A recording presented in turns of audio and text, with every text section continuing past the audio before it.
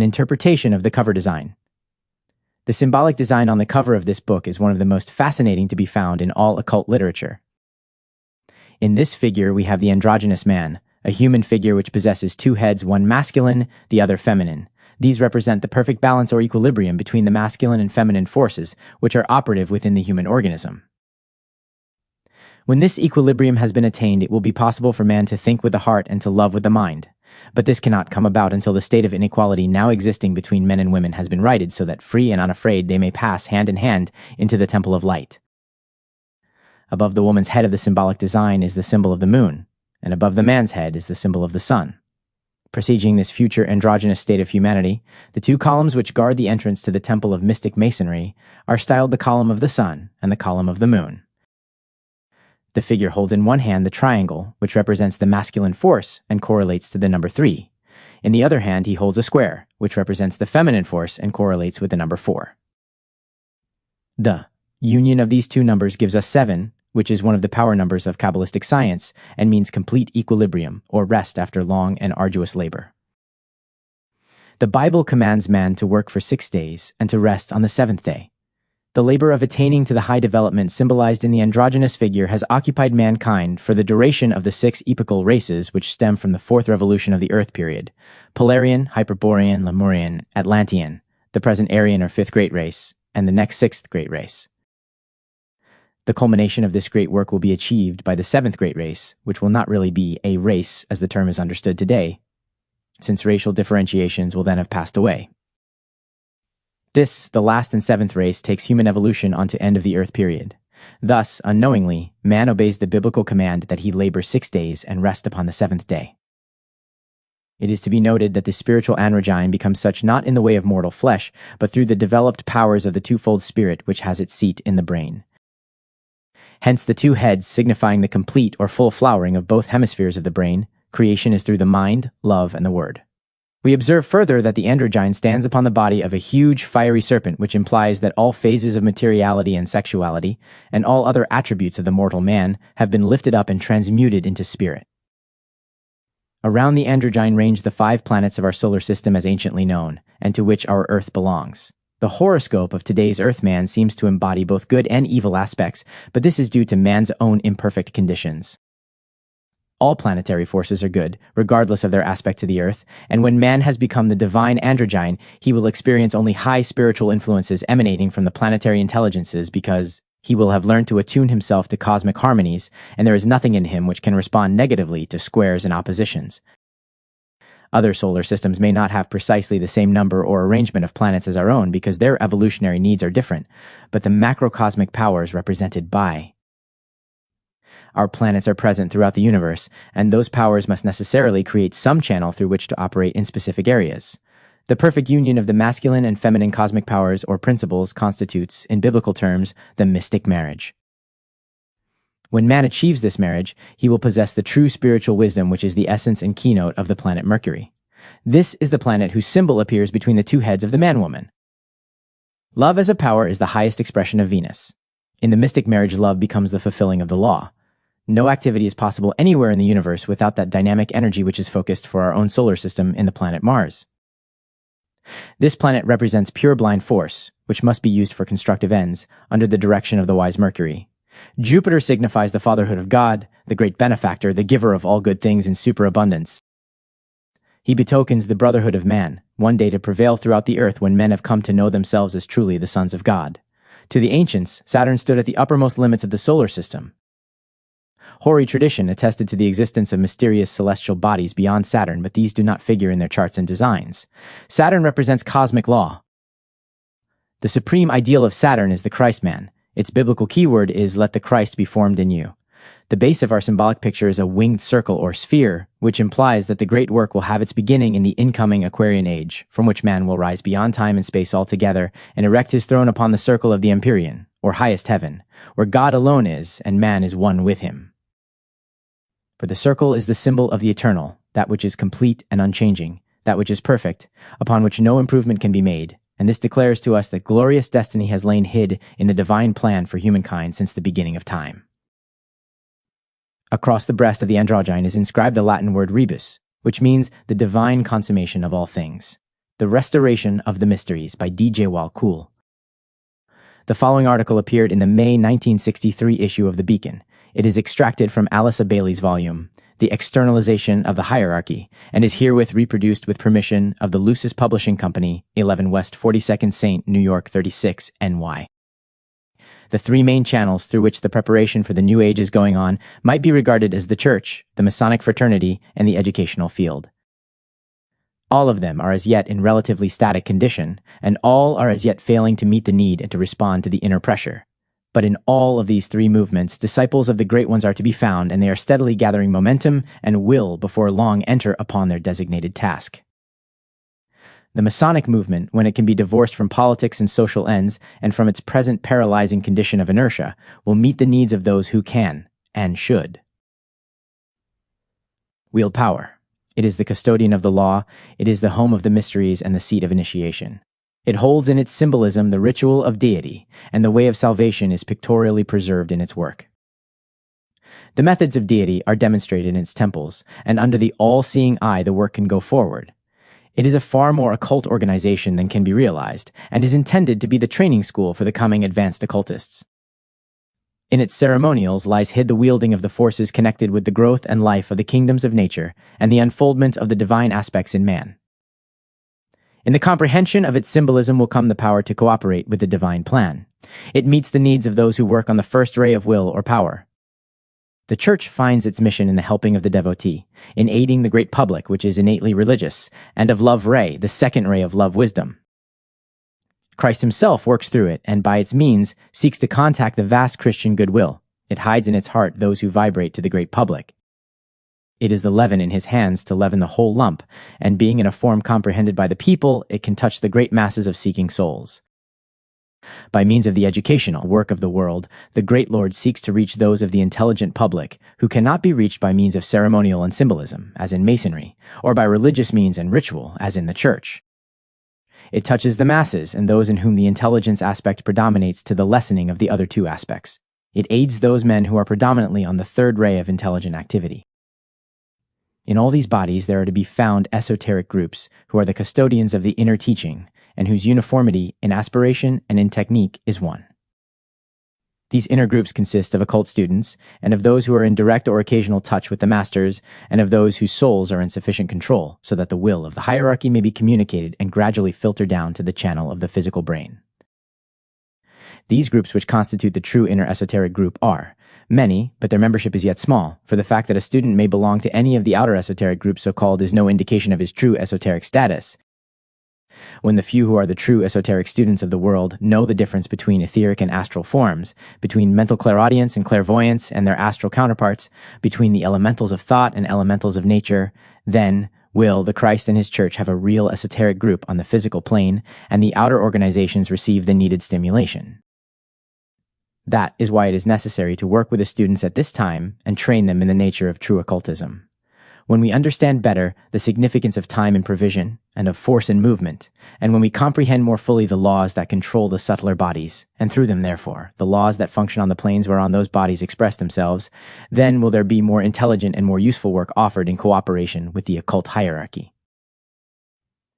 In the esoteric group, which is composed of the true spiritual esotericists found in all exoteric occult groups, in the Church by whatever name it may be called, and in Masonry you have the three paths leading to initiation.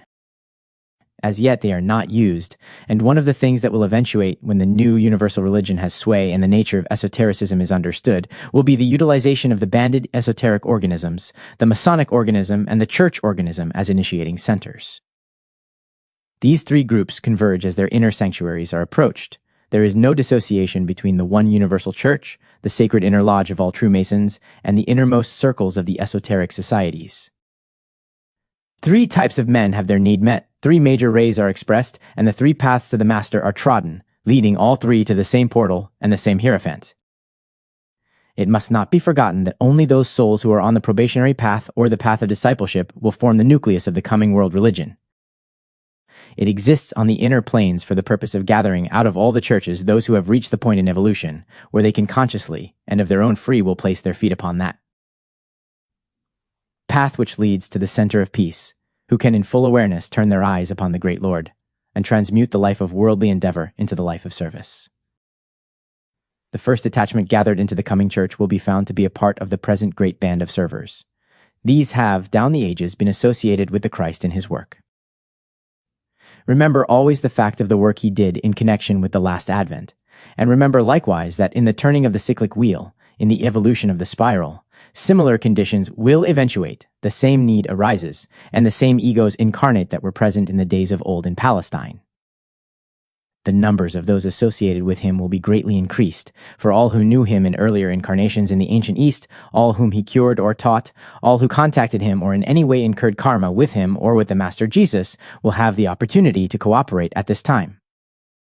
Each sincere aspirant who is closely connected with the present church organizations, who feels a close link with the Christ and who loves him, can be practically sure that in Palestine they saw him, knew him, and mayhap served and loved him.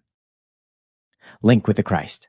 The sacraments, properly understood, serve to strengthen this link and realization, and such a one as that of baptism, when entered upon with understanding, will draw forth oft a response from the great Lord himself. It is almost as if a golden strand were directed from his heart to the heart of the servant, a strand unbreakable and unfathomable, and which, with each administration of any of the holy rites in the succession of lives, becomes stronger, broader, and brighter. Eventually, these many strands will become reabsorbed into their source when the body of the Christ, one of the 7 heavenly men on the second or monadic plane, is completed in full expression, for each one linked to him becomes, in a vital sense, a cell in his body. This the initiate Paul truly sensed and knew. Via this strand passes the power to strengthen, to stimulate, to vivify, and to bless, and this is the true apostolic succession. All true disciples are priests unto the Lord. Mystic Masonry. T. 10. Esoteric Architecture by Corinne Heline. 736th. Architecture. The great manuscript of the human race. Architecture began like writing. A stone was planted upright, and it was a letter, and each letter was a hieroglyph, and on every hieroglyph rested a group of ideas, like the capital on a column. When there were many stones and a vast expanse of ground, they wrote a sentence. The immense mass of stones at Karnak is already a complete formula. From the most immemorial temple of Hindustan to the cathedral of Cologne architecture has been the great manuscript of the human race. This is true to such a degree that not only every religious symbol, but every human thought has its page and its memorial in that vast book. Before the invention of movable type in the 15th century, this was the only form in which free thought was possible, and therefore it found full expression in those books called edifices. Up to this time, architecture was the chief recorder of the human race. No single thought that went beyond the absolutely fundamental but was embedded in some edifice. Every popular idea, like every religious law, has had its monuments. The human race has never conceived an important thought that has not been written down in stone. And why? Because every thought, whether religious or philosophic, is anxious to be perpetuated, because the idea that has stirred one generation longs to stir others and to leave some lasting trace. Thoughts drawn from Victor Hugo's Notre Dame de Paris. Architectural forms in relation to human consciousness. The architecture of a country is a concrete picture of the mass consciousness of its people. A national consciousness centered in idealism and pregnant with the powers of spirit, if such could be found, would express idealistic fineness in equally beautiful and inspiring architectural forms. We have only to observe the irregular and inharmonious lines of buildings adorning the main street of any average modern town to realize how slight and vague are the appreciation of and the quest for beauty among its inhabitants. One of the most disillusioning factors connected with procedures of the United Nations organization is the design of its buildings. Unattractive from every angle, they embody nothing of the New Age idealism, which must become the heart and soul of that organization if it is to endure and to accomplish even a small part of that to which illumined pioneers aspire. They present no sense of the breadth, expansion, or unity which must characterize a unified world, though it was to establish basic ideals for such a world that the United Nations was founded. Frank Lloyd Wright, an architect of exceptional vision, takes a dim view of the new architecture as exemplified in United Nations structures. The building for the United Nations is a glorification of negation, he declares. How can this be seen? In the building being a deadpan box with no expression of the nature of what transpires within the building. It is a box on stilts, the human element having been purposely destroyed. How purposely? Because that is the creed of what has been called internationalism in architecture. The United Nations building is undemocratic. It is a curious irony. We try to tell the world how to live. We have to put something behind this arrogance of ours. We have got to build before we can tell people how to live. Only a country addicted at heart to frivolous and superficial living will produce this style of architecture. The golden age of Greece, an era of beauty and culture unequaled in world history, gave expression to the most perfect pre-Christian architecture. The Parthenon still lives for artists as a perfect memory of style, outline, and harmonious assemblage. All the high idealism of people steeped in dreams of beauty found full consecrated expression in the exquisite and meticulously planned details of this temple about and within which their lives centered. Modern skyscrapers, unlovely in proportion, dominant and arrogant in perspective, are apt symbols of nations recently and quickly risen to power, and eager to attract attention to themselves. It is interesting to note that the large cities of North America, South America, and Soviet Russia are those in which skyscrapers predominate. They are an altogether unnatural type of building belonging exclusively to this materialistic era of superficialities, and as such have been dubbed cathedrals of commerce. Rome has been descriptively termed the heavyweight champion of builders. The very expression Romanesque architecture brings to mind pictures of massive structures, suggesting power and might, but utterly lacking in the grace, delicacy, and symmetry of Grecian architecture, just as the civilization of the Roman era was practically devoid of the idealistic qualities of Grecian culture. The Roman motto of might is right conditioned the people's thinking, and thus set an ineradicable mark upon the buildings they erected. At the height of the Roman orgy of might and power, when the entire civilized world practically lay at her feet and morality reached its lowest ebb tide, when the darkness of materiality was rampant and the light of spirit seemed completely obliterated, occurred the most momentous event of all time, the incarnation of the light of the world. Gothic architecture, a manifestation of the Christian impulse. Gothic architecture came as an expression of the Christ message. Roman law was to be superseded by his grace. All the sweetness and tenderness of his ministry, all the depth and force of his love, all the poignancy of his sacrifice for humanity, were enshrined in the consecrated structures of the cathedral age. The architecture, the quest for Christ immortalized in stone, attained ultimate perfection in the cathedrals of France. The signature of their mystic builders' art was left in the lost secret of stained glass. One who has entered or even stood enraptured before these magnificent creations retains a lifelong memory of the deep soul joy occasioned by the experience. The buildings captured a living light and imprisoned it in the glass prisms of the windows. Thus does a writer describe the priceless beauty of the windows of Sainte-Chapelle in Paris. There, with the great expanse of glass, they seem to have turned the whole stone shell into a heavenly garden of violets clambering up on delicately made trellises. How true it is that with the passing of these holy builders' initiates they were, dedicated to the highest ideals and purposes of life architecture, lost its exalted place as one of the seven arts, so designated by the ancients, and descended to its present role as just another financially compensated profession. The general run of modern architects have truly lost the light, so the glory that shimmers in and through cathedral windows remains a secret until a day when artists dedicate and consecrate themselves and their abilities to things of the spirit. St. Thomas Aquinas, called by reason of his great wisdom the doctor of angelic philosophy, said that God never left himself without a witness. Among the architectural witnesses of the centuries, those who lifted turrets, domes, and columns against the sky were representatives of many creeds, cults, and faiths, but each and all proclaimed the triumphant message that God is. Another writer graphically describes his impressions of that inspiring miracle, the Chartres Cathedral, if you drive down to the plain of Lebanco from Orléans. There, in that illimitable expanse of vanishing green and gold, floats the shadowy cathedral, vast, vague, like a great ship far out at sea. Never shall I forget that first vision of it. It is claimed that a Druid temple once stood on the site of this cathedral, and that an ancient altar dedicated to a virgin mother goddess was found there. Also that this gem of the ancient builder's royal art, which bears the dedication, the Bed of the Virgin, was erected to perpetuate worship of this goddess. The Miracle of Chartres, a graphic and inspiring description of this glorious edifice, together with a brief historical account of its building, appeared in a recent issue of the Reader's Digest.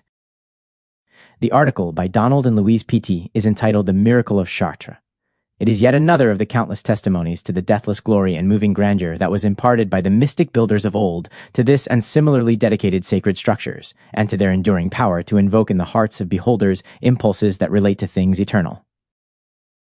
As previously observed, such was the spirit in which the architects, the workmen, and the entire community labored, that when the Chartres structure was completed, it was already charged with a sanctity that made itself felt by even those considering themselves immune to any kind of religious impulse. And the cathedral remains, so to this day, Its sheer beauty, together with the physically intangible but very real influences imparted by devout worshippers down through the centuries, have added reverence to the emotions of all who enter its sacred precincts. The Cathedral of Chartres is located on a commanding site consecrated to the worship of the infinite long before the advent of Christianity, and it has remained so despite the fact that a Christian edifice arising thereon has been virtually destroyed no less than 4 times and been 4 times replaced, each time with greater determination to make the new structure nobler than the last. People from the whole surrounding area rallied to the task. Labor and gifts were donated by young and old, rich and poor, high and low, a truly democratic enterprise carried on under what was still a feudal social system. Common allegiance to a religious ideal gave rise to a true fraternity in this specific sphere of activity. The builders labored at their tasks during the day. At night, they gathered together to invoke blessings on their efforts and to sing hymns of praise and thanksgiving for the opportunity of participating in the erection of a glorious shrine dedicated to the Most High. Such was the spiritual fervor among these consecrated workers that healing miracles were not at all uncommon. The Cathedral of Our Lady of Chartres has been called the Christmas story in stone, for it incorporates in its many architectural and decorative features a visualized presentation of the principal events in the life of the Mother Mary, from her birth to her Assumption. The climax of that immortal story is the scene of the Nativity. It is here that Mary, blessed among women and surrounded by angels, is to be seen in the effulgent glory light that burst upon the world at the birth of the Holy Child. This birth scene gives to the cathedral its distinction of centering attention upon life, not death. There is not a tomb within its walls. It speaks of birth, a new birth. It proclaims life, a new life that is immortal. In all the annals of mystic architecture, one cannot find a more beautiful example of what a deeply devoted and dedicated group can create as a memorial to the highest and noblest in man, and to the honor and glory of God, than this magnificent Christian temple of worship, the Cathedral Notre-Dame de Chartres. It was in the 13th century that the building of French cathedrals came to its perfect flowering. Into them went the bravery and renunciation of the Crusaders, while the spiritual dedication of the Grail Knights was engraven in their immortal beauty. 5 or more churches and cathedrals were erected, chief of which is the glorious Notre-Dame de Paris. In his biography of a cathedral, Robert Gordon Anderson writes, "This cathedral's body should be a delight to the sculptor as well as to the architect, indeed to everyone with a spark of poetry in his soul. It has a body perfect in form, function, articulation. Even without its chaplet ring, its corona, its glorious windows, it would be breathtakingly beautiful for its admirable fitness, for its objective, its resilience, integrity, purity, and simplicity through perfect union of all complexities and its sheer beauty of line." The cathedral is a magnificent gesture, the noblest perhaps ever made by man. It is flung in pride in himself, entreaty to the unknown, in fear and delight, and arrested forever against the sky where man and his chemicals to destroy it. Even then there will remain the universal feature, of which the cathedral is shadow, O him with outstretched arms upon the cross. Another structure in which the builder's art reached a climax is the stately mass that rises in harmonious crescendos of harmony, its thousands of spires and turrets silhouetted against the blue of our Italian sky. This is the Cathedral of Milan. No one can view its splendor without coming into a deeper comprehension of the intimate relationship between music and architecture, and of the signify Kant's underlying words attributed to Friedrich von Schelling: architecture in general is frozen music. This magnificent shrine serves as a fitting home for the holy St. Ambrose, father of much of the sacred music now in use. England largely owes her famed architecture to 2 distinguished sons, both of whom belonged to the Guild of Mystic Builders. These were Sir Christopher Wren, a high mason, and Bishop William O. Wykeham, a high churchman. These brothers pledged themselves to work for perpetuation of the eternal in architecture. St. Paul Cathedral and Westminster Abbey are lasting memorials to Th. Art, which set its signature of eternal worth and beauty, specifical in the name of the Christ across the face of Western Europe. The hidden power of the mystic builders was not demonstrated in their majestic buildings only. It was also evidenced in the circumstances and conditions attendant upon their erection. Spirit of harmony between all workmen was required. Any altercation disbarred the contending parties from their task until such time as they became reconciled. Activities were begun and ended with dedicatory prayer and blessings. Accompanying these bands of builders were persons whose office it was to furnish music during operations. This was a ministry carried on with the same high purpose as animated the builders. It was in the spirit of the minstrels who during this period of European history employed their musical gifts to perpetuate in song legends of sacred import and initiatory truths veiled in poetic imagery. Hence their performances were not merely for the benefit of the workers, but also for large numbers of pilgrims that came daily to these cathedrals in the building as they would come to a holy shrine. The mystic builders understood and worked in obedience to a spiritual law by which the temples they constructed proceeded simultaneously on both the inner and the outer planes. They knew that the construction of the inner or spiritual sanctuary was possible only by the active participation of many dedicated servers and loving and devoted contributors. A living sacrifice had to flow into the structure. This created an aura extending beyond the limits of the physical structure, the effect of which could be felt for miles. It was the spiritual powers, flowing in and through this aura, that became the magnet for drawing into its environs persons seeking a balm for troubled minds and healing for broken bodies. The seriously ill were sometimes brought in on litters, and many were the recorded miracles of restoration. From the community surrounding a rising cathedral, contributors came from all classes, high and low. Nobles brought rich jewels, farmers, grain, and other foods, the poor, a few stones perhaps. No one came empty-handed, and none went away without spiritual replenishment. It is this spiritual factor which went into the great European cathedrals that were erected during the period of the Renaissance that has, above all else, charged them with the elements of immortality. Glorious as are the physical art forms, it is not these alone that make them the inspirational monuments they are. These outer features can be duplicated. There is money and skill enough in the world to do this numberless times over, but the same spiritual ingredient is not now present that workmen, contributors, and worshippers alike put into the old cathedrals. They gave to the rising edifice a substance from their very own souls. As the outer structure took form, an inner counterpart was also being built. The possibility does not exist in our day to repeat what the age of faith produced. The prevailing type of consciousness is quite different. Today, it is the mind, not the heart, that rules, with the result that the highest contribution man can make to spiritual advancement will be quite different from that made by man of medieval time. It is therefore no deprecation of the present age to say that it cannot do certain things done in past ages, and that attempts in our time to duplicate the creations of the cathedral builders of a few centuries ago prove relatively barren. Modern machinery, contract labor, and munificent gifts from wealthy donors and large corporations can speedily erect a magnificent and monumental edifice, but it will lack the warmth, the atmosphere. The spiritual radiation that can be imparted to it by the love and prayers of those who labor on the structure, and the offerings not only of a favored few who gave of their surplus, but of the many who have less to offer materially, but who give richly of their very own selves. It was this self-giving which imparted to the cathedrals of old a glory that outshines even their inspired architectural beauty. Some years ago, an effort was made in an American community to recapture something of the intangible elements that went into the building of the great cathedrals by having the edifice it constructed built as nearly as possible by hand. Artisans whose specialized skills had been exclusively employed in the maintenance and restoration of the old European cathedrals were imported for the task.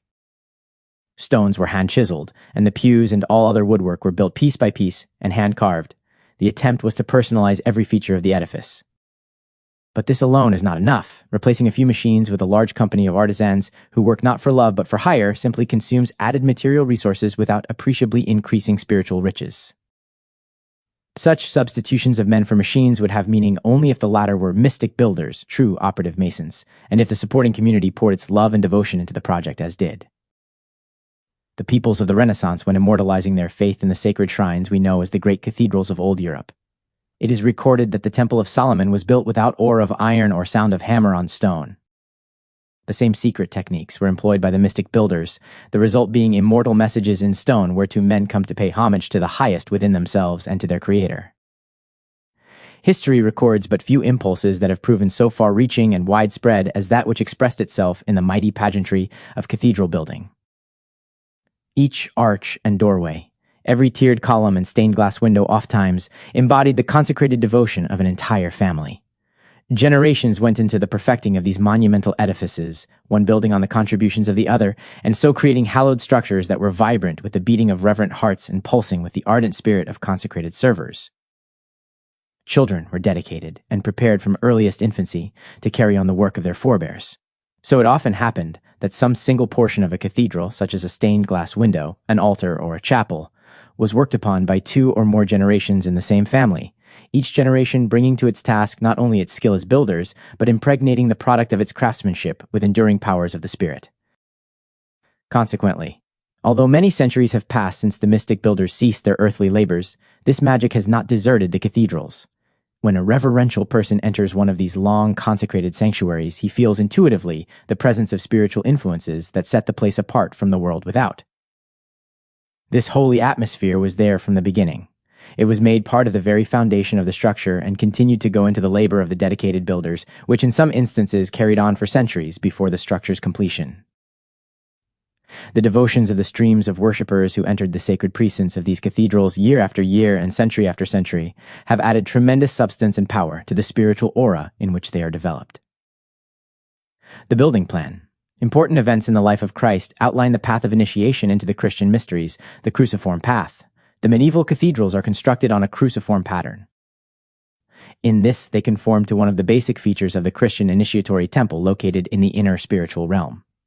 There is another important correspondence to be noted between the medieval cathedrals and the ancient mystery temples. For example, the Temple of Solomon contained 3 principal divisions: the outer court, the inner court, and the holy place. In the cathedrals, the nave represents the outer court, the transept, the inner court, the apse, the sanctuary or holy place.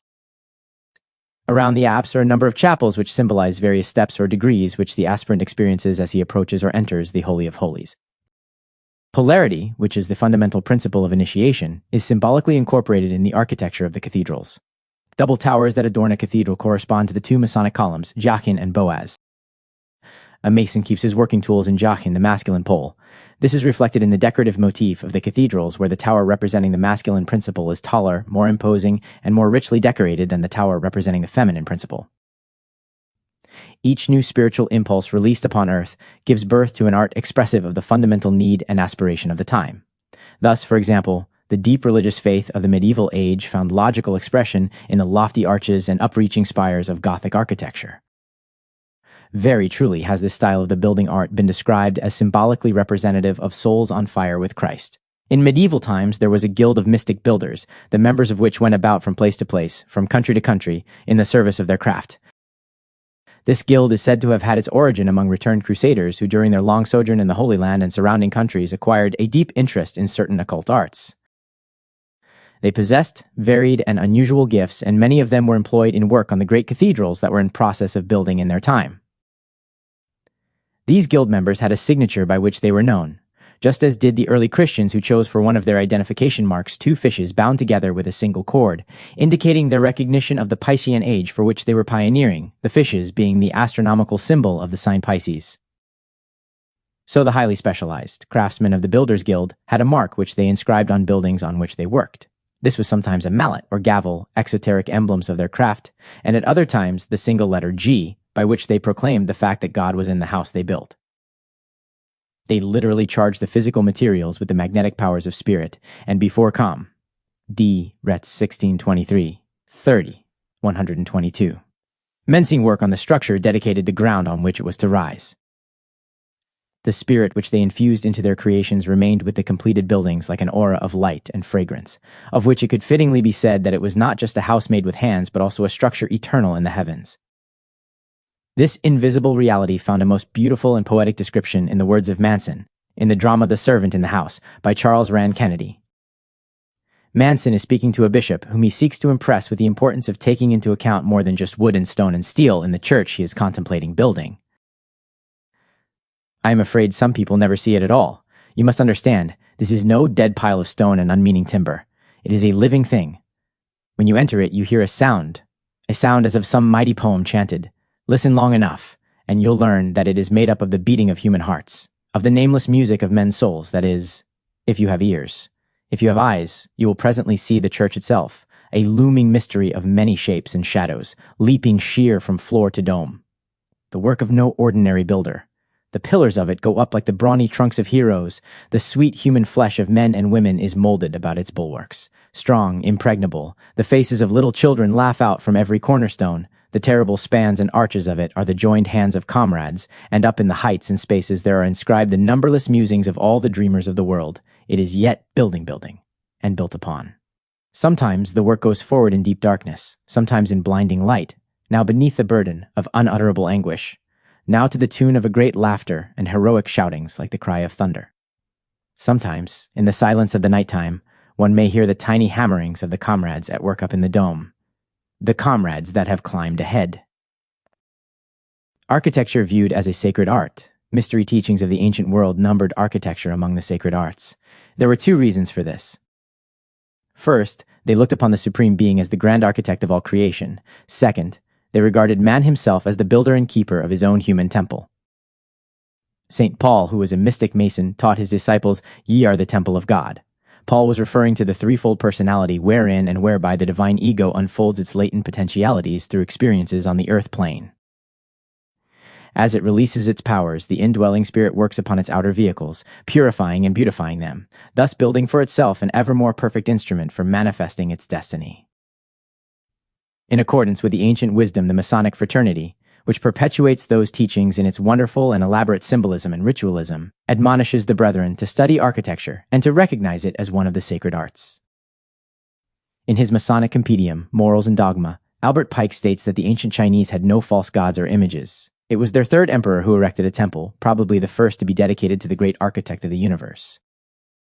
He also states that early Christians, in their efforts to safeguard their faith and to protect themselves from persecution, conversed together figuratively and by use of symbols, and that they were known by various appellations such as brethren, stewards of the mysteries, devotees of the secret. One of the designations was architects. They were indeed builders, builders of the kingdom of God on earth. The importance of architecture in connection with Freemasonry is indicated by the designations given to the 12th, 13th, and 14th degrees of the Scottish Rite. They are, respectively, the Grand Master Architect, Master of the Ninth Arch, and Grand Elect, Perfect, and Sublime Mason.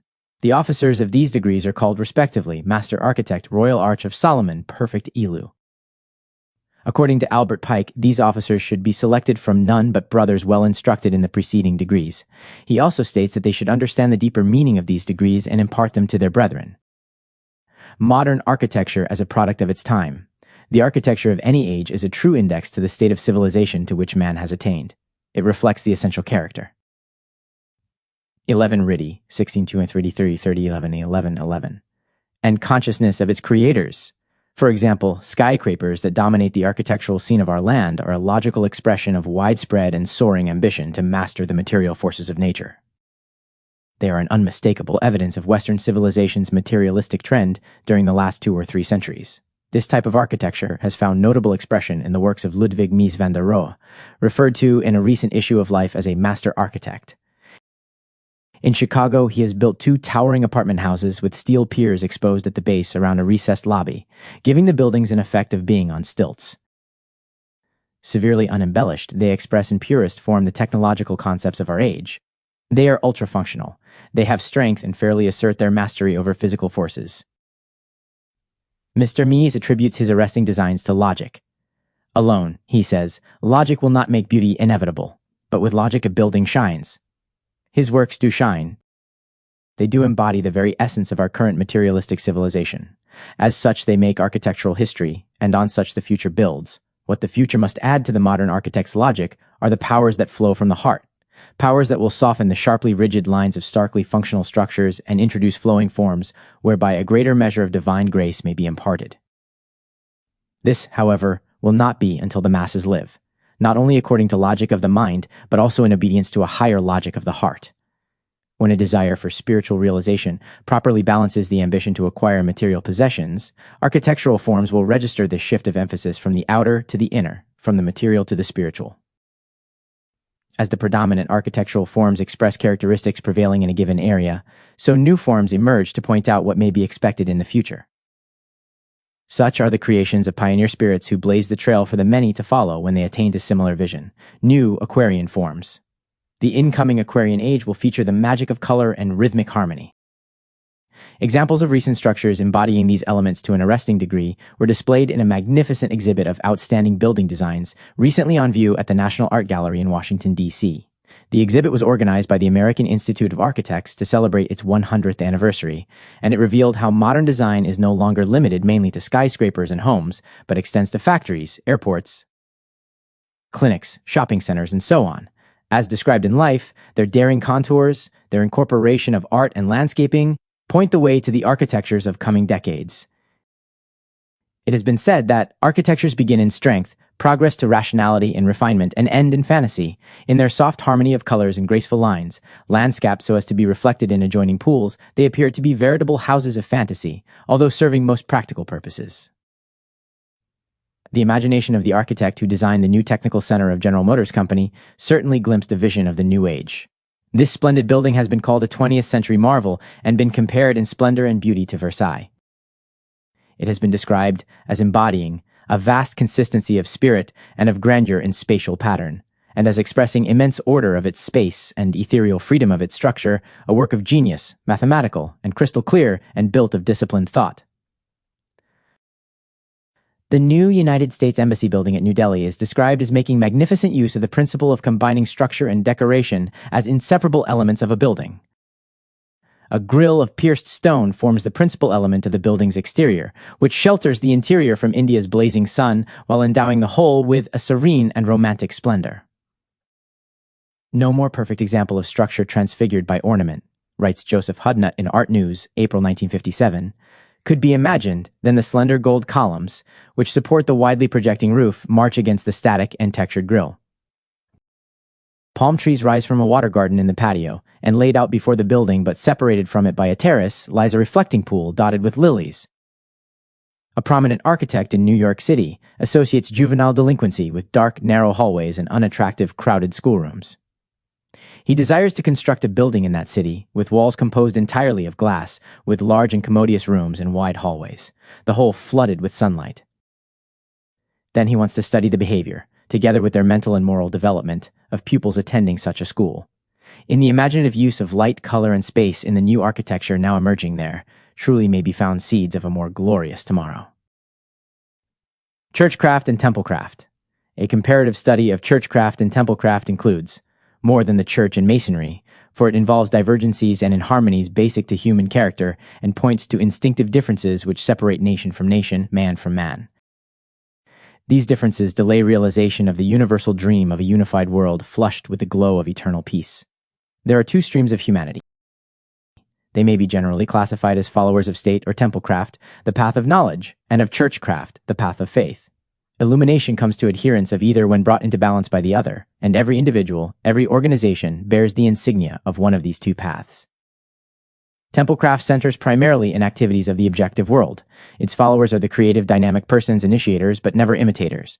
Statesmen and leaders in various fields, especially finance, will be found in this group, represented in Templecraft by King Hiram of Tyre, and biblically by Cain, a son of fire. In this type of person, mentality is dominant. For their enlightenment, there was inaugurated a way of attainment wherein they are instructed to journey toward the east in quest of light. This path is mystically termed initiation by fire, and Cain, its founder, bore upon his forehead a brand symbolic of reason unillumined by spirit. The main objective of initiation by fire is spiritualization of the reasoning intellect. Followers of churchcraft are centered in the heart, so this is well called the path of faith. They are eager to be taught, willing to be shown, amenable to direction and suggestion. In Masonic symbology, they are represented by King Solomon, biblically by Seth, son of Adam and Eve. Aspirants upon this path bear upon their foreheads the sign of the cross marked in holy water. Attainment thereon is mystically known as initiation by water. The supreme mission of Christ Jesus was to bring about an amalgamation of these usually divergent paths. By his life and work, he sought to demonstrate the power and glory that would be man's, when a harmonious blending of the forces of head and heart had been effected, a blending that manifests outwardly as equality between man and woman. The illumined aura shown about the head of the Messiah is indicative of the Christed mind, while the glory light shining from his heart signifies illumination through love. In him, head and heart unite to form one glorified whole. This is the meaning of the biblical statement that he is a priest forever after the order of Melchizedek. Fundamentally, the teachings of the Church and Masonry are the same, a fact not generally recognized by the followers of either. Path. Their goal is one, although their methods of attainment vary. High spiritual truths underlie their ceremonials, the most magnificent and elaborate in the world today. The fundamental theme of both is polarity, meaning, as previously explained, equilibrium between the masculine and feminine poles of spirit, evidenced in the objective world by equality between man and woman. Comparative symbolism, Masonic and ecclesiastical. Masonry's most familiar emblem is an open Bible whereon rests a square and a compass. The square represents the feminine pole of spirit, the compass, the masculine. The key to the Bible is man, and its theme is regeneration by means of polarity. The principal symbol of the Church, a cross upon an open Bible, has the same significance. The vertical limb of the cross stands for the masculine, the horizontal limb for the feminine. The Bible is the textbook for establishing equilibrium between these two. The famous pair of columns in every Masonic lodge, Jachin and Boaz, have a like symbolism. while the decorative motif pomegranates and lilies points the way of attainment through the fruitfulness of service and the purity of day-by-day living. In previous pages of this series on esoteric architecture is given a similar interpretation of the twin towers characteristic of the established cathedral pattern. In man, the two nervous systems, the cerebrospinal and the sympathetic, are the two columns of the human body temple. An ego enters physical embodiment through the union of the two columns, then learns to control his own physical temple by means of the two nervous systems. A Masonic candidate passes between Jachin and Boaz in his quest for light.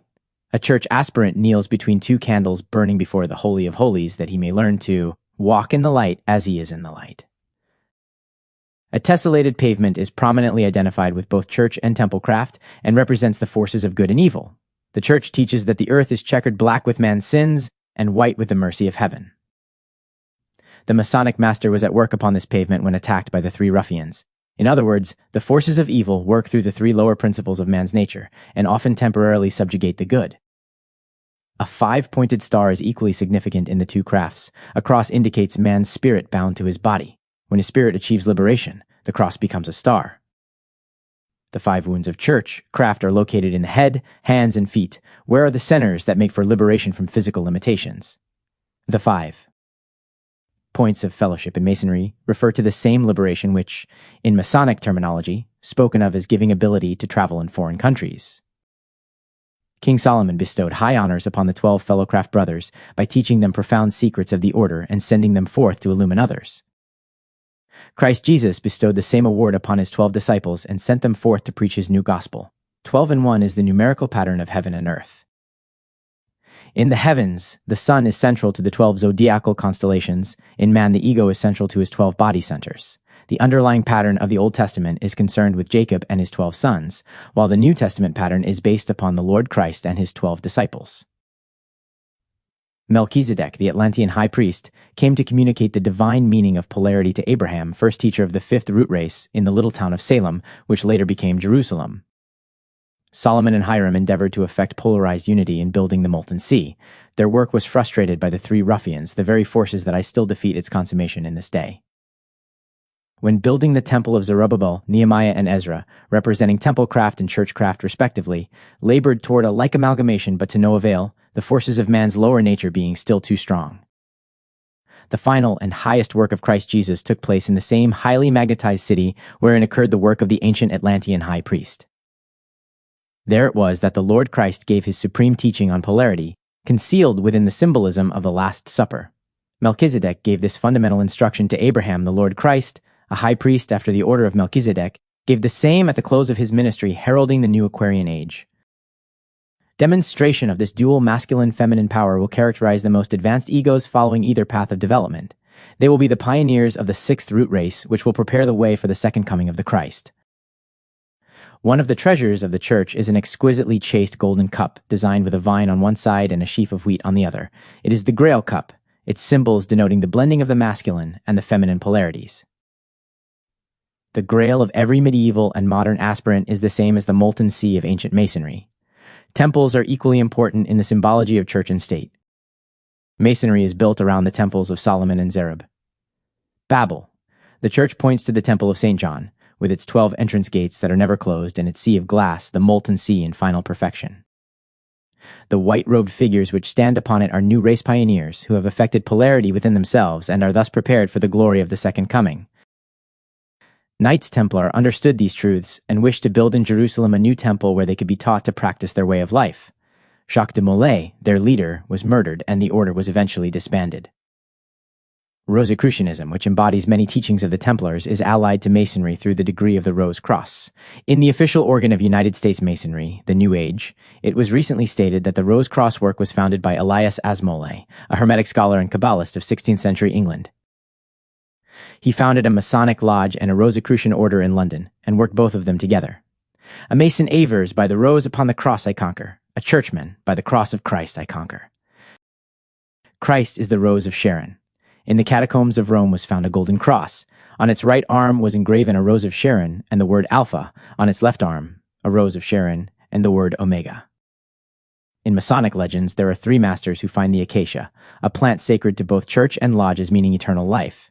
The ark containing the Holy of Holies was made of acacia wood. Also, a sprig of its green is placed by brother members in the casket of every deceased Mason. Both Masonry and the Church are founded upon ritualism, originating in initiatory rites where a candidate was slain and placed in a grave to rise again at sunrise of the third day. A Master Mason says, "My name is Acacia. I have been in the grave, and have triumphed over it by rising from the dead and being regenerated in the process. I have claim to life eternal," said the Christ, in accordance with the ancient initiatory formula. "Destroy this temple, and in 3 days I will raise it up again." At dawn of the third day following his crucifixion, amid the glory of the sunrise and the hallelujahs of rejoicing angels, he demonstrated to all the world that he was indeed the resurrection and the life. The temple not made with hands. Art in all its manifestations is an expression of the cosmic life. It is at all times subject to the beautiful necessity of Pro Claude Bragdon, claiming the world order. Mystic Masonry embraces a body of esoteric wisdom pertaining primarily to the building of the temple not made with hands, namely, the celestial body of man himself. In its ceremonial forms, it embodies symbolically the laws and principles governing all creation as manifested by the great architect of the universe. All through the ages, initiate architects have been active in the world, giving form to successive civilizations and guiding the whole course of human evolution.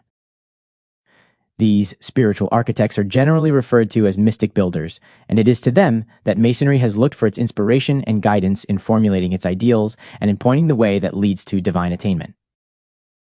Supreme among mystic builders of all times was the Master Jesus. It was in the carpenter shop of his initiate father Joseph that he served his apprenticeship. The record of the life he lived and the works he performed as Christ Jesus gave to the world the most illumined of all books, the New Testament.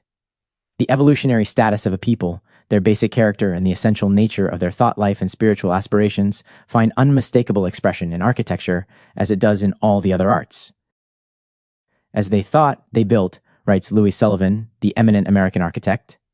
For strange as it may seem, he continues, they could build no other way.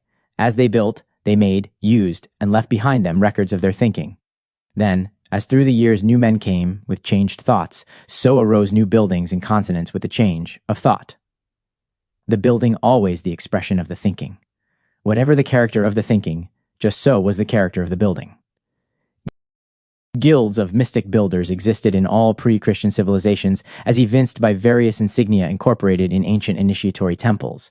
Even in their present ruined state, the temples in ancient Egypt, Babylon, Greece, Persia, and other lands bear in their structures various signatures of the mysteries they were erected to preserve and to perpetuate.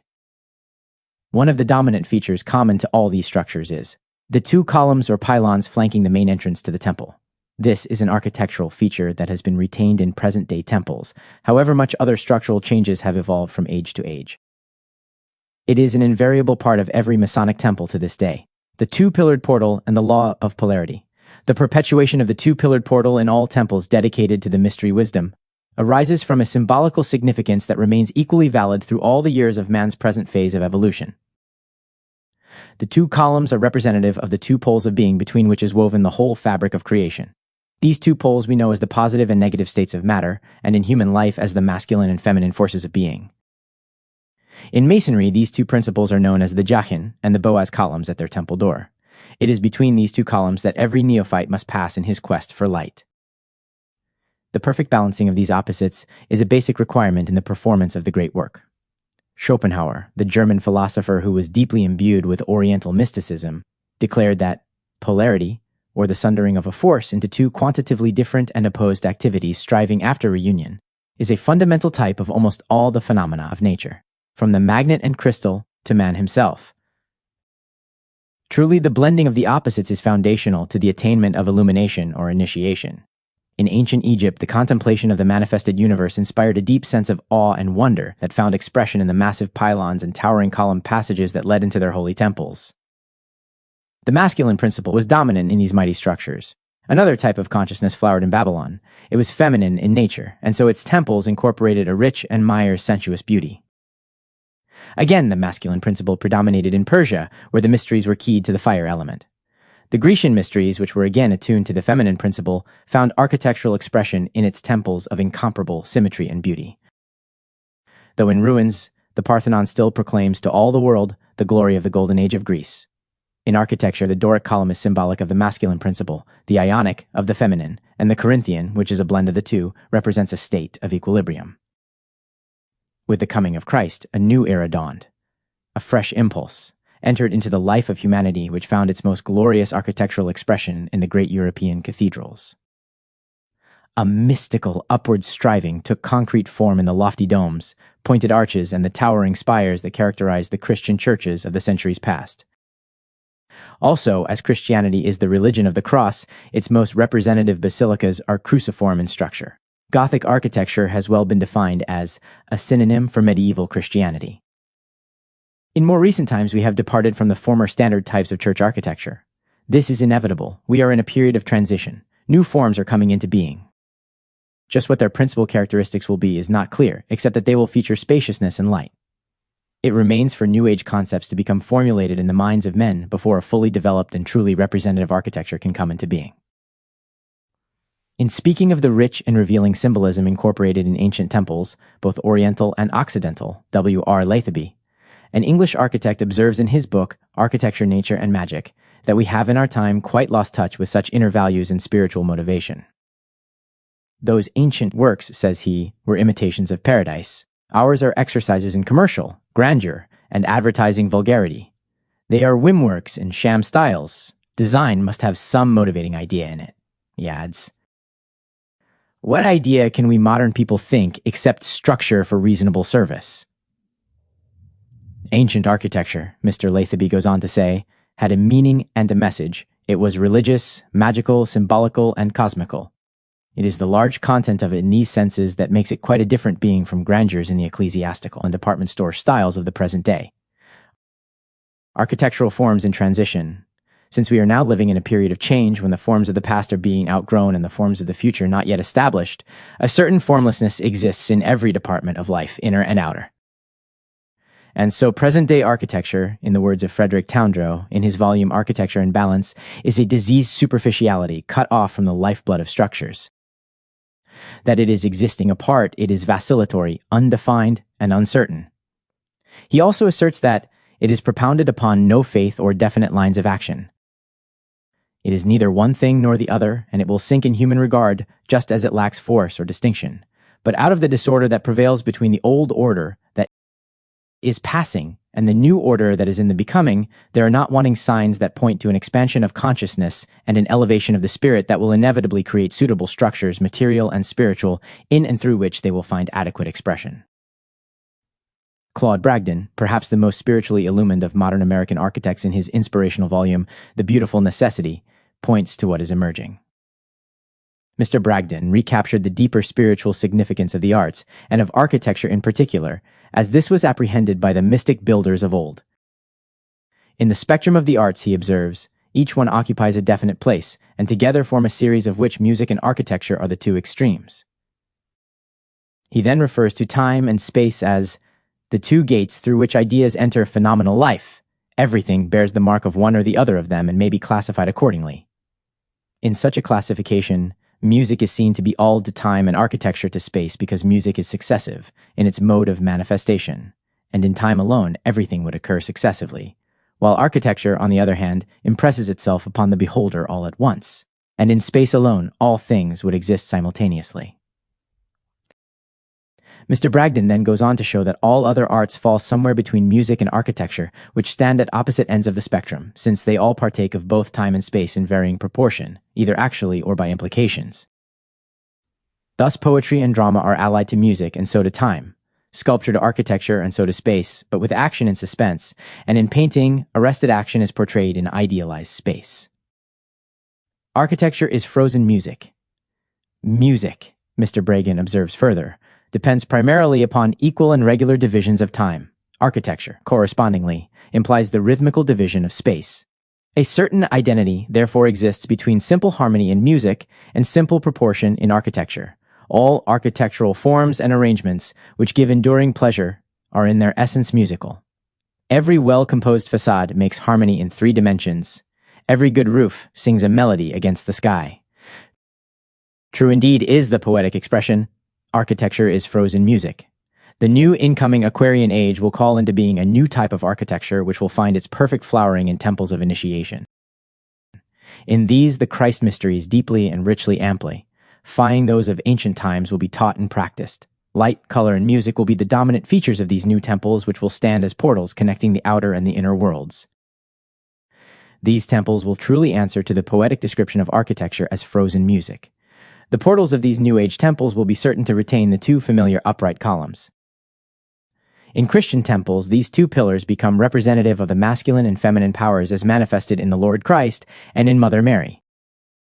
In the New Age, Mary and the feminine principle will come into greater recognition. In Mary, this aspect of being attained to divine perfection, and the mission undertaken by this master initiate is to uplift the women of the world to a position of equality with men. This is a development awaiting realization in the coming age under the zodiacal rulership of Aquarius. The pictorial symbol of this sign is a human figure, an androgyne, embodying in equal measure both the masculine and feminine principles in nature. With the attainment of this state of balanced development, man and woman will pass hand in hand between the two-columned portal into the Temple of Light. The two columns in the New Age temple also represent the two signs, Aquarius and Leo, the former governing the exoteric activities during the period of its rulership, and the latter, the esoteric development. Aquarius will promote the spirit and practice of brotherhood, while Leo will infuse the spirit of love that will make for closer and more harmonious bonds of true fellowship. All people are builders. Every individual is working upon one or the other of two structures. These structures have been a building ever since the dawn of civilization. Both are described in the Bible, the one in Genesis and the other in Revelation. The first is the Tower of Babel, the other, the New Jerusalem. In the 11th chapter of Genesis we read, "The whole earth was of one language and of one speech. And it came to pass as they journeyed from the east that they found a plain in the land of Shinar, and they built there. And they said to one another, Go on, let us build us a city and a tower, whose top may reach into heaven, and let us make us a name. And the Lord said, Behold, this they began to do, and now nothing will be restrained from them, which they have imagined to do. So the Lord scattered them abroad from thence, and they left off to build the city. Therefore is the name of it called Babel, because the Lord did confound the language of all the earth, and scattered them abroad upon the face of all the earth." The type of builders who sought to erect the Tower of Babel are with us to this day. In pride and arrogance they are creating structures that pierce the skies, yet remain themselves earthbound creatures. For all their material impressiveness, they lack significance and permanency. The element that gives meaning and endurance is lacking. That necessary missing ingredient is spiritual. Says Claude Bragdon, "There can be no great architecture without religion, and until it can be said of every architect, himself from God he could not free, there will be no architecture worthy of the name." The Tower of Babel and the New Jerusalem. The builders of Babel did not take God into partnership. He was left out of account. The result was frustration and failure. In the words of the psalmist, "Except the Lord build the house, they labor in vain that build it." No matter how great the numbers engaged in the building, how commanding the material forces engaged in the work, or how impressive the structure, unless it is conceived and executed in relation to the spiritual forces that by their very nature are eternal, it will ultimately come to naught. The elements of immortality are not in it. This is true whether the structure be a building, a social organization, a political state, or a civilization.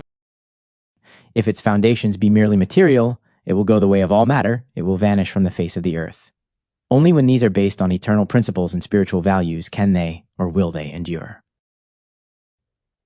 Let us now turn to another type of structure such as is described in the 21st chapter of Revelation. "And I, John, saw the holy city, New Jerusalem, coming down from God out of heaven. Had 12 gates, and at the gates 12 angels, and the city lieth foursquare, and the walls thereof 144 cubits, according to the measure of a man. And I saw no temple therein, for the Lord God Almighty and the Lamb are the temple of it. And the city had no need of the sun, neither of the moon, to shine in it, for the glory of the Lord did lighten it. And the nations shall walk in the light of it, and shall enter into it, but they which are written in the Lamb's book of life. Unlike the builders of Babel who were scattered over the face of the earth, the builders of the New Jerusalem are gathered together into the temple of light, where there shall be no more night." Also, by way of contrast, it is to be noted that the Mosaic record states explicitly that the workmen on Babel were journeying not toward but from the east, the symbolical source point of light, whereas the builders of the New Jerusalem operate actually in the light and are at one with it. In the first instance, man is building to gratify his own personal pride and ambition, whereas in the second instance, the creation is spiritually motivated and dedicated to the service of man and the glory of God.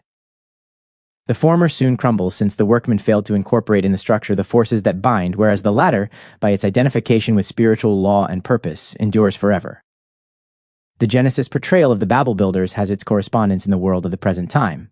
Babel means confusion, and in confusion, much of the world's present structure has been and is being erected. All that is so founded is doomed to perish. But there are also other builders at work. Foundations are being laid, or a city that is to arise foursquare, and that will conform to the true measure of man and the lines drawn by the great architect of the universe. That is the city of light, or the civilization, the new world order, biblically called the New Jerusalem. It is even now emerging from beneath the surface, though as yet almost imperceptibly, and gives promise to rise to glorious heights in future centuries under the Aquarian, Leo impulses that will govern the new age now dawning. The story of Babel is also recorded in tarot symbolism, the 16th major card, a lightning-struck tower, representing the destruction that ultimately overtakes a godless world order and a civilization dominated primarily by material pursuits. As in the tarot symbolism, the tower with its battlements so constructed is struck by fire from heaven, and two men, representative of all engaged in the enterprise, are shown falling amongst the crumbling fragments of masonry. It is a vivid picturization of what occurs in the world of men when divine powers are perverted to selfish and unworthy ends. Not so the New Jerusalem, the city beautiful.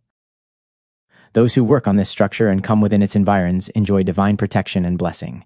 For them there shall be no more death, neither sorrow nor crying, neither shall there be any more pain, for the former things are passed away. Workers on this city will one day be permitted to stand in the presence of the great Lord of the world, and from him receive the master's wages and the passport to travel in foreign countries. When the Lord Christ returns, it is to the New Jerusalem, the radiant city of light, that, symbolically speaking, will become his dwelling place, and into its environs will be gathered all those who, as faithful builders, have had their names inscribed as light Templars in the Lamb's Book of Life. Blending the masculine and feminine potencies, Masonry has forgotten a most important truth relative to receiving and disseminating occult power, namely, that the apex of the triangle formed by the three masters must be a woman. There was a time when such a formation brought a great downpouring of spiritual power during observances of the ancient mysteries. Since this vital requirement has been ignored, the feminine column is often represented as broken, so Masonry's magnificent ceremonialism is empty pageantry shorn of its potency. Its true meaning and purpose have been lost in the mists of ages past. Ceremonially, at least, the Church has remained closer to the truth. In its enactment of the resurrection ritual, one of the three masters is feminine. It is Mary Magdalene who, with Peter and John, forms the triangle of light. New Age humanity must have a spiritualized statecraft founded upon the precepts embodied in the Sermon on the Mount, and a scientific religion which demonstrates the works and words of the Christ. Peter is called upon to feed my sheep in churchcraft. John, according to the Lord's words, is to tarry till I come. Meanwhile, Peter is working to build an illumined church, and John to build a spiritualized state. Initiation through awakened soul power must be the rock upon which the New Age Church is founded, not the formal ceremonialism of today. Likewise, initiation must be the cornerstone of the New Age state, not the exoteric pageantry now so prevalent. The Lord Christ will not return until civilization is sufficiently advanced for the forces of church and state to unite in evolving a glorified race that makes manifest the Christ within. Peter and John labor unceasingly to this end, and will continue to do so until the sublime purpose is accomplished and man is qualified for a higher spiritual unfoldment under the religion of the Father.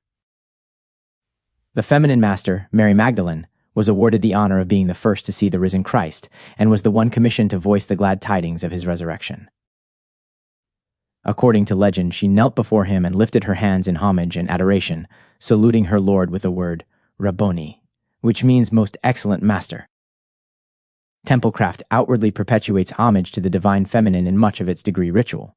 For example, a legend concerning the visit of the Queen of Sheba to King Solomon says she, beholding propounded strange questions to the potentate.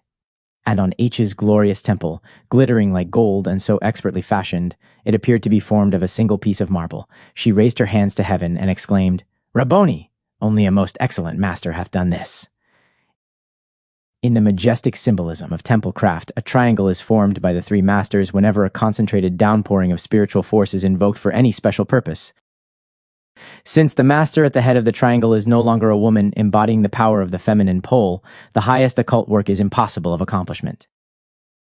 In Solomon's temple, the mystic word engraven upon the column of beauty, the feminine column which supported the Holy of Holies, was an exaltation of the divine feminine. This golden temple was reverenced by the Queen of Sheba in an initiatory ceremonial of temple craft, and the luminous appearance of the Christ before which Mary of Magdala knelt was an initiatory ceremonial of churchcraft. Both the temple and the shining figure of the Lord symbolize the spiritual robe of mastership, the ideal of the church and of Masonry. The golden wedding garment described by St. Paul, also the temple, made without hands and eternal in the heavens, which is idealized in the work of every master mason. Churchcraft teaches very definitely the power of the exalted feminine, as evidenced in the following biblical legend. In Judges, it is recorded that the Israelites were given the password Shibboleth, that they might ford the Jordan in safety. When the Ephraimites were required to pronounce the word and they replied, Sibboleth, they were swept away. The letter H symbolizes the awakening and functioning of the higher nature in man. It is a feminine letter. Those who learn to use the feminine force rightly are preserved from harm. Those who have not are prey to the psychic tide leading to destruction. Shibboleth is a power cipher, meaning an ear of corn at the water ford. The ear of corn is a symbol of Virgo, the Virgin, and water is an element associated with processes of purification. Hence, this power cipher points to purity and chastity as requisites for attaining the highest degrees of illumination. If this were generally recognized by Masonic brethren, their lodges would become temples rather than playgrounds, and they truly would be acolytes journeying toward the east in quest of light. Supreme mission of church and state. The supreme mission of church and state is to unite the forces of heart and head. The ideals of the two institutions, if rightly understood, are fundamentally the same. The magnificent ceremonialism of Masonry is keyed to the masculine or fire potency, and the higher ritualism of the church is keyed to the feminine or water potency. Herein lies the reason for their difference and opposition. It is also here that a wider vision and a more profound understanding will bring about their reconciliation and reunion. When the Masonic candidate learns to dissociate the personality of Hiram from the principle which he represents, he will come to understand that Hiram is the Christ of the Masonic Lodge. The letters composing the name Hiram are the initial letters of the Latin phrase used in the Church, Homo Iesus Rex Altissimus Mundi, interpreted, the man Jesus is the world's exalted King. The mysteries of the Church and the mysteries of Masonry are one. The 3 blows dealt Hiram, the master builder, by the murderers, are the 3 judgments pronounced upon the Christ. The grave of Hiram is the rock-hewn sepulchre of Jerusalem. The stone placed over Hiram is the same as the one rolled away by the angels on the first Easter morn. The raising of Hiram is the resurrection. The 12 fellowcrafts sent out by Solomon are the 12 disciples of Christ. Both Masonry and the Church have 3 recognized degrees: apprentice, fellowcraft, and master in the lodge, purification, illumination, and master in the early Church. All Masonic lodges together form the Grand Lodge of the universe, and all churches make up the Great Church Universal. Hiram is the Christ of the Grand Lodge. Peter and John are the Boaz and Jachin of the Church Universal. The Lord Christ is the world Savior, the region of earth. His mission is universal, and all paths of attainment merge in him.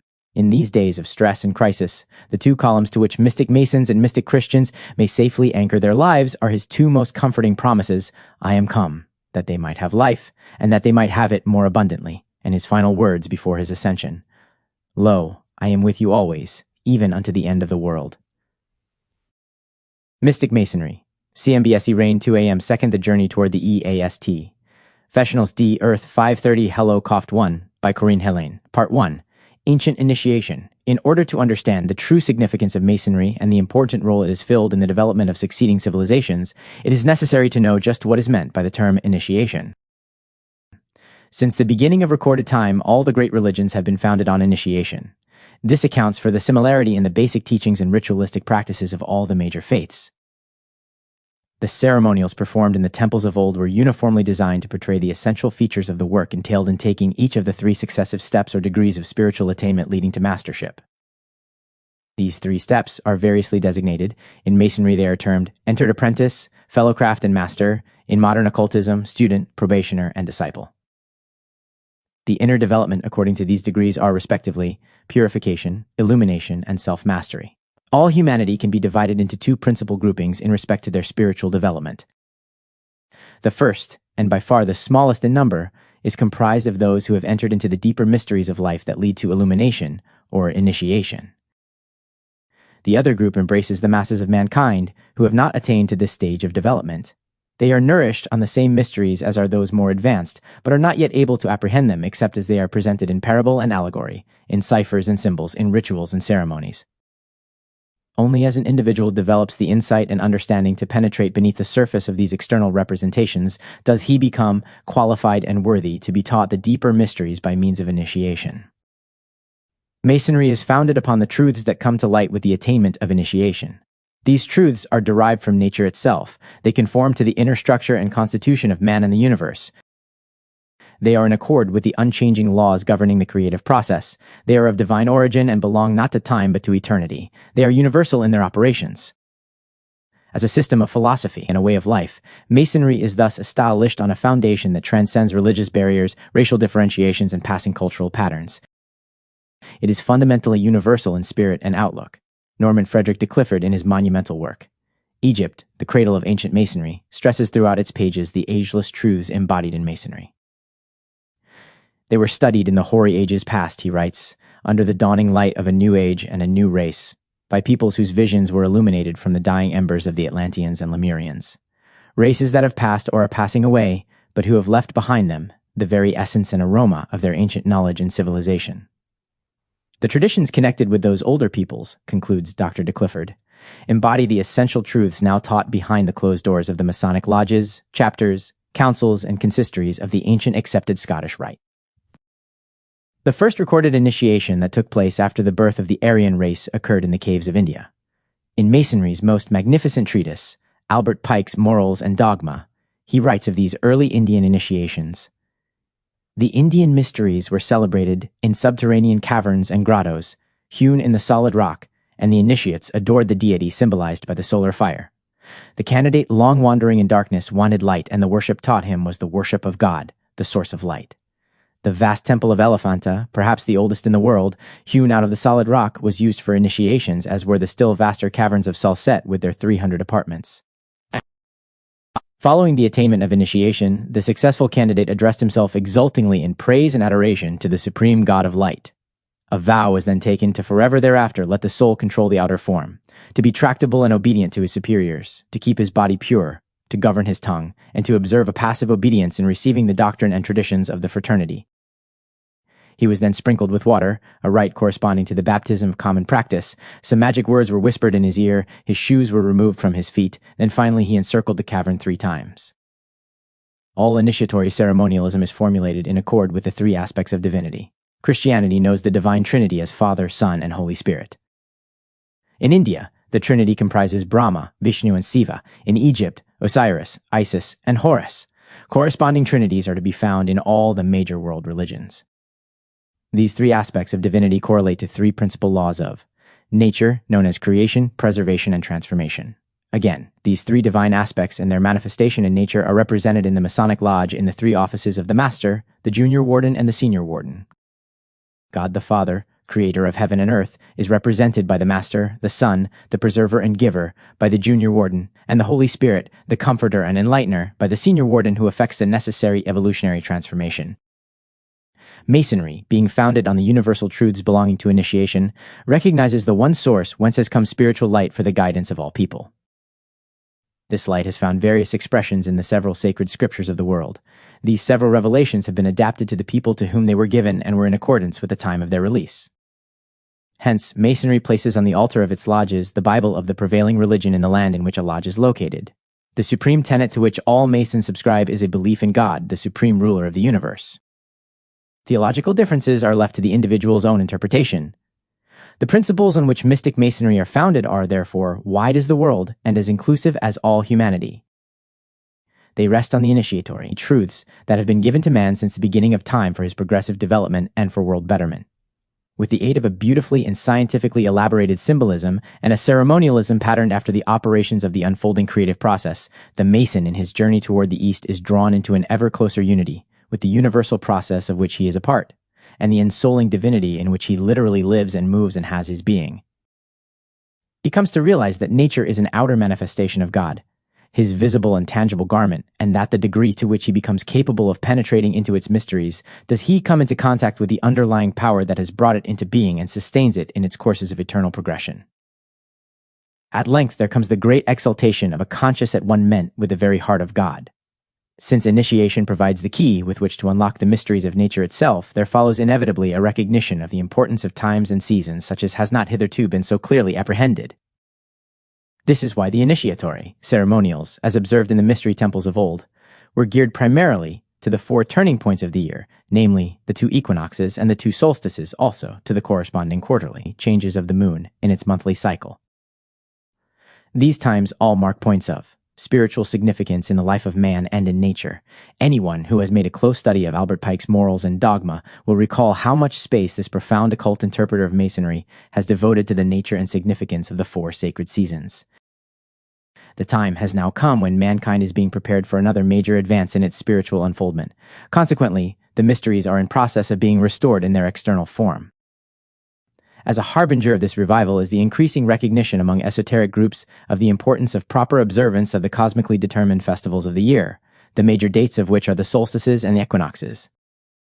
It is to the rhythm of these 4 turning points of the year that the soul of humanity receives its greatest increment of soul nourishment.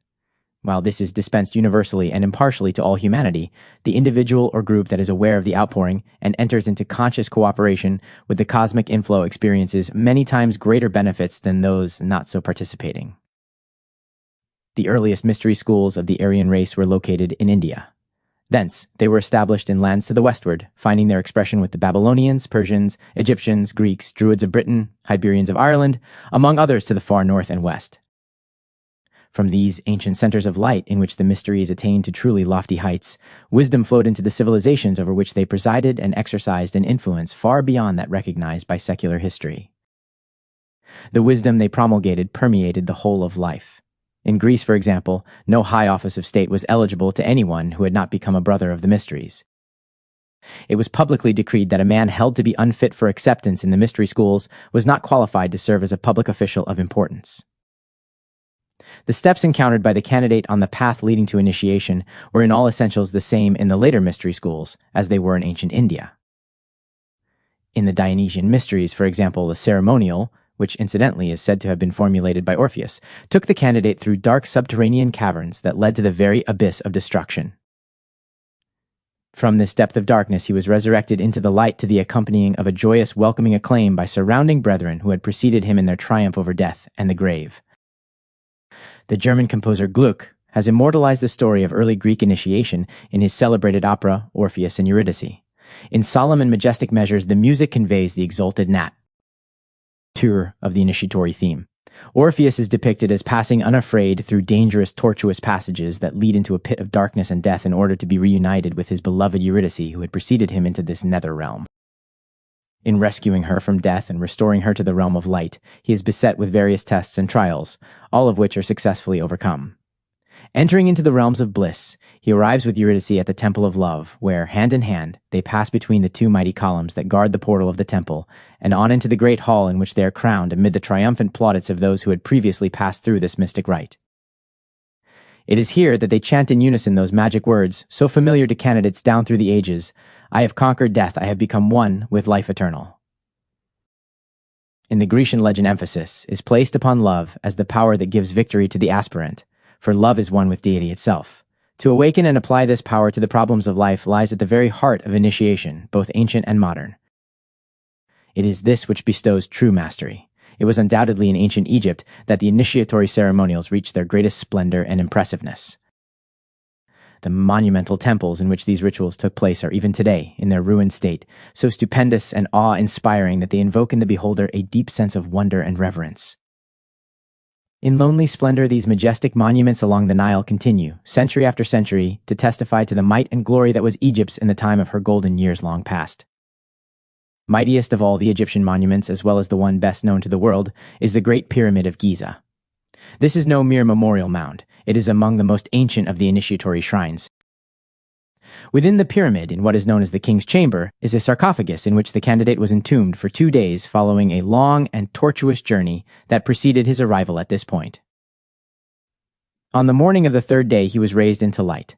Then, upon his awakening, he chanted the familiar mantra previously quoted: "I have overcome death. I have become one with eternal life."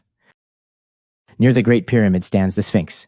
It is the symbol of the most profound of all mysteries. In the eloquent words of Dr. de Clifford, previously quoted, there it lies nearly smothered beneath the drifting sands of the desert, looking to the east, watching the glorious constellations and signs of the zodiac come and go, and the twinkling stars whose radiant eyes peep out of the azure vault above.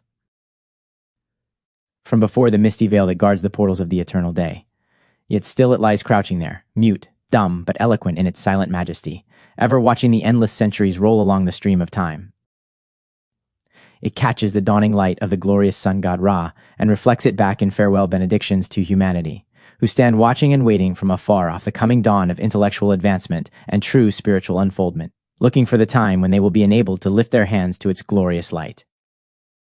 The pyramid and the Sphinx are complementary embodiments of the masculine and feminine potencies in nature, respectively. Like the pyramid, the Sphinx was a house of initiation. The initiations that occurred therein led to the illumination of the heart. This was accompanied by an awakening of the soul or heart memory that reaches back into reincarnational cycles of the past. The Sphinx initiation was also designed to develop other latent powers belonging to the feminine aspect of spirit. It is only as this potency, which suffered a fall in early humanity, is redeemed, uplifted, and brought into perfect balance with its complementary masculine polarity, that man arrives at a state of equilibrium, illumination, and mastership. The pyramid and the Sphinx remain dual reminders of the fact that the supreme aim of both ancient and modern Masonry is to guide man along the path of spiritual regeneration and world betterment. Approximately 1300 years before Christ, there was born into the kingly line of Egypt a highly advanced soul who was destined to become a messenger for the new Aquarian or Christed age. Akhenaton, as he is best known to history, endeavored to introduce into the social order of his day the practical applications of the ideals and principles of the fatherhood of God and the brotherhood of man. His name means literally heat, which is in Aton. Aton means the sun, the solar logos, the cosmic Christ. His arrival upon the world scene has been poetically described as being like that of the singing of birds and the upspringing of flowers. Not a great distance from where the city of Cairo is now situated, Akhenaton built what he called a friendship city. It was a center unsurpassed for beauty, plan, and structure, and for the peaceful and fraternal spirit that permeated its atmosphere. The city embraced broad avenues, splendid structures of all kinds, sunken gardens, and flowing fountains. Neither human nor animal sacrifices were permitted within its borders. Moreover, the diet of the inhabitants was drawn exclusively from the sweet and wholesome fruits of the earth. Akhenaton was a man of peace. There were no armies for conquest. The art of war was not practiced. This truly royal and illumined leader sought to direct his people toward constructive and life-giving activities. As a consequence, cultural projects flourished, including all the arts, the chief of which was the art of noble living. Love was recognized as a power, as the supreme solvent, and as the highest potency to draw upon in establishing a new and a higher way of life. In his friendship city, Akhenaton built 2 temples of initiation. He himself, as Grand Master, presided over one of these temples, while the other was under the guardianship of his beautiful Queen Nefertiti, who, like Akhenaton, was a master of the mysteries. The work performed in these 2 temples presents added evidence of the recognition on the part of mystic Masons that the initiatory wisdom of which they are custodians becomes accessible spiritual depth and height when the 2 polarities in man and its nature are brought into perfect equilibrium. Akhenaton died at the almost unbelievable age of 30. Only an ego of towering stature could have accomplished so illustrious a career in so brief a period. While the lofty idealism he brought to the world continues to give inspiration to social, political, and spiritual pioneers, the friendship city he built soon suffered decline and finally passed away. There were not yet a sufficient number who had developed the requisite strength and idealism to sustain the progress that Akhenaton had created and bequeathed to them.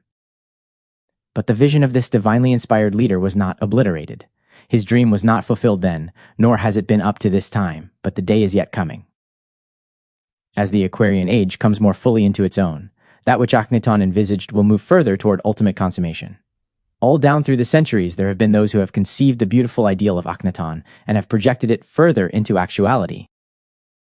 Among such seers was the prophet Isaiah, who saw the whole world transformed into a vast friendship city.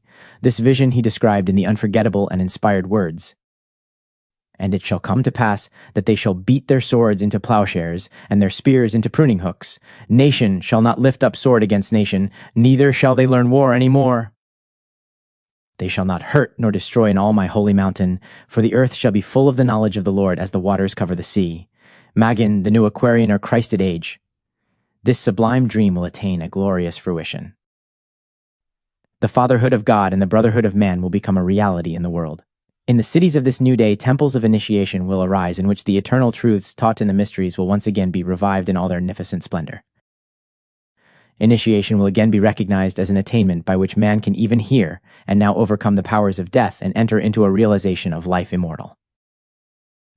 Passing together, side by side, between the two stately columns that guard the entrance to the temple, man and women in perfect equality will hear the triumphant welcome as once again they intone that magic chant which belongs to the ages. We have overcome death. We have become one with life eternal and love immortal. Part 2, First Degree, Dedication to the Light. The first scriptures for the human race were written by God on the earth and heavens. The reading of these scriptures is science. Familiarity with the grass and trees, the insects and the infusoria, teaches us deeper lessons of love and faith than we can glean from the writings of Fenelon and Augustine. The great Bible of God is ever open before mankind. Albert Pike. The teachings of Masonry are founded on the ancient mysteries. As Albert Pike has well expressed it, Masonry is a succession of the mysteries. However, Masonry in its present form had its origin in London about the year 1725. Mystic Masonry had its inception in initiatory schools founded in the early days of civilization. The key words of modern Masonry are fraternity and sociability. The Kev ideal of mystic Masonry is spiritual illumination by means of initiation. Masonry of today rigidly excludes women from all its rites and ceremonials, but mystic Masons well know that the Masonic lost word can never be recovered until man and woman, in full equality on all planes of manifestation, stand hand in hand before the Holy of Holies.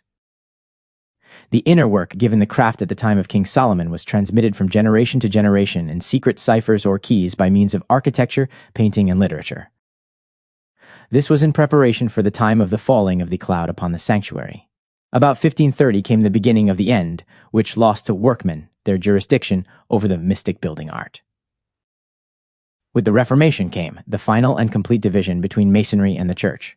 Speculative succeeded operative Masonry. The two poles of humanity, masculine and feminine, the head and the heart, man and woman, were rent asunder to function separately and unequally until the two poles are again united upon a vet higher rung of the evolutionary ladder under the now dawning Aquarian impulses.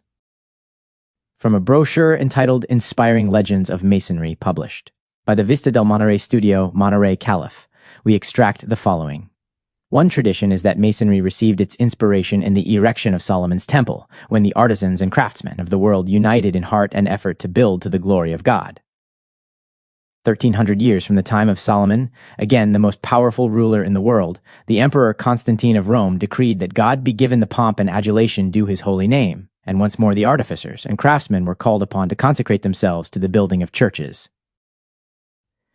The royal edict that the world be Christianized, given by Constantine 333 years after the crucifixion, continued to bear its fruit in the succeeding centuries, and more grew the demand for workmen to assist in the erection of the great churches and religious retreats, which more and more sprung up over Europe, until history records that it became the custom for bands or guilds of workmen to journey from place to place seeking opportunity to offer their time and talent in the erection of these great temples.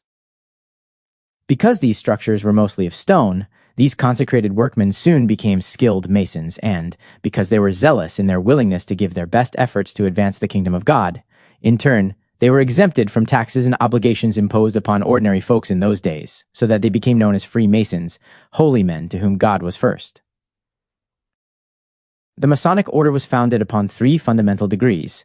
These are entered apprentice, fellowcraft, and master. The inner attainments which are to be pursued by those taking these 3 degrees are dedication, purification, and illumination. Masonic teachings are communicated by means of symbols, emblems, and allegories, these constituting the wisdom language. When one has learned to interpret this language, the deepest and most profound spiritual truths will be revealed to him. If he has not learned to interpret it, such truths will remain a closed book to him, even though he may be admitted into the highest degrees of the fraternity. Symbols and allegories both conceal and reveal. They conceal their secrets from those who have failed to prove themselves worthy of receiving them, yet they reveal those secrets to others in exact accordance with their worthiness. All truth possesses an inner and outer significance. St. Paul aptly made this clear when he said that milk was for babes while meat was for strong men. Albert Pike, the foremost authority on Masonry, states that the Lodge teaches morality by means of its symbolism, and much more. It is this much more, this deeper teaching to which Pike refers, that is the text of mystic or esoteric Masonry. Masonic ritualism is probably the most magnificent symbolism to be found in the modern world. The rites, remnants of the ancient mysteries, delineate a way to spiritual illumination. Unfortunately, however, few 20th century adherents to Masonry have any conception of the glorious truths on which its work is founded. All Masons are enjoined to become sons of light. To the first degree, a candidate comes, poor, naked, and named, in search of light. In the 32nd degree, he should attain divine oneness with that light through the rite of the mystic marriage. It is for this reason we have chosen to refer to the first degree as a dedication to the light. 3 is the most important number associated with the first degree, and it means complete dedication of body, mind, and spirit to the quest for light. 3 principal officers conduct this degree, in which there are 3 greater lights and 3 lesser lights. Admittance to the lodge room is gained after 3 knocks at its door, and there are 3 journeyings around the room in quest of light. These are but a few uses of the number 3 as accentuated in the first degree. To become an initiate means to be reborn, the second birth being into a new and higher phase of life. When a candidate is initiated, he leaves behind him the claims of the world and is born into a life of the spirit.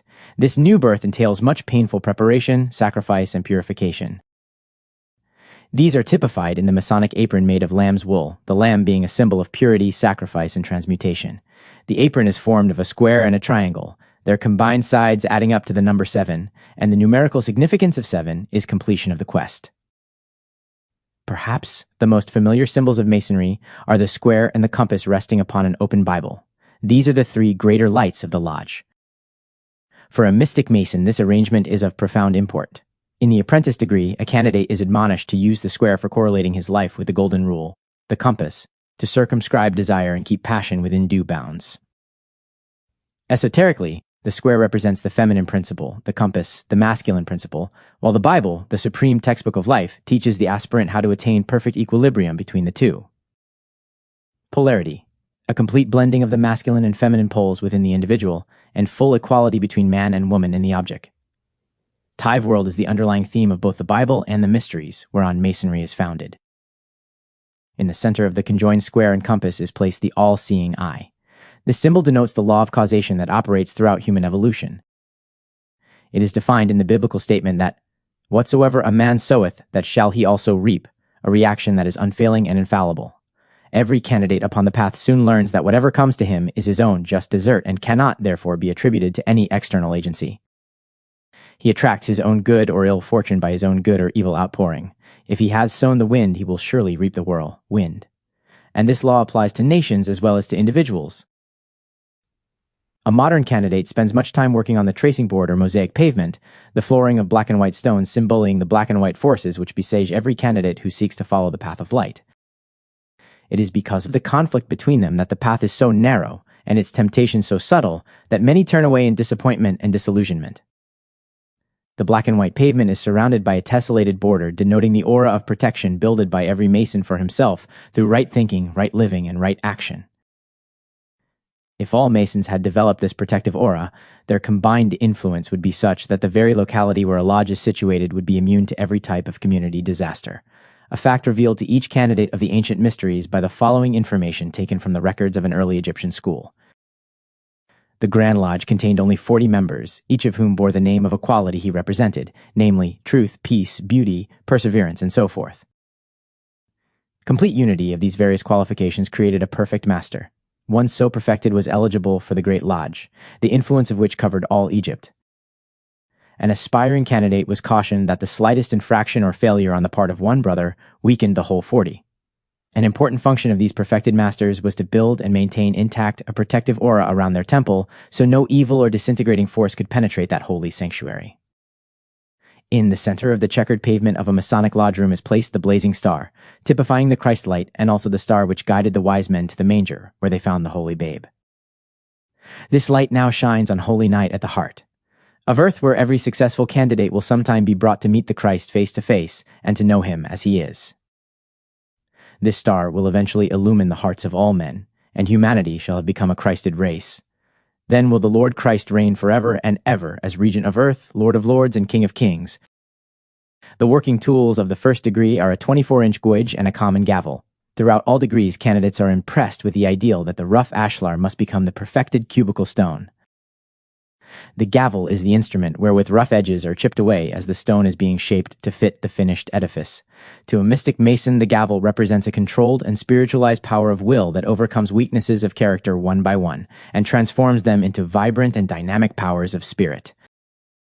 The 24-inch gouge is a measurement of time. An esoteric candidate is taught soon after his entrance upon the path that one of his most important accomplishments is to become an invisible helper. He learns that his real self is awake and alert the full 24 hours of every day, and that when his body is asleep, he himself is free to travel to the ends of the earth on errands of love and mercy, to explore the depths of the sea or the heart of the planet, to soar through space, or, upon far-flung battlefields where there is fear, pain, and death, to respond to every cry for help. He may even penetrate the realms of the newly dead, visit hospitals where the struggle between life and death is being waged continuously, or wing his way to homes and hearts made desolate by the grim reaper.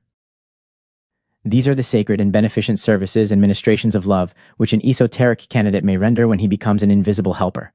They are fittingly described by the Masonic admonition to receive the wages of the master, which gives the ability to travel in foreign countries. Every candidate taught that he is initiated into the first degree, which means that he is born into a new life where his human consciousness becomes the servant of his spiritual self. He is passed in the second degree. In other words, he now possesses ability to investigate the wonders of inner realms. He is raised in the third degree, that is, he is freed from his body and is able to travel in both the objective and subjective realms. For him, there are no boundaries or limitations to the freedom of spirit. Through earth and air, water and fire, an initiate roams at will any time, always as the messenger of the blessed Lord Christ. Such, in very truth, are the wages of a master. Part third, second degree, the splendor of inner realms. In Masonic parlance, it is asserted that every lodge convenes somewhere within King Solomon's temple. That temple has three principal divisions: the outer court, the inner court, and the Holy of Holies. Members of the first degree meet in the outer court, of the second degree assemble in the inner court. Those of the third degree convene within the Holy of Holies. Symbolically speaking, the outer court represents the material world, the inner court, the spiritual world, the Holy of Holies, the highest heaven. The way to King Solomon's temple was by a narrow and precarious path. This, the initiatory path, is always narrow and difficult. The Book of Books tells us straight is the gate, and narrow is the way, and few there be that find it. The admonition given a Masonic candidate is, "Blessed is he that findeth the way, and thrice blessed is he who learns to walk therein." Jacob's ladder is a familiar symbol in Masonry. It also typifies the path of spiritual progression. This ladder extended from earth to heaven, its rounds representing the various steps or degrees that lead from the terrestrial plane to the celestial. The ladder has always been symbolic of initiation in many lands. In the Mithraic mysteries of Persia, this ladder possessed 7 rounds, which were termed gates. These rounds were formed of the metals that were attributed to the planets which guided each degree. The first round was made of lead, the metal of Saturn. This degree opened the gate of the netherworld. The second round belonged to Mercury and led into the higher etheric realms. The third round was copper and opened the door to the spiritual plane. The fourth round was formed of tin and led to realms of bliss. The fifth round was of iron and led to the world of birth. The sixth round of silver opened the gate to the highest spiritual plane. The seventh round was gold. Here was formed complete union with the truth. In India, the mysteries of Brahma also had a 7-round ladder with similar meaning, and the ash tree of Scandinavia was of like significance. In the higher degrees of Masonry is the ladder of Kadosh, which holds a like reference. In the Fellowcraft degree, 3 rounds of the ladder represents faith, hope, and charity. The Kabbalah states that 4 rounds of the ladder represent the 4 elements. The masculine elements of fire and air represent the ascent, the feminine elements of earth and water, the descent. The early rabbis stated that Jacob's ladder typifies the human mind, and that its angels are high celestial thoughts which are engendered during the times of exalted meditation and contemplation. Entrance to the inner chamber of Solomon's temple was by means of a winding stairway formed of 3 and 5 and 7 steps. So too in a Masonic lodge room. No serious student of Albert Pike's Morals and Dogma can fail to observe the importance placed upon the significance of numbers. 3 is termed the perfect number because it represents the Trinity that is fundamental to practically all world religions. The Hindu Trinity is composed of the Creator, the Preserver, and the Destroyer, while the Christian Trinity is Father, Son, and Holy Ghost. Within man, 3 is indicative of something new formed by the union of 1 and 2. The character of this new quality or factor causes man to ally himself with either the constructive or the destructive force. If he chooses the constructive, he will go on to ultimate victory. If the destructive, he will eventually leave the path. disillusioned, and embittered. 5 is the number of seeking and searching. It is the number of change, leading sometimes to triumph, sometimes to defeat. If a candidate be faithful and persistent, 5 will eventually lead him to 7, the number of accomplishment, fulfillment, completion, for it is also the number of divine rest. The number 3 represents dedication to the quest. The number 5 contains the various steps during the questing. The number 7 is the final reaching of the goal. In very early English Masonry, there was a further division of 9 and 11 steps to the winding stair, these numbers also being significant because of their numerical values. 9 is the number of humanity and of initiation. 11 is the number of polarity and of mastership. Such in part is the mystery of the stairway. Every candidate is admonished that he must enter the inner chamber of King Solomon's temple for the sake of the letter G. This letter is one of the most familiar emblems of Masonry. Candidates are also informed that the letter G refers to God, the great geometrician of the universe. For the mystic Mason, however, this letter has another profound meaning. To him, it means generation. Adam and Eve, who typify early humanity, were expelled from the Garden Eden because they misused the sacred life force within themselves. It was not until after man's expulsion to the physical world, where he took on a coat of flesh, that the present mode of generation, with its attendant pain and sorrow, came into practice. Then it was that a flaming archangel was placed at the entrance to the Garden of Eden, to guard its sacred precincts so that man could not enter therein until he had transmuted generation into regeneration. It has been previously stated that inner work connected with the second degree is largely concerned with purification, yet few Masons have any concept of this fact. The second degree is a soul degree. A candidate must be able to investigate and study the splen, doors of inner worlds, before he can fully realize the mystical import of this degree. When sufficiently developed, purification becomes a dynamic soul power which aids in the awakening of those extra sensory powers of perception so essential to inner plane work faculties such as clairvoyance, clairaudience, mental telepathy, and the powers requisite for invisible helpership, which have already been discussed in some detail. The following doggerel is derived from ancient Masonry, yet it is quite apropos to the present day. In the midst of King Solomon's temple, there stands the letter G, for all to read and see. But few there be that understand. What means this letter G? Further on in this ancient doggerel is the statement that only males shall be qualified to understand the meaning of this letter. The above-mentioned spiritual faculties, which are latent in all mankind but are functioning in comparatively few individuals at the present time, constitute the wages that a second-degree candidate receives in the inner chamber of the temple. This means he has acquired ability to function consciously in inner spiritual realms. Perhaps the most distinguishing features of King Solomon's temple were the 2 great pillars that adorned the porch, and between which every candidate had to pass as he journeyed toward the light. These 2 columns have been part of every mystery temple the world has ever known. Throughout the ages, they have borne many names. They have been known as the columns of the sun and moon, and of fire and water. In Masonry, they are the columns of Jachin, the center of reason, and Boaz. Jachin represents the masculine pole of spirit, or the head. Boaz typifies the feminine pole, or the heart, center of love. When by reason of spiritual living, these 2 poles of spirit are brought into a harmonious relationship, reason will be illuminated by love, and love will be stabilized by reason.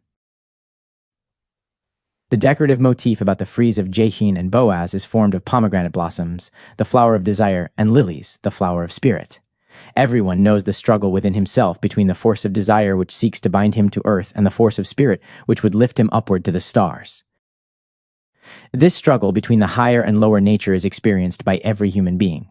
It is the great Krishna to Arjuna war so familiar to us all, a war which must be fought over and over until we are sufficiently illumined to realize the supreme joy and glory of spiritual emancipation.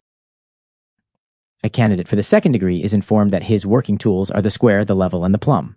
The plumb is a masculine emblem, the level is a feminine emblem. A combination of these 2 emblems forms a cross, the most familiar religious symbol of the present Piscean age, and a symbol of sorrow, pain, and death. It proclaims the inequality existent throughout the human race between its masculine and feminine principles.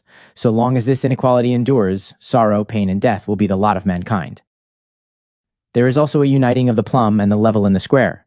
When Masons are admonished to meet on the square, it means they are to eventually attain the supreme ideal of polarity. As has been stressed, polarity is a fundamental teaching of all mystery schools. Masonic instruction had its origin in the mysteries, hence it is centered in the attainment of polarity. Combinations of its many symbols, from the first degree through the 32nd, emphasize in many ways and forms this sublime ideal of equilibrium between the masculine and the feminine poles in man. The speculative Mason is called upon to place all his working tools in the column of Jachin, hence only the objective pole is active. Its work, focused in the physical world, is an exoteric ceremonialism understood by few. Its monuments are orphanages and hospitals. The column of Boaz is bare and empty. The soul of Masonry is neglected and forgotten. Its institutions are mere form. They contain no spiritual power. The true Holy of Holies is closed, and its altar lights are extinguished. Is it conceivable that Masonry could stand true to its light if it ignored the light required by the intellect? If it is to say, let there be light in the soul, let there be light in the heart, it must also, and for the same reason, say, let there be light in the mind. The word fellowcraft means fellowship in the craft. Fellowship is a fundamental of all group service. Neglect of this factor has caused the failure of innumerable orders. So many students are eager to gain occult knowledge, and others so yearn to occupy positions of prominence and posts of leadership, that the necessity for cultivating harmonious relationships between members is utterly ignored. The Blessed Master stressed this need when he said, "This is my commandment, that ye love one another as I have loved you." And his foremost disciple John wrote later, "If we walk in the light, as he is in the light, we have fellowship one with another." These words are a tragic commentary on the state of humanity today, a state which indicates the rapidly waning influence of the Christ light in the life of mankind. On every side, it is brother against brother, man against man, nation against nation. Before there can be a just and lasting peace, those who gather around the peace table must have their minds filled with the Christ light, and their hearts radiant with the Christ love, which means that every delegate will consider the good of others on an equal basis with the good for himself and those he represents. In his lecture to the fellow craft, Albert Pike, the illumined Master Mason, lists a number of attributes essential to high spiritual living. Among these attributes are humility, service, faith, harmony. We quote, "In your studies as a fellow craft, you must be guided by reason, love, and faith. Reason is far from being the only guide, in morals or in political science. Love or loving kindness must keep it company, to exclude fanaticism, intolerance, and persecution. We must not listen to reason alone. Force comes more from faith and love. Reason must hold the helm, but these supply the motive power. They are the wings of the soul.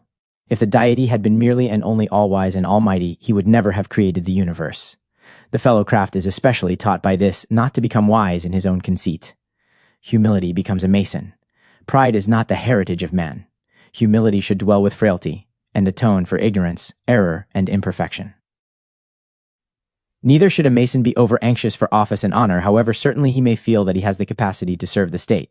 He should neither seek nor spurn honors. It is good to enjoy the blessings of fortune. It is better to submit without a pang to their loss. Let no fellow craft imagine that the work of the lowly and uninfluential is not worth doing.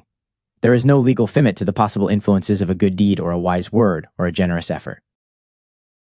In all English literature, there is perhaps no more beautiful description of oneness with God and his creation than that given in Albert Pike's lecture to the fellow craft, and because at this time of stress and crisis, it is necessary for men to realize as never before the all-pervading presence, we are quoting at length from this lecture. No serious student can fail to receive a renewed aspiration and heightened inspiration from frequent contemplation of his beautiful words. Algebra applies to the clouds. The radiance of the star benefits the rose. No thinker would dare to say that the perfume of the hawthorn is useless to the constellation. Who then can calculate the path of the molecule? How do we know that the creation of worlds is not determined by the fall of grains of sand? Who then understands the reciprocal flow and ebb of the infinitely great and the infinitely small, the echoing of causes in the abysses of beginning, and the avalanches of creation? A fleshworm is of account. The small is great, the great is small, all is in equilibrium in necessity. There are marvelous relations between beings and things. In this inexhaustible whole, from sun to grub, there is no scorn. All need each other. Light does not carry terrestrial perfumes into the azure depths without knowing what it does with them. Night distributes the stellar essence to the sleeping plants. Every bird that flies has a thread of the infinite in its claw. Germination includes the hatching of a meteor and the tap of a swallow's bill, breaking the egg, and it leads forward the birth of an earthworm and the advent of a Socrates. Where the telescope ends, the microscope begins. Which of them the grander view? A bit of mold is a pleiad of flowers. A nebula is an ant hill of stars. Part 4, Third Degree, the Attainment of Mastership. The principal characters around whom Masonry centers are Hiram of Tyre, King Solomon of Jerusalem, and Hiram Abiff, the master builder. History gives but slight information relative to King Hiram of Tyre. It is known that he himself was a master builder, and that his home city, the capital of Phoenicia, was embellished with magnificently beautiful buildings erected under his supervision. In fact, the Temple of Solomon in Jerusalem is said to have been a duplica, Sion, of the splendid Temple of Tyre with its two majestic columns symbolical of fire and water. Hiram supplied 80,000 workmen to labor on the erection of the Jerusalem temple, and also rare cedars from the ancient forests of Lebanon. King Solomon was the great king of peace and wisdom. The name Solomon means wisdom of the sun. By an early testing, such attainment of the young king was proven when he was given permission from on high to ask whatever he would, and it would be granted him. He answered, "Give therefore thy servant an understanding heart to judge thy people, that I may discern between good and bad." Milton Fottinger writes in his book Three Master Masons, "Let us analyze the name of this earthly king, who plays so prominent a part in Masonry. The name is divided into 3 syllables, Sol, meaning light, also the name of our sun. Om is the name of God in many of the languages of the world. On is a word that signifies motion. The 3 words combined signify the sun god in motion." King Solomon represents the path of the mystic, the way of faith and love centered in the heart. A recent issue of the New Age Masonic Messenger details an interesting story about Hiram Abiff. The legend tells of a boy who greatly admired his father, watching his sire work in iron and brass and listening to stories of his travels in search of knowledge. To the lad's deep sorrow, he lost his wonderful father and became known as the widow's son. Thereupon, he resolved to dedicate his life to an intensive application of that parent's principles. He carried on his work at the home of his mother until he reached manhood. By that time, he had become his sire's equal in mechanical ability, and was able to provide financial support for his widowed mother. But he had also acquired a burning desire to travel in foreign countries in search of wisdom and to learn the building secrets. This he did. After a number of years, Hiram Abiff returned to Tyre, where his outstanding ability as a builder attracted widespread attention. Those who came to admire the product of his accomplishments in this field were also impressed by his manner of speaking, and soon regarded him as a practical philosopher. And again, this time as a tribute of respect, he became known as the widow's son. When Hiram, king of Tyre, heard of the builder who used a special technique he had gained in foreign lands, the king sought to become a very personal friend of the widow's son. As a result, King Hiram himself became a very ardent student of the philosophy conveyed to him by Hiram Abiff, a philosophy that Hiram had gained in distant countries through secret ceremonials known as the mysteries.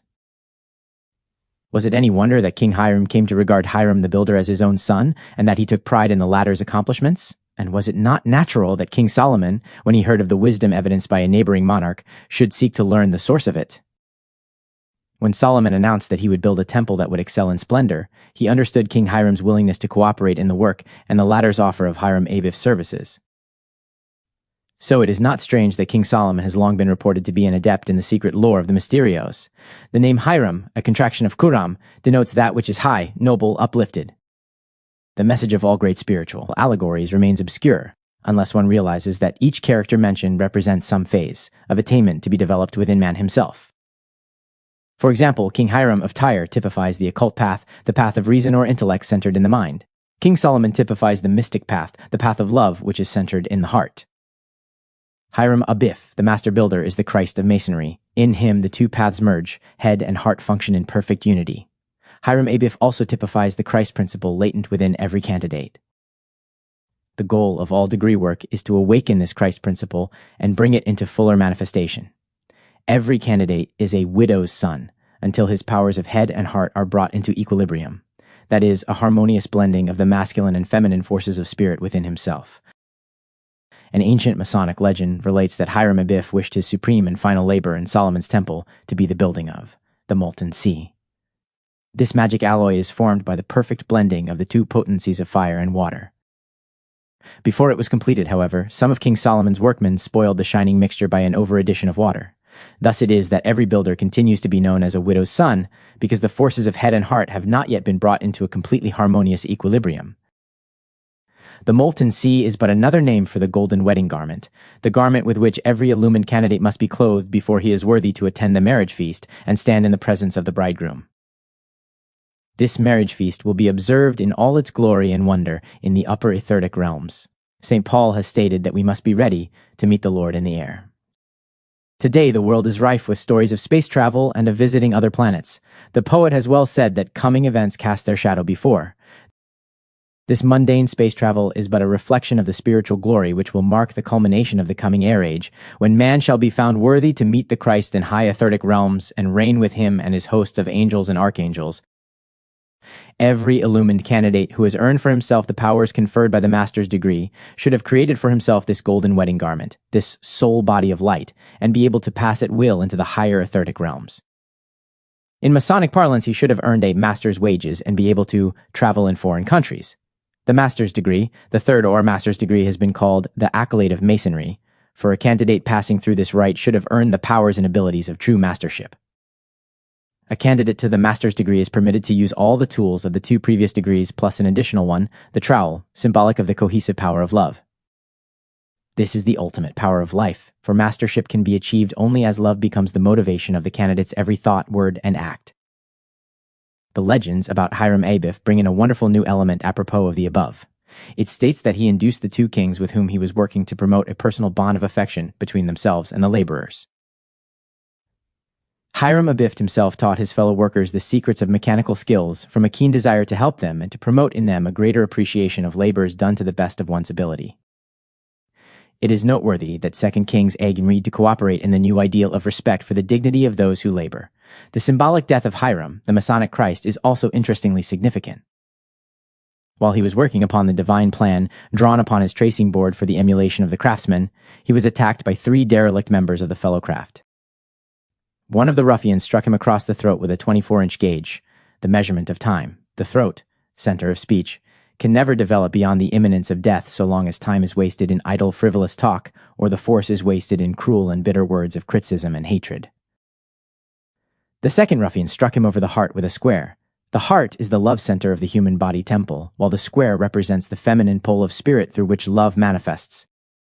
Man's terrestrial body can never be exchanged for a celestial so long as lust supersedes love. The third ruffian struck a blow upon Hiram's forehead with a gavel. The path of Masonic illumination is that of spiritualizing or Christing the mind. This is never accomplished without the development of self-control. Early the following morning, King Solomon visited the temple and found the workmen in a state of confusion because no plans had been formulated for the day's work. Fearing some evil had befallen the master builder, the king sent 12 fellow craftsmen to search for him. 3 journeyed toward the north, 3 toward the south, 3 toward the west, and 3 toward the east. After long and weary searching, Hiram's body was discovered by the candidate who carried a sprig of acacia, symbol of eternal life.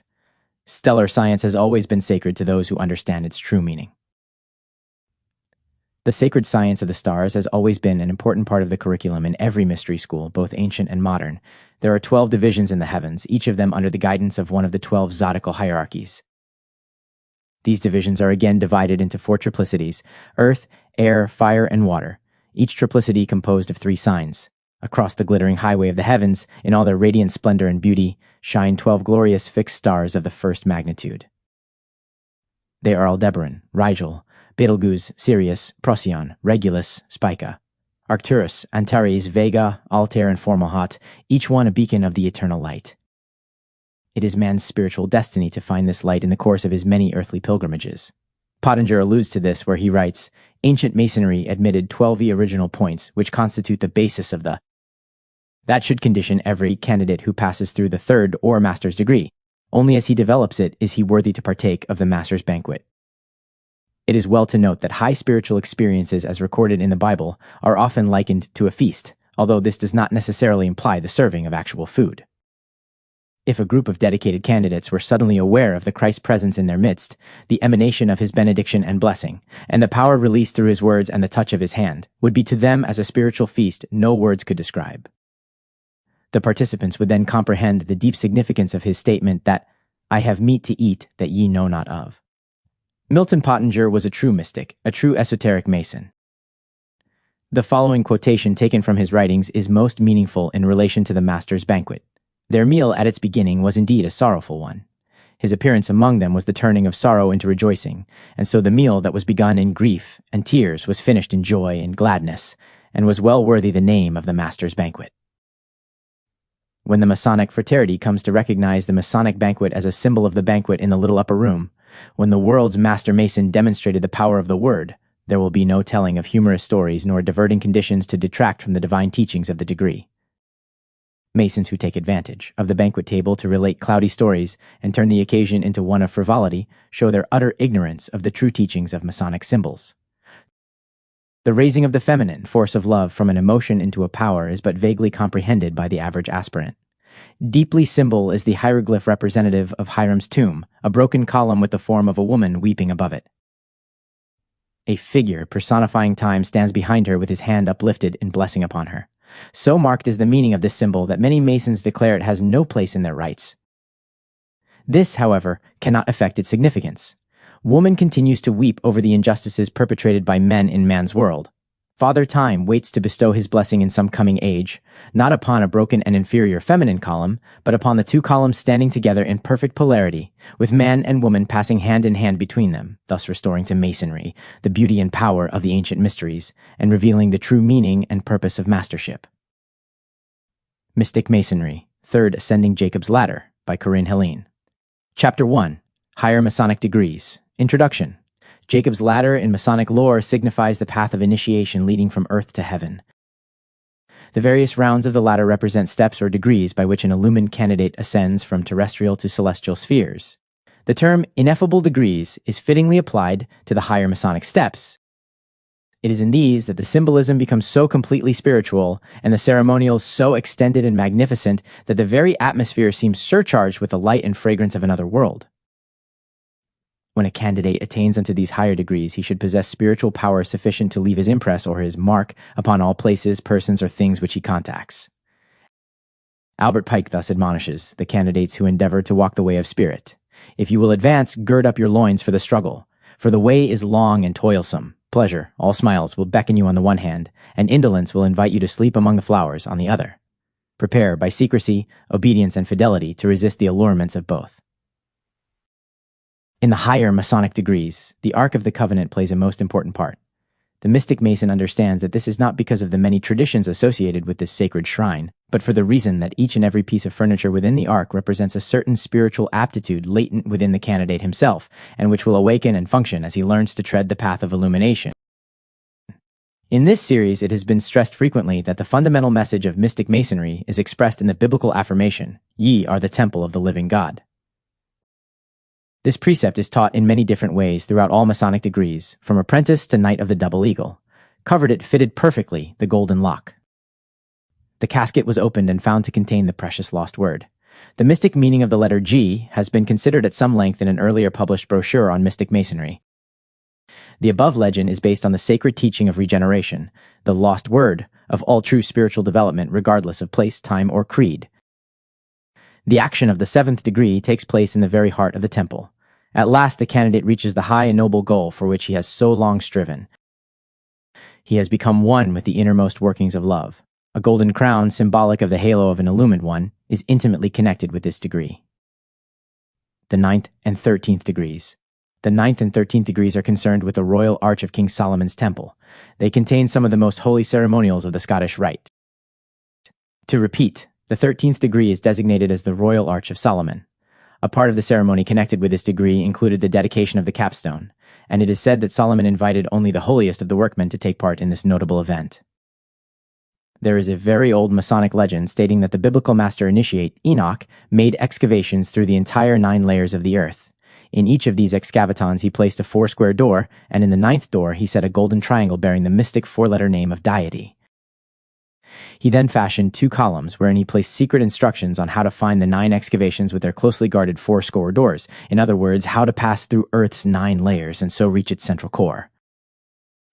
Methuselah, Enoch's eldest son, had charge of the work performed in the land of Canaan, at Jerusalem.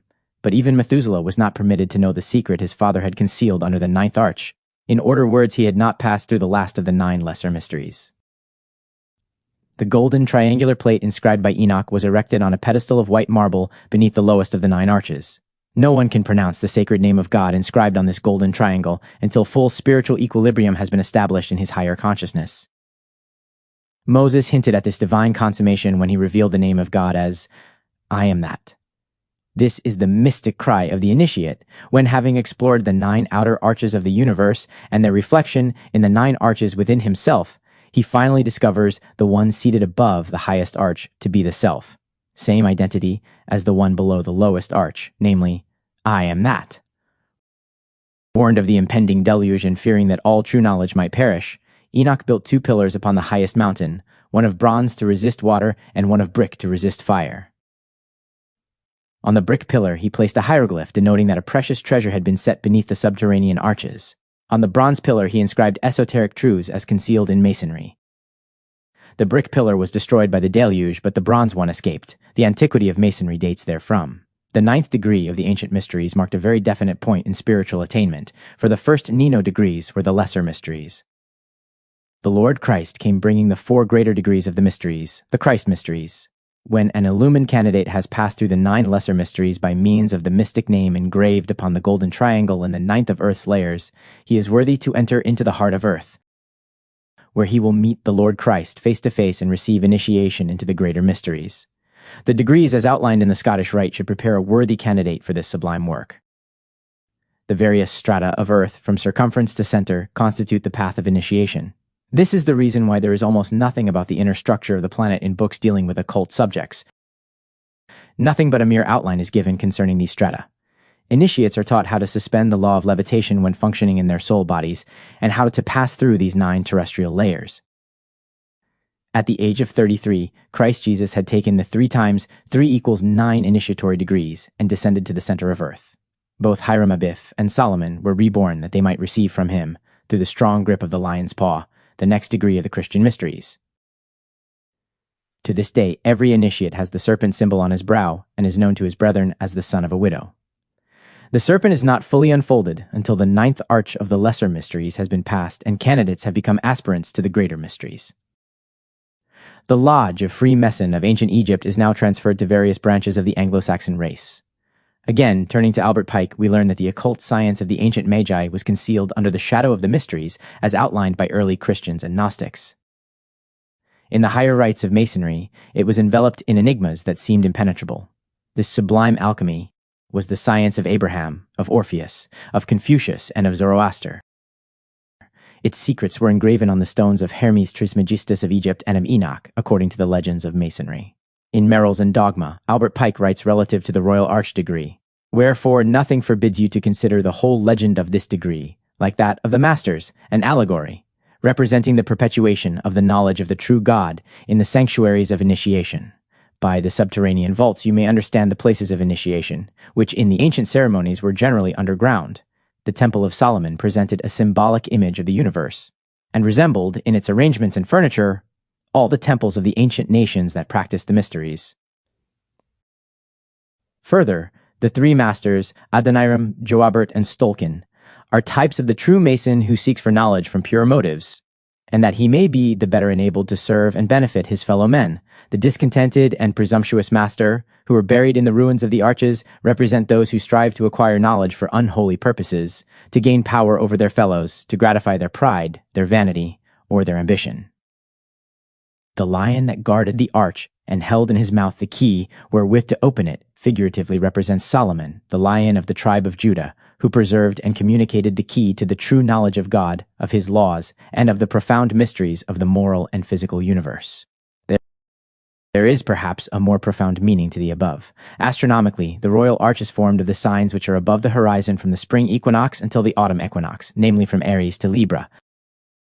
Thus Cancer, the sign of initiation, is located in the mid-heaven or apex of the royal arch. In the mysteries, this capstone is removed, and the candidate himself is substituted in its stead, thus becoming the living stone, which must become the chief stone of the temple.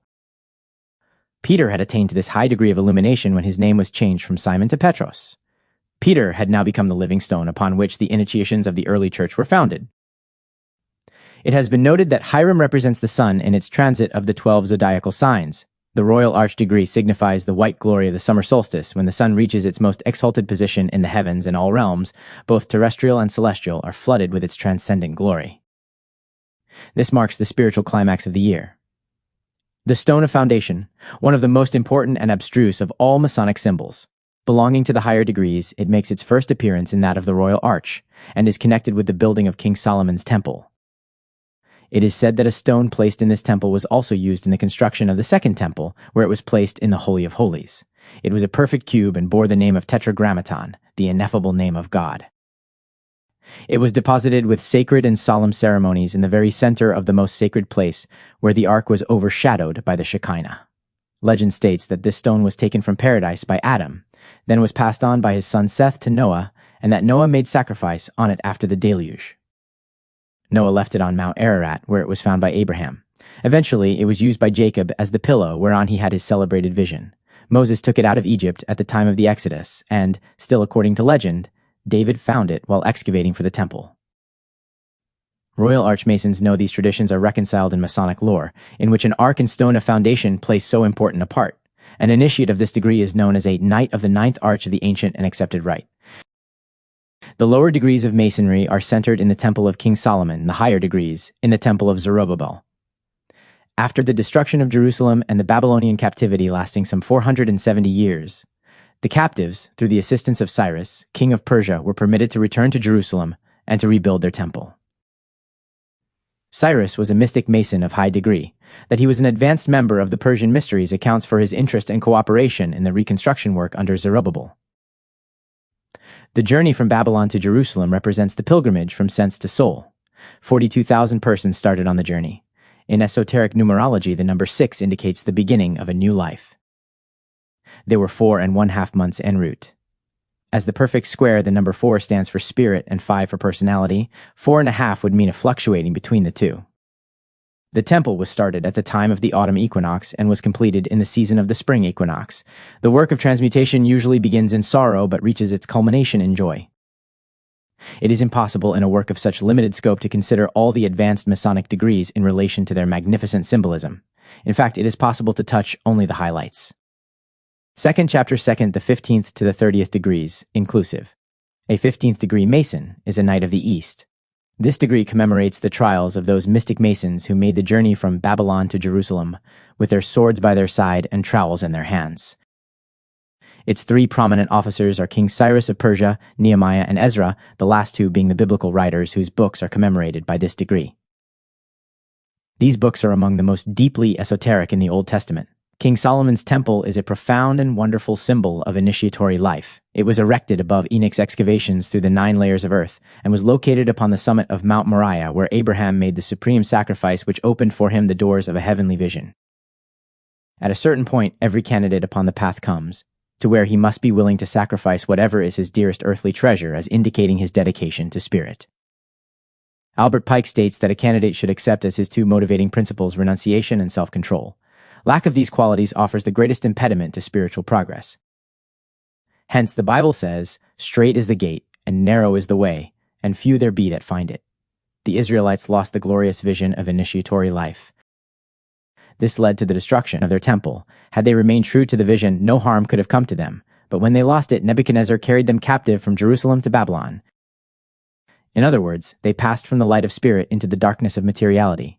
However, a few still glimpsed the vision, and the Christ said, "Where 2 or 3 are gathered together in my name, there am I in the midst of them."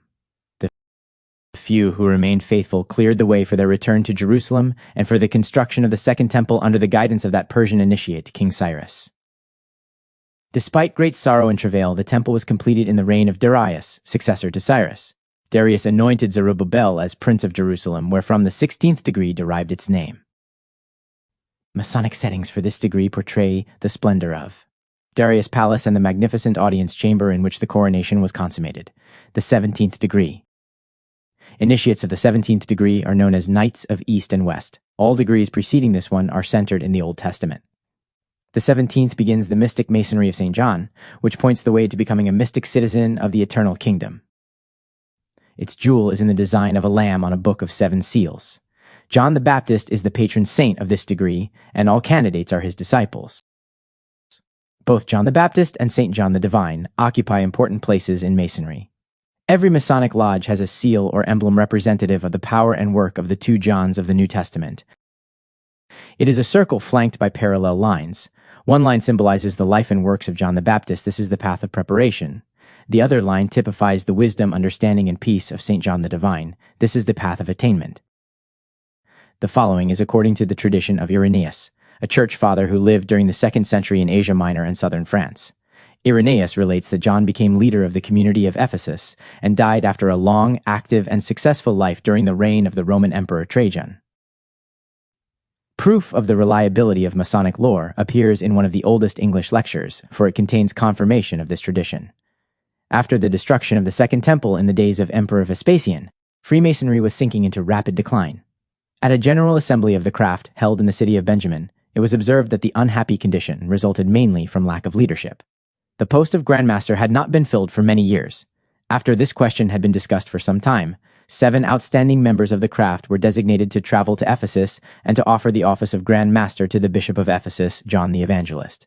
Although John was 90 years old when this call reached him, he accepted the high office.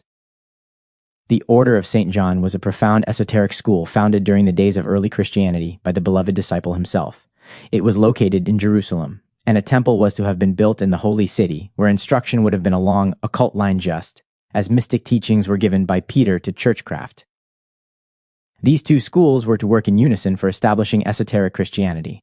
Many crusaders were attracted to the Order of St. John, and from this originated the Knights Templar.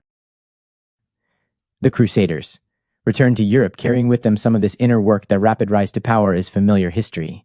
The temple houses of every large European city were so magnificent that they became the abodes of kings and princes. This soon attracted the envy of church officials and the nobility, and plots for bringing about the downfall of the Templars ensued. These plots culminated in the burning at the stake of Jacques de Molay, their leader, in the courtyard of the Notre Dame Cathedral in Paris. Shameful as was this incident, the Templars were not wholly free from blame. Their power and luxury were a far cry from the simple spiritual brotherhood in which they had their origin. We have reiterated a number of times in this series that any occult grouping that is high enough spiritually can surround itself with an aura of protection impenetrable by any sinister force. The Christ's declaration remains true to this day: ye cannot serve God and mammon. Albert Pike's lecture to 17th degree candidates sounds the universality of truth. To the overshadowing hierarchies, all truth is one and indivisible. Under the guidance of the Lord Christ, a special messenger known as a world savior has been sent to all peoples, bearing the same message but in form suitable to their respective development. They have been milestones of light along the great evolutionary road of mankind, and all have pointed to a greater teacher who was to come, meaning the Christ, the supreme unifier. Each such messenger has sounded a note in the ever-ascending scale of life, the Christ being the completion of the perfect chord. Degree of the Rose-Croix. Rosicrucianism entered Masonry through the degree of the Rose-Croix. In the New Age Messenger, official organ of United States Masonry, appeared the statement that the Rose-Croix work was founded by Elias Ashmole, famed Hermetic scholar and Kabbalist of 16th century England. He founded both the Masonic Lodge and the Rosicrucian Order in London, and worked them together. A Mason avers, by the rose upon the cross I conquer. A churchman says, by the cross of Christ I conquer. Christ is the rose of Sharon. There was found in the catacombs of Rome a golden cross. On its right arm was engraven a rose of Sharon and the word Alpha. On its left arm, a rose of Sharon and the word Omega. It is in the degree of the Rose-Croix that esoteric Christianity, Rosicrucianism, and Masonry meet and merge. 2 of the most important symbols of this degree are an eagle, representative of both Christ and the Son, and a pelican feeding her young upon her. Own heart's blood, a most beautiful emblem of self-sacrificing service for others. In common with Rosicrucianism, both a cross and a redanned white rose are prominently used in Masonry. Then there is the Holy Communion rite on Maundy Thursday, with its accompanying betrayal, death, and the slow extinguishing, one by one, of 33 candle lights. Also, there is the resurrection rite at sunrise on Easter morning, wherein all the paraphernalia of sorrow and death are removed, to be replaced with the gaiety and joy of flowers and the rare beauty of Elysian fields. Their loveliness is enhanced by the blazing glory that comes with the relighting of the 33 candles that beckon toward higher goals. The pelican typifies sacrifice. The eagle signifies transmutation. The rose cross means illumination. All 3 symbols belong to the 18th, the Rose-Croix degree. The jewel of this degree is a rose cross surmounted by a crown. Its key is, love one another as I have loved you. The 20th and 30th degrees of the Scottish Rite are concerned with the most exalted phases of initiation, as these were taught in the ancient mysteries. The 23rd degree is that of the Chief of the Tabernacle, the 24th that of the Prince of the Tabernacle. As stated before, the importance of tabernacle teachings in relation to the mysteries derives from the fact that each article of furniture in the former represents some phase of spiritual development to be accomplished by the candidate himself. A study of the tabernacle in the wilderness is an inquiry into the structure of the cosmos, the anatomy of man, the operation of stellar forces, the method of evolution, and the way of initiation. It may be reasonably concluded that not even a 40-day period in the glory light would be sufficient to reveal the full mystical implications and the sublime inclusiveness of a sanctuary where God dwells with man. The tabernacle was divided into 3 principal arenas. In the outer court was located the altar of sacrifice, where each day a burnt offering was consumed. In man, this represents a daily sacrifice of his animal nature. Here also was the laver of purification, where a candidate was purified, dedicated to, and consecrated for higher work. This outer court represents the probationary period, in Masonry, the apprentice degree. In the east room of the inner court stood the 7-branched candlestick, representative of latent centers within man's body, the 12 loaves of shewbread, typifying the 12 zodiacal hierarchies under whose guidance the candidate progresses during his many earthly pilgrimages, and the pot of incense that is burned upon. Lo engendered under the guidance of these hierarchies. The east room stood for the pay of discipleship, wherein an aspirant first contacts inner plane conscience. Masonically, it correlates with the fellowcraft degree. In the west room, Holy of Holies, is located the golden, of mana, the conservated sacred life force within man, our rod that budded the lifting of this force up through the spinal canal, thus awakening the latent flower centers in his body. In TH Mysteries, the budding rod has always been a symbol of this Higg attainment. To one who understands the mystery language, Teach's statement that the budding rod of Joseph led to his being cho as bridegroom for the Blessed Virgin is indicative of the high degree of initiateship that made him a fit companion for the Ho Mary. The table of the law bespeaks the twin laws of reincarnation and karma, which affect the lives of all individuals and nations. Above the Holy of Holies and guarded by 2 cherubim shone the glory light of the Shekinah. Bathed in its effulgence was the triangular stone bearing the mystic name of God. It was in this light that the IHVH communed with Moses. It is in the Holy of Holies that a candidate, awakened by the glory light within himself, communes in celestial realms with exalted beings. Tabernacle in the Wilderness. The Tabernacle in the Wilderness was an Atlantean mystery school. It conserved the ageless wisdom as humanity passed from the civilization of the Atlantean 4th root race to that of the Aryan 5th root race. While the truths it taught are eternal and changeless, man's comprehension of them increases, and their exposition is modified and amplified accordingly. The path of initiation outlined in the tabernacle leads from the outer court of sacrifice and smoke to the inner court of service and light, and finally into that most holy place where spirit itself is the light and where the soundless voice is heard. It is the same yesterday, today, and tomorrow.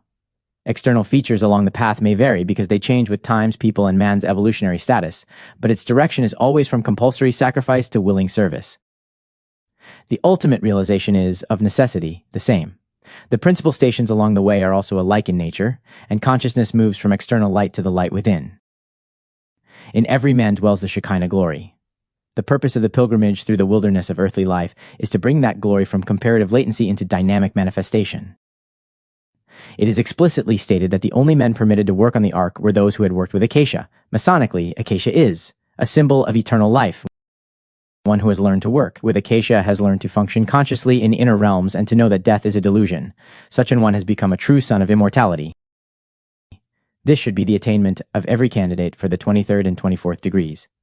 A discerning candidate will discover by a study of Albert Pike's lectures that in these 2 degrees there is something of the importance which the great Master Mason attaches to the cosmic and spiritual significance of sacred stellar science in its relationship to the universe and to man.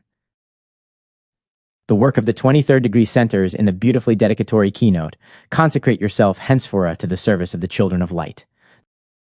The work of the 24th degree centers in the high inspiration of its keynote, "My brother, the initiate is he who possesses the lamp, the cloak, and the staff." The 25th is the degree of the brazen serpent, which deals with an extremely high phase of initiation. It is exemplified in the life of Moses, a supreme initiate of the Old Testament dispensation as recounted in the book of Exodus. As already stated, in mystic language, a serpent has always typified the spinal fire force within man. In the unawakened masses, this fire is coiled serpent-like at the base of the spine. Through clean living and aspirational thinking, this force gradually ascends toward the head. As it rises, it awakens centers that cause man to become more than man. In other words, he attains mastership. In the 25th degree, the serpent has a prominent use. Even the jewel of this degree is a Tau cross entwined by a serpent. Moses taught that purity and chastity are the foundation of all initiatory work. The brazen serpent of the Old Testament narrative symbolized the spinal fire force which, when dissipated, caused the people to suffer disease, poverty, and death, but when it was conserved and lifted to the head, they enjoyed peace, health, and plenty. The burning bush also has an important place in the 25th degree. It is recorded that the bush burned but was never consumed. In Masonry, this is a symbol of initiation by fire, wherein all its work is centered. Through transmutation, fire ceases to be a flame that burns. Instead, it becomes a light that illumines. Such was Moses' initiation by fire, which occurred when the children of Israel were encamped upon Mount Horeb, the mountain of God, at the season when the new moon fell in the spring equinox, a time of great spiritual significance. The aspirant who climbs Jacob's ladder is increasingly rewarded with first-hand knowledge of the inner secrets of nature. For him, the veils of matter are rent, and he sees that objective nature is but a reflection of the subjective world of reality. The bush that Moses looked upon was not enveloped in flame, but in light. Flame is a physical externalization of the fire principle. It bears much the same relation to that principle as man's body does to his indwelling spirit. A complete mastery of one's lower nature is a prerequisite to initiation by fire. Passion must be sublimated into compassion. The love that once burned for self-gratification must be transmuted into an all-encompassing love for mankind. Following initiation by fire, one's consciousness is awake to the universality of all existence. Sharp lines of separation between the outer and inner life are obliterated. Awareness continues without interruption through hours of waking and sleeping. For such an one, death holds neither darkness nor terror, for it has been overcome by life. When the ordeal by fire has been successfully passed, the aspirant's body sings to a new keynote. The motion of its every atom has been accelerated, and it has been charged with added light. His thoughts are more highly creative, and his every spoken word is endowed with increased power. Also, initiation by fire has given him control over the fiery elements in nature and the beings which operate in and through them. The 25th, 26th, 27th, and 28th degrees. Any Mason who reads understandingly the chapter on the 25th degree in Morals and Dogma by Albert Pike, that Prince of Masonry, cannot fail to recognize that his teaching on the conservation and transmutation of the spinal fire force is as applicable today as it was in ages past when Moses gave it to the children of Israel. The 26th and 27th degrees go back to the days of early Christianity. The setting for the latter is the house of St. Mary in Jerusalem. This Mary was the mother of John Mark, author of the Gospel which bears his name. In her home, the Christians held their first meetings, and here John the Beloved gave them the profound esoteric teachings on which the Order of St. John was founded. As has been suggested, there is little doubt but that the work of the Templars originated in these teachings. The 2006th degree is given in a replica of the catacombs of Rome during the persecutions by Emperor Domitian. The lodge room is embellished with a Christian cross and a picture of the Blessed Virgin. Fish, one of the earliest symbols of Christian esotericism, are much in evidence. The early Christian mystery schools, like all other mystery schools, were divided into 3 degrees: the novitiate or preparatory, the baptism or bringing to sight, the crucifixion, and the resurrection.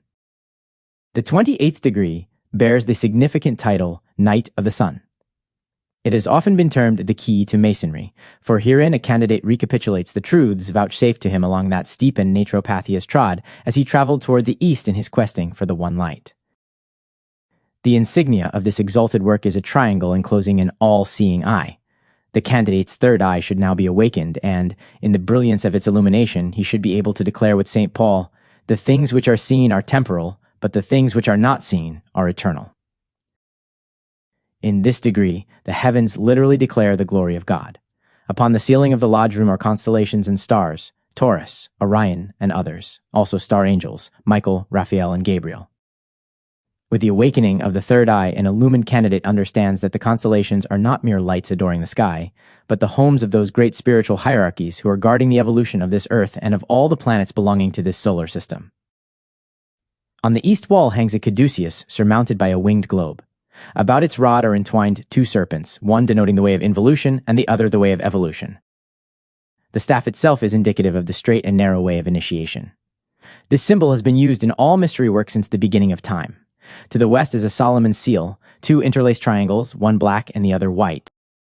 Black and white predominate in this degree. They typify the law of duality, positive and negative, day and night, light and dark, male and female. In mystery teachings, black represents the hidden qualities of the female principle. It is natural for the human mind to associate evil with whatever does not understand. Hence, the curse of the fall has been attributed to Eve, and woman has been relegated to a position inferior to that of man. In the Aquarian age, the law of duality will be superseded by polarity. The significance of this is expressed in the words of Albert Pike, the harmony of contraries. The House of Kadosh. The 30th degree is the House of Kadosh. This degree is contemplative, retrospective, and recapitulatory of all that has gone before. In it, the candidate once more comes to the path which leads to the Holy Land. Here he is rededicated and reconsecrated to the consummation of the great work. The name means a consecrated or holy house. By the time he attains this degree, the candidate should have fashioned his own temple eternal, the house not built with hands but eternal in the heavens. In other words, the deathless spiritual body. Such a perfected spiritual body is the central theme of these interpretations. In this wondrous new body temple, 2 spinal cords will proclaim the polarity manifest within. 3 bridges of light will connect them. The one at the sacral plexus will cause levitation to be superseded by gravitation. The one at the larynx will give power to speak the creative word. The one between the pineal and the pituitary glands will further development of Christed powers. The path that began in Babylon will end in Jerusalem. Here it is that the faithful Mason finally gathers the rose. The degrees of the Scottish Rite, from 1 through 32, are for the mystic Mason divided into 3 definite steps. Those from 1 to 9 inclusive are concerned with the work of the lesser mysteries. From 10 through 18, the degrees of the Rose Croix, the work is primarily preparation for reception into the greater mysteries under the Lord Christ. The Rose Croix has been termed the degree of the High Church. From the 19th through the 28th, the work is most deeply occult, being concerned with some of the highest phases of Christianity. The House of Kadosh, 30th, 31st, and 32nd degrees, are a general summation, the crowning of the great white work. The final consummation of the quest leads to the sublime secret polarity, the underlying theme of all the degrees beginning with that of the royal prince of the 32nd degree. This secret is of apprentice. Albert Pike makes it clear in his Morals and Dogma by means of a hermetic symbol which he uses to illustrate this degree. An androgynous figure, the dual male-female principle of the Christ man, shows a woman holding in her outstretched hand a square and a man holding in his hand a compass. Across the double figure is a scroll bearing the one word rebus, which means thing. It is equality between the positive and negative forces within the human body temple and between man and woman that will usher in the new age. A double eagle is also a symbol of this attainment, a figure that has always been an emblem of secret power. It was so used at least 2,000 years before the building of Solomon's Temple and was first introduced to the Masonic Lodge in 1758. The double-headed eagle of Kadosh is partly white and partly black, and in its claws it holds a naked sword. A sword is representative of truth in Mysticism symbology. White and black are emblematic of positive and negative, masculine and feminine forces. Frequent references have been made in this mystic Masonry series to the 2 columns that have adorned the entrance to all temples wherein occult truths of the mysteries have been promulgated. These 2 columns have various meanings. They represent the 2 paths of human attainment, the occult, or way of the intellect, and of love, the way of the mystic. The perfect blending of these 2 are the consummation of the great quest as typified by the double-headed eagle. In the Masonic allegory, the occult path is represented by King Hiram of Tyre, while the mystic way is symbolized by King Solomon of Jerusalem. The work of their blending is portrayed by Hiram Abiff, the master workman who must remain a widow's son until the union is effected. Ancient alchemists taught these same truths, man's body being the laboratory wherein the work is accomplished. The elements they used were designated as fixed and volatile. By means of a perfect blending, the 2 base metals were transmuted into pure gold. The alchemist's stone fashioned by a mystic is clear like a diamond. It becomes luminous through faith, repentance, conversion, and being born anew. There is a profound occult truth in the words of a Christian hymn which say that sins which are scarlet shall be made white as snow. The stone fashioned by an occultist is ruby red. This attainment comes by way of works combined with purification and the regeneration of one's animalistic nature. Through the processes of spiritual alchemy, the red passions of an aspirant's lower nature are transformed into the pure and passionless ruby soul. Such transmutation commences within the spinal canal, his alchemical laboratory. When the blending between the white diamond and the red ruby has been completed, the soul body of the new androgyne individual will be a beautiful and delicate rose pink. At this stage, man will have generated within himself the aqua vita, the water of life, which will maintain life in his etheric body and make possible the overcoming of death. Through this, he will be able to prolong physical life indefinitely by recreating his physical body at will. Such is the power of the adepts. It is an attainment that enables them to partake of the tree of life, the fruit forbidden to humanity after its fall into generation, lest the resulting degeneration should immortalize his imperfect condition. Not until after the great work of regeneration and of harmonizing the opposites to a state of equilibrium does the gate open upon the restored Edenic garden, where grows the immortal tree of life. The dual creative force of the spinal spirit fire is both masculine and feminine in its potencies. These manifest the powers of will and love, respectively. This spinal fire will be lifted upward through the double spinal cord, which will be the development of the New Age androgyne body. On reaching the cerebrum, the ascending fire will evolve within its twin hemispheres a vehicle suitable for the expression of spirit. Then it will be sent forth and objectified by the spoken creative word. At this stage of man's unfoldment, the lost word of Masonry will be recovered. Such is the sublime secret of how adepts form a new body, and someday all humanity will attain to the same standard of perfection as that of spiritual hermaphrodites. Then man will no longer be a little lower than the angels, who create by a similar method. In fact, he will be higher than they are because he will also possess intellect with its power to reason, a faculty the angels lack. Such should be the attainment of the royal prince, the sublime secret, in 32nd degree Masonry.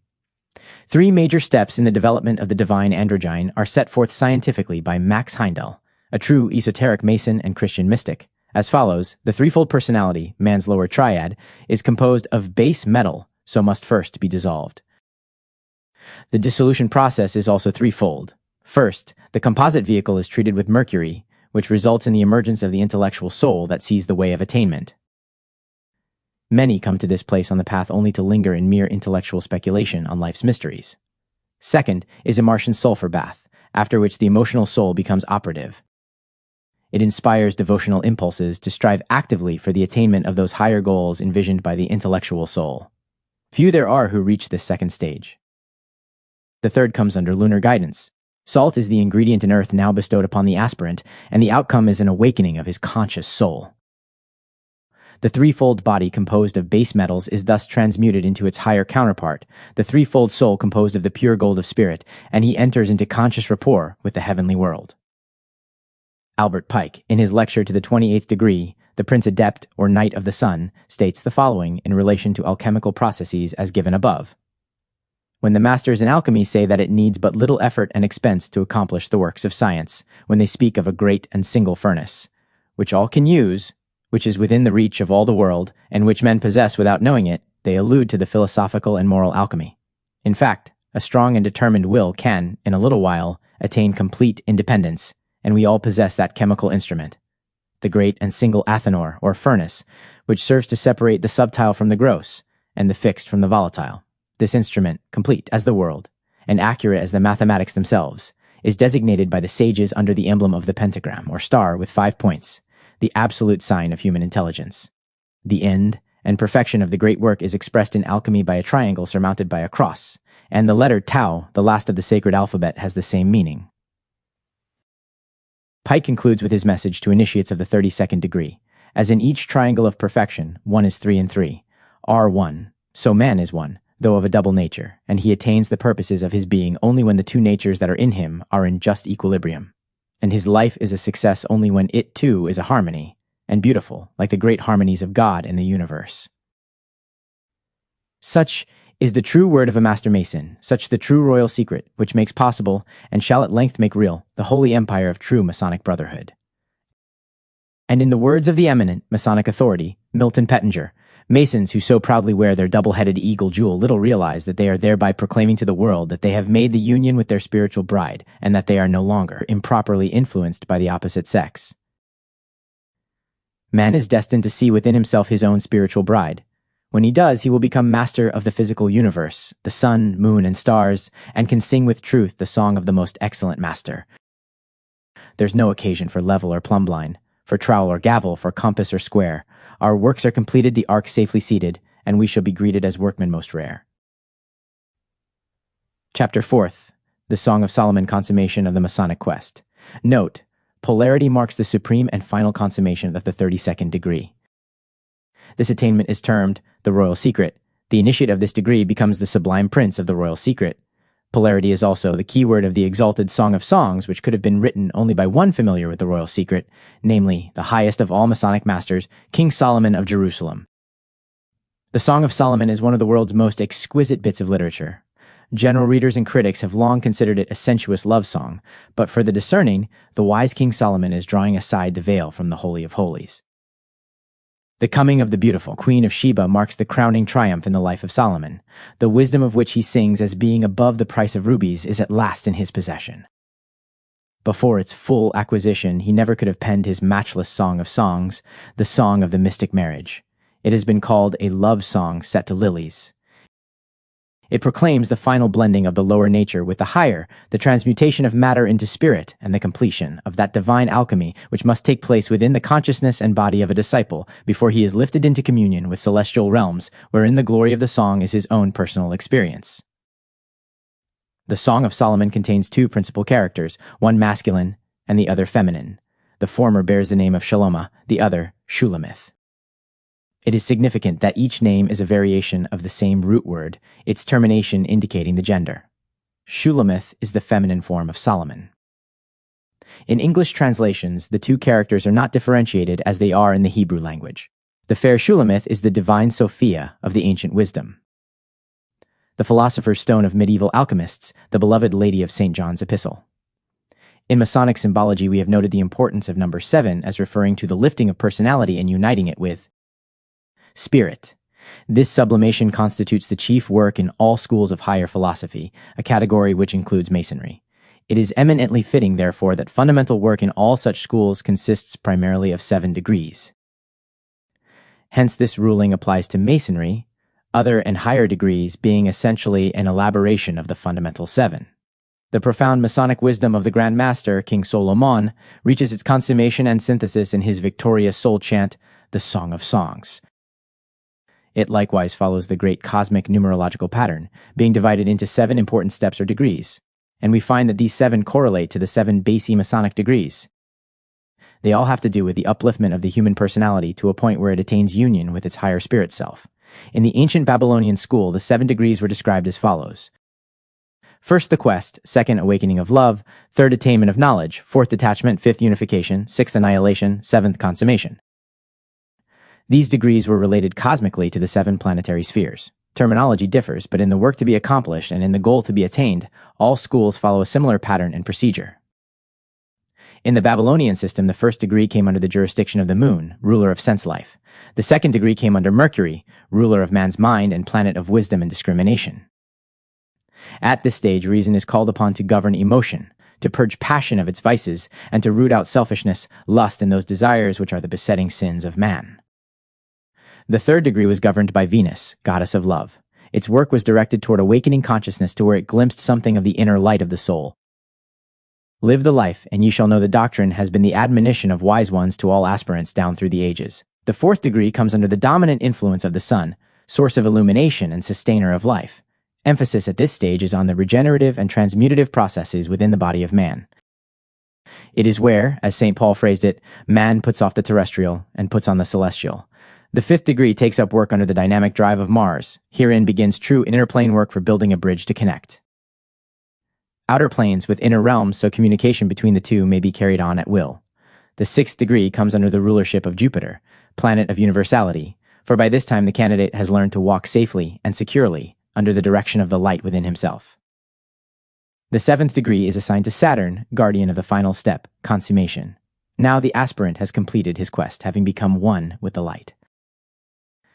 The work of both the sixth and seventh has to do primarily with inner realms. In each of these 7 degrees, a candidate is given a magic word that reveals to him the hidden meaning of the specific degree to which it relates. These are the same keys given by the Master to Peter, wherewith to unlock secrets of heaven and earth and purpose of all initiatory work. The aim. Many pass beyond the first veil, some succeed in qualifying for the second and third degrees. At the fourth step, many are called but few are chosen.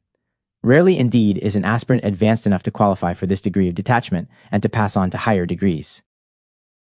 Still rarer is the exalted soul who is found worthy to enter the higher work for attainment of consummation, the 7th and last degree.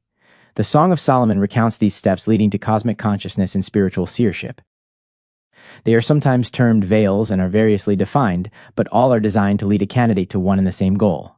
The fundamental truths embodied in them are essentially the same. In the Song of Solomon, the first step, correlated to the Masonic degree of apprenticeship, is that of dedication. As previously noted, the ceremonial of the apprentice degree calls for complete dedication of spirit, soul, and body to the quest of light. No real or lasting progress can be made upon the path until such dedication has been made. The coming of Solomon represents the beginning of the quest, while the arrival of the Queen of Sheba marks entrance into the second degree, passage through the veil of love.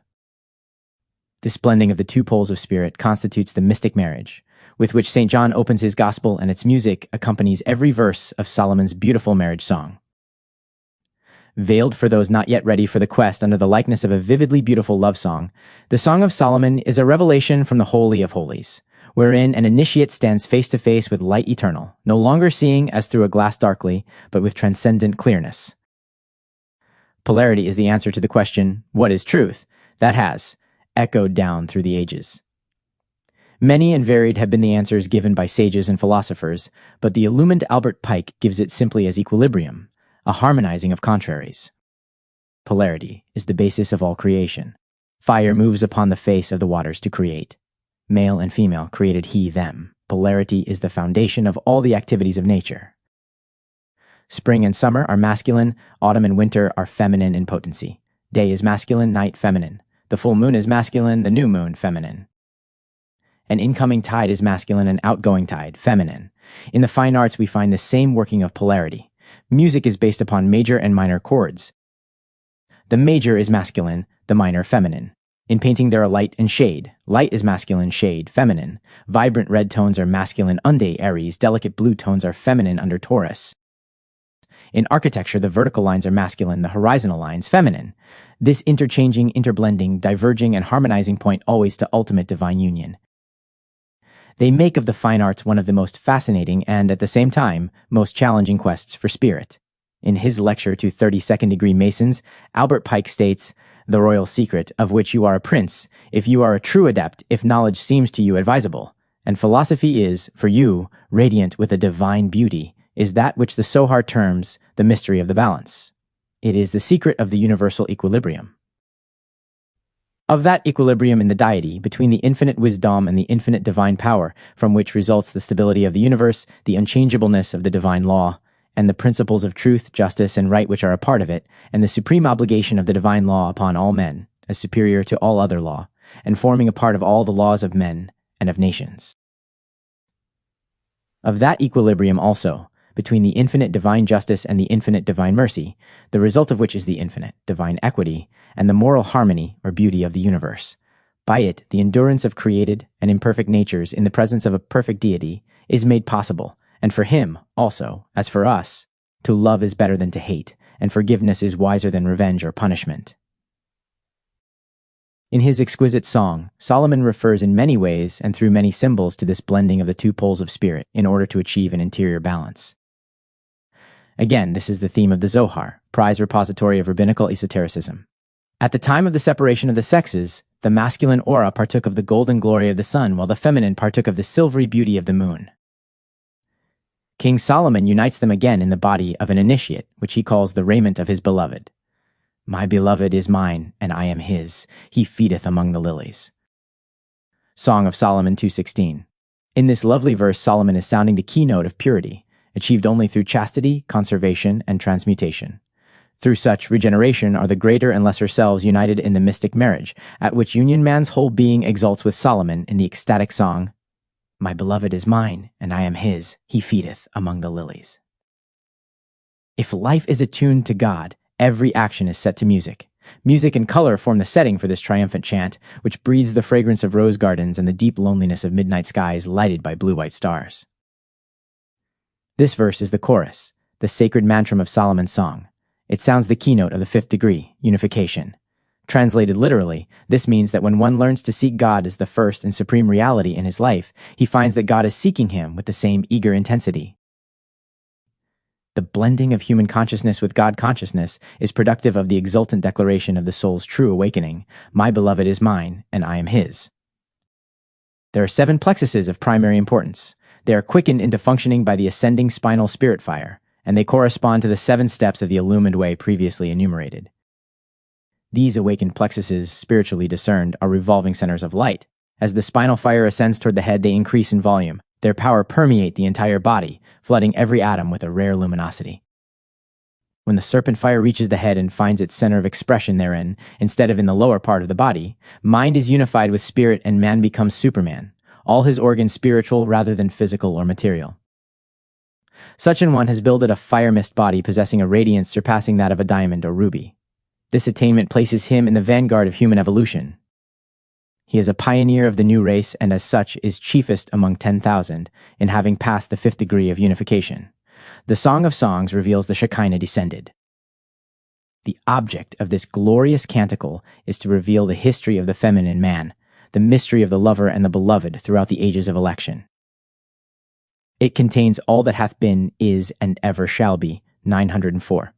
For it is the story of that Isis who is Shekinah from the first verses concerning the kisses of her mouth to the last rapture on the mountain of spices.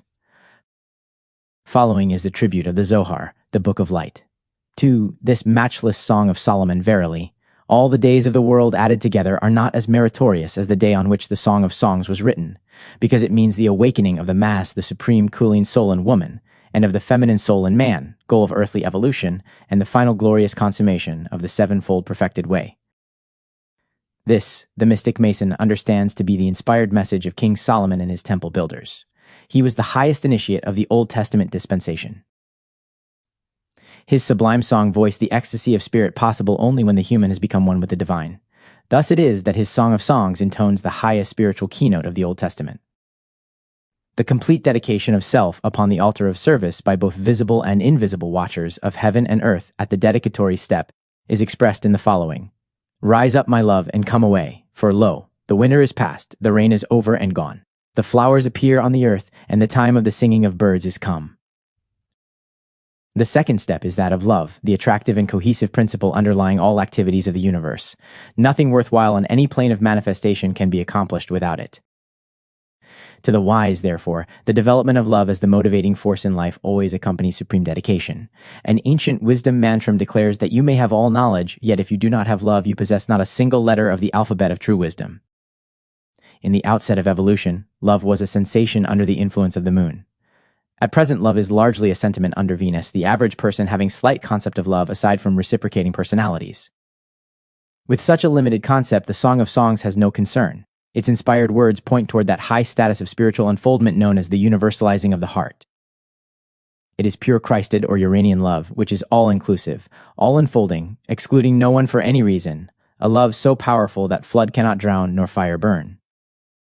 Such was the love with which King Solomon paved his chariot made from the rare cedars of Lebanon.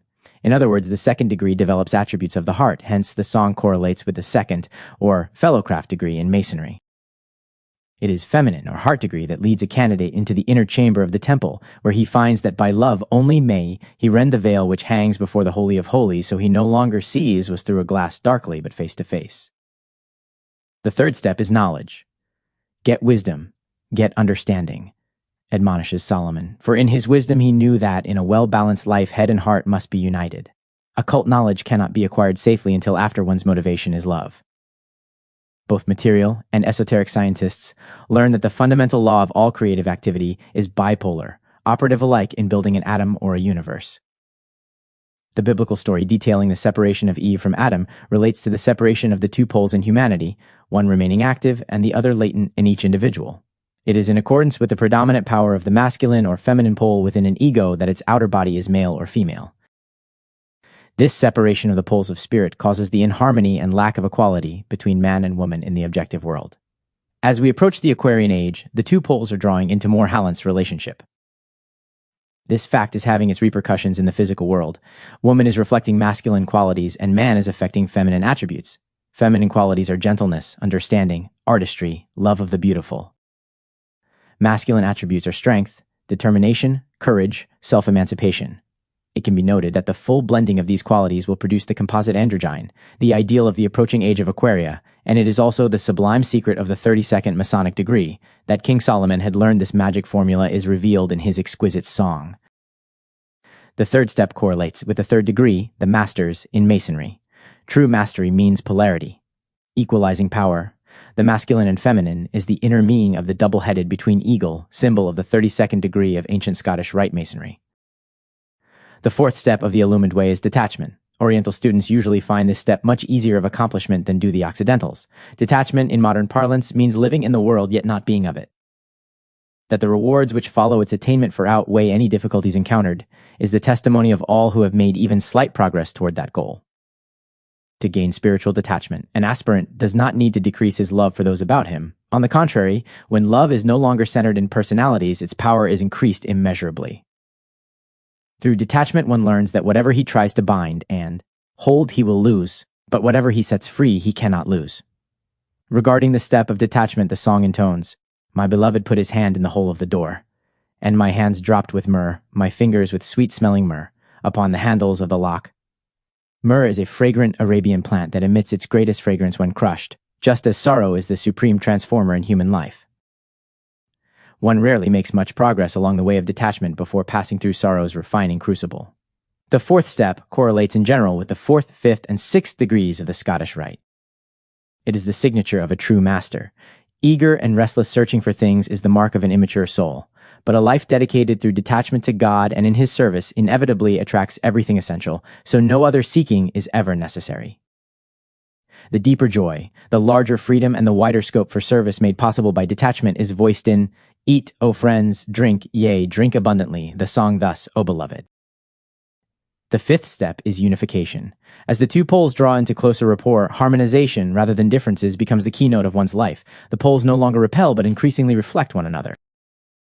When unification becomes the keynote of a person's life, he will no longer be dominated by violent extremes. Such an one ceases to be animated by fiery, emotional loves or intense hatreds. His judgment will be tempered by mercy, all differences will be amiable in expression.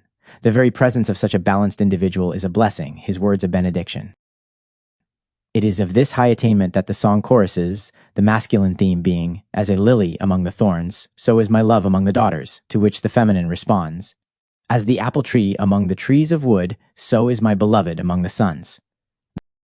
The more perfect the attunement between the two poles, the more successful will be the marriage relationship in the physical world. Schools and universities would do well to base their success in marriage curriculums on the equalization of the two poles in each partner thereof. No man can understand or appreciate a woman until he develops the feminine attributes within himself. No woman can properly evaluate the problems and responsibilities confronting a man until she awakens the masculine pole within herself. That which may be termed the chorus of the beautiful song is the theme of this perfect blending. "My beloved is mine, and I am his. He feedeth me among the lilies." Some inspired New Age musician will set these mantramic words to music, and it will then be used in advanced spiritual schools to aid in effecting polarity among the students. The fifth step, unification, correlates with the work of the seventh, fifth, and ninth degrees of the Scottish Rite. In ancient parlance, the sixth step in the quest for the one light was termed annihilation, which means complete submergence of personality. Modern apirants use the terminology practice of the presence of God. Definitions are not important, for both the ancient and the modern apply to an identical state of consciousness. They indicate the awakening of the spinal spiritual fire which consumes all the dross of self-centered living, leaving no room for any interest other than that of the divine beloved, to use the language of the song. This is the soul climax wherein a victorious quester stands face to face with the light of all lights and realizes that the seen is temporal, while the unseen is eternal. To this the song thus pays homage, "My beloved is unto me as a cluster of camphire in the vineyards of Engendi.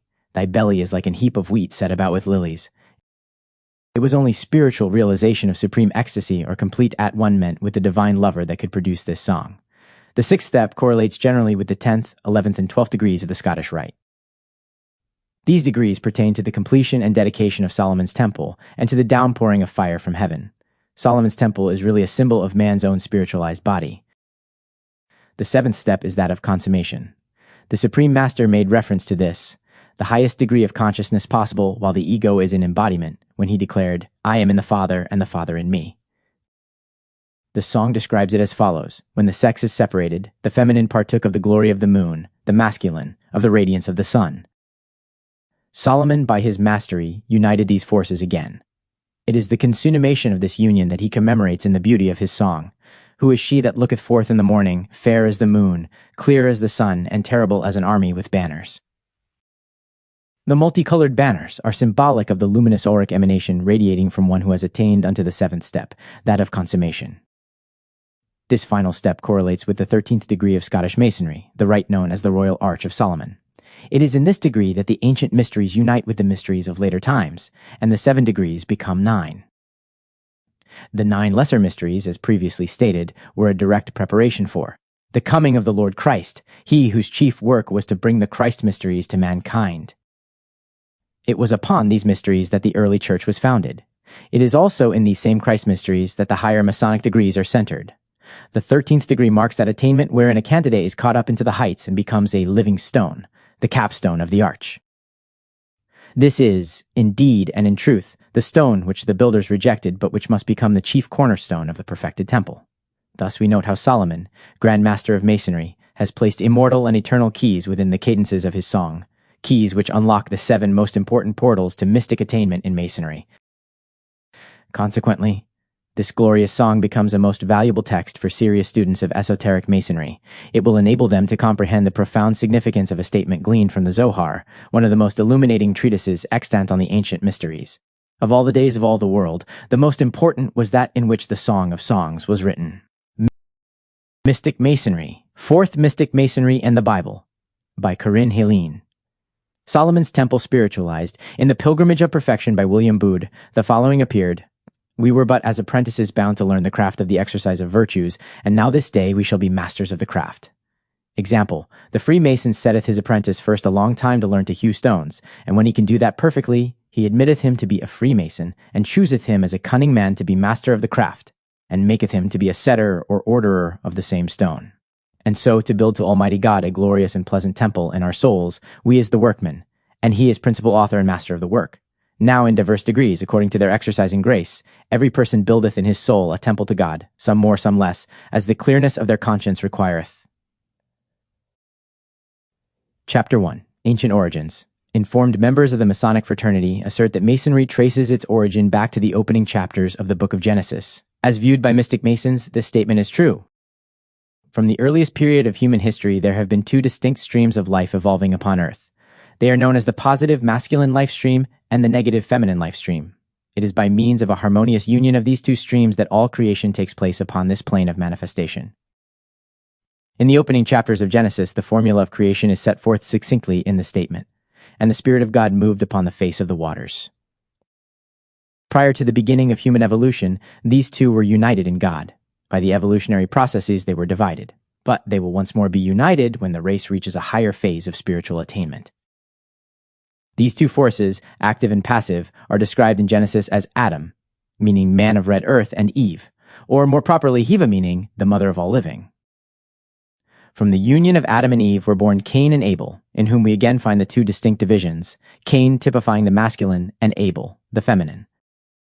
The statement is made repeatedly in our volumes on New Age Bible interpretation that from the first chapter of Genesis to the final chapter of Revelation, the Bible, the great wonder book, is the story of man himself. Every biblical character represents some phase of human evolution, past, present, or future. Studied from this angle, it becomes the true textbook of life, filled from page to page with enthralling interest and enlightenment. The Hebrew alphabet is a repository of profound cosmic wisdom. Each letter of the name Cain is a masculine letter, and Cain, as previously stated, typifies the masculine life stream. He is a son of fire, indicative of mind, which is the seat of reason. This is not true of the name Abel. A is masculine, B is feminine, E is feminine, and L is masculine. In him we see the feminine pointing to a harmonious blending of the 2 streams of force. As human evolution advanced, Cain slew Abel. In other words, the power of reason overcame the power of love in the thinking, feeling, and functioning of mankind. We have only to study conditions now prevailing throughout the world to realize how true this is. If the heart of man were truly awakened so that love was the motivating power of his life, war would automatically cease. There could be no controversy such as the present one concerning the abolition of capital punishment. Awakened man would know that until he possesses the power to create life, he has no right to take life. The gas chamber is but little less barbarous than the torture chamber of medieval times. The only legitimate motive for punishment is rehabilitation, not vengeance. So long as we countenance a dispensation which demands an eye for an eye and a tooth for a tooth, we are not Christians. Christ came to teach the human race how to transcend that law by following the precept, "Whatsoever ye would that men should do unto you, do ye even so unto them." We can never be true Christians until we live the golden rule. As evolution progressed, we learned that Adam and Eve gave birth to Seth, a son to take the place of the murdered Abel. Upon analyzing the letters in the name Seth, we find that S is masculine, E is feminine, T is masculine, and H is feminine. Here again we see that it is the feminine love principle which bears the divine impress of an eventual reunion of the two streams of force, head and heart. Statecraft and churchcraft. In the world of affairs, these divergent streams are represented by masculine statecraft, with which Masonry is aligned, and feminine churchcraft. The work of the sons of Cain is largely objective, for the light of reason illumines the head center. The work of the sons of Seth is largely subjective. They follow the path of faith and bear the sign of the cross upon their forehead. It is easy to note the divergent and often antagonistic viewpoints of those comprising the two distinct life streams. Inspiring, however, is the forecast of the exalted state to which man will attain when evolutionary advancement has brought about a merging of these two forces within himself. As humanity moves ever onward and upward, a more harmonious relationship will exist between churchcraft and Masonic templecraft. In conformity with this adjustment, the status of man and woman will become more and more equalized until woman is established in her rightful position. Churchcraft does give some recognition to woman, although the place she occupies in it is decidedly secondary to man's. However, Masonic templecraft ignores the feminine completely. In it, woman is not recognized at all. The working tools of the craft are kept in Jachin while Boaz is completely empty. Not until man and woman walk hand in hand into the innermost sanctuary will the mighty power of a renewed spiritual light shine upon the altars of the church, and then only will the Masonic fraternity be found worthy to recover the lost word and thus become a true shrine of the sublime secret. Also, the relationship between the masculine and feminine forces in the body of man, the head and heart centers respectively, will then come into closer attunement with one another. In other words, man will begin to think with his heart and to love with his mind. In the Bible, that incomparable textbook of life, we read, "As he thinketh in his heart, so is he." What a day it will be when people learn to reason with love and to love with reason. No longer will they ask, "What can I get out of this for myself?" Rather, they will seek to learn, "How can I give more of myself in loving service to others?" Their every thought, word, and deed will be motivated by the ideal of the greatest good for the greatest number. Then, in deed and in truth, will the fatherhood of God and the brotherhood of man become a reality upon earth, the two crafts in biblical lore. Strange to say, both churchcraft and Masonic templecraft have their origin in the hidden teachings of the Bible.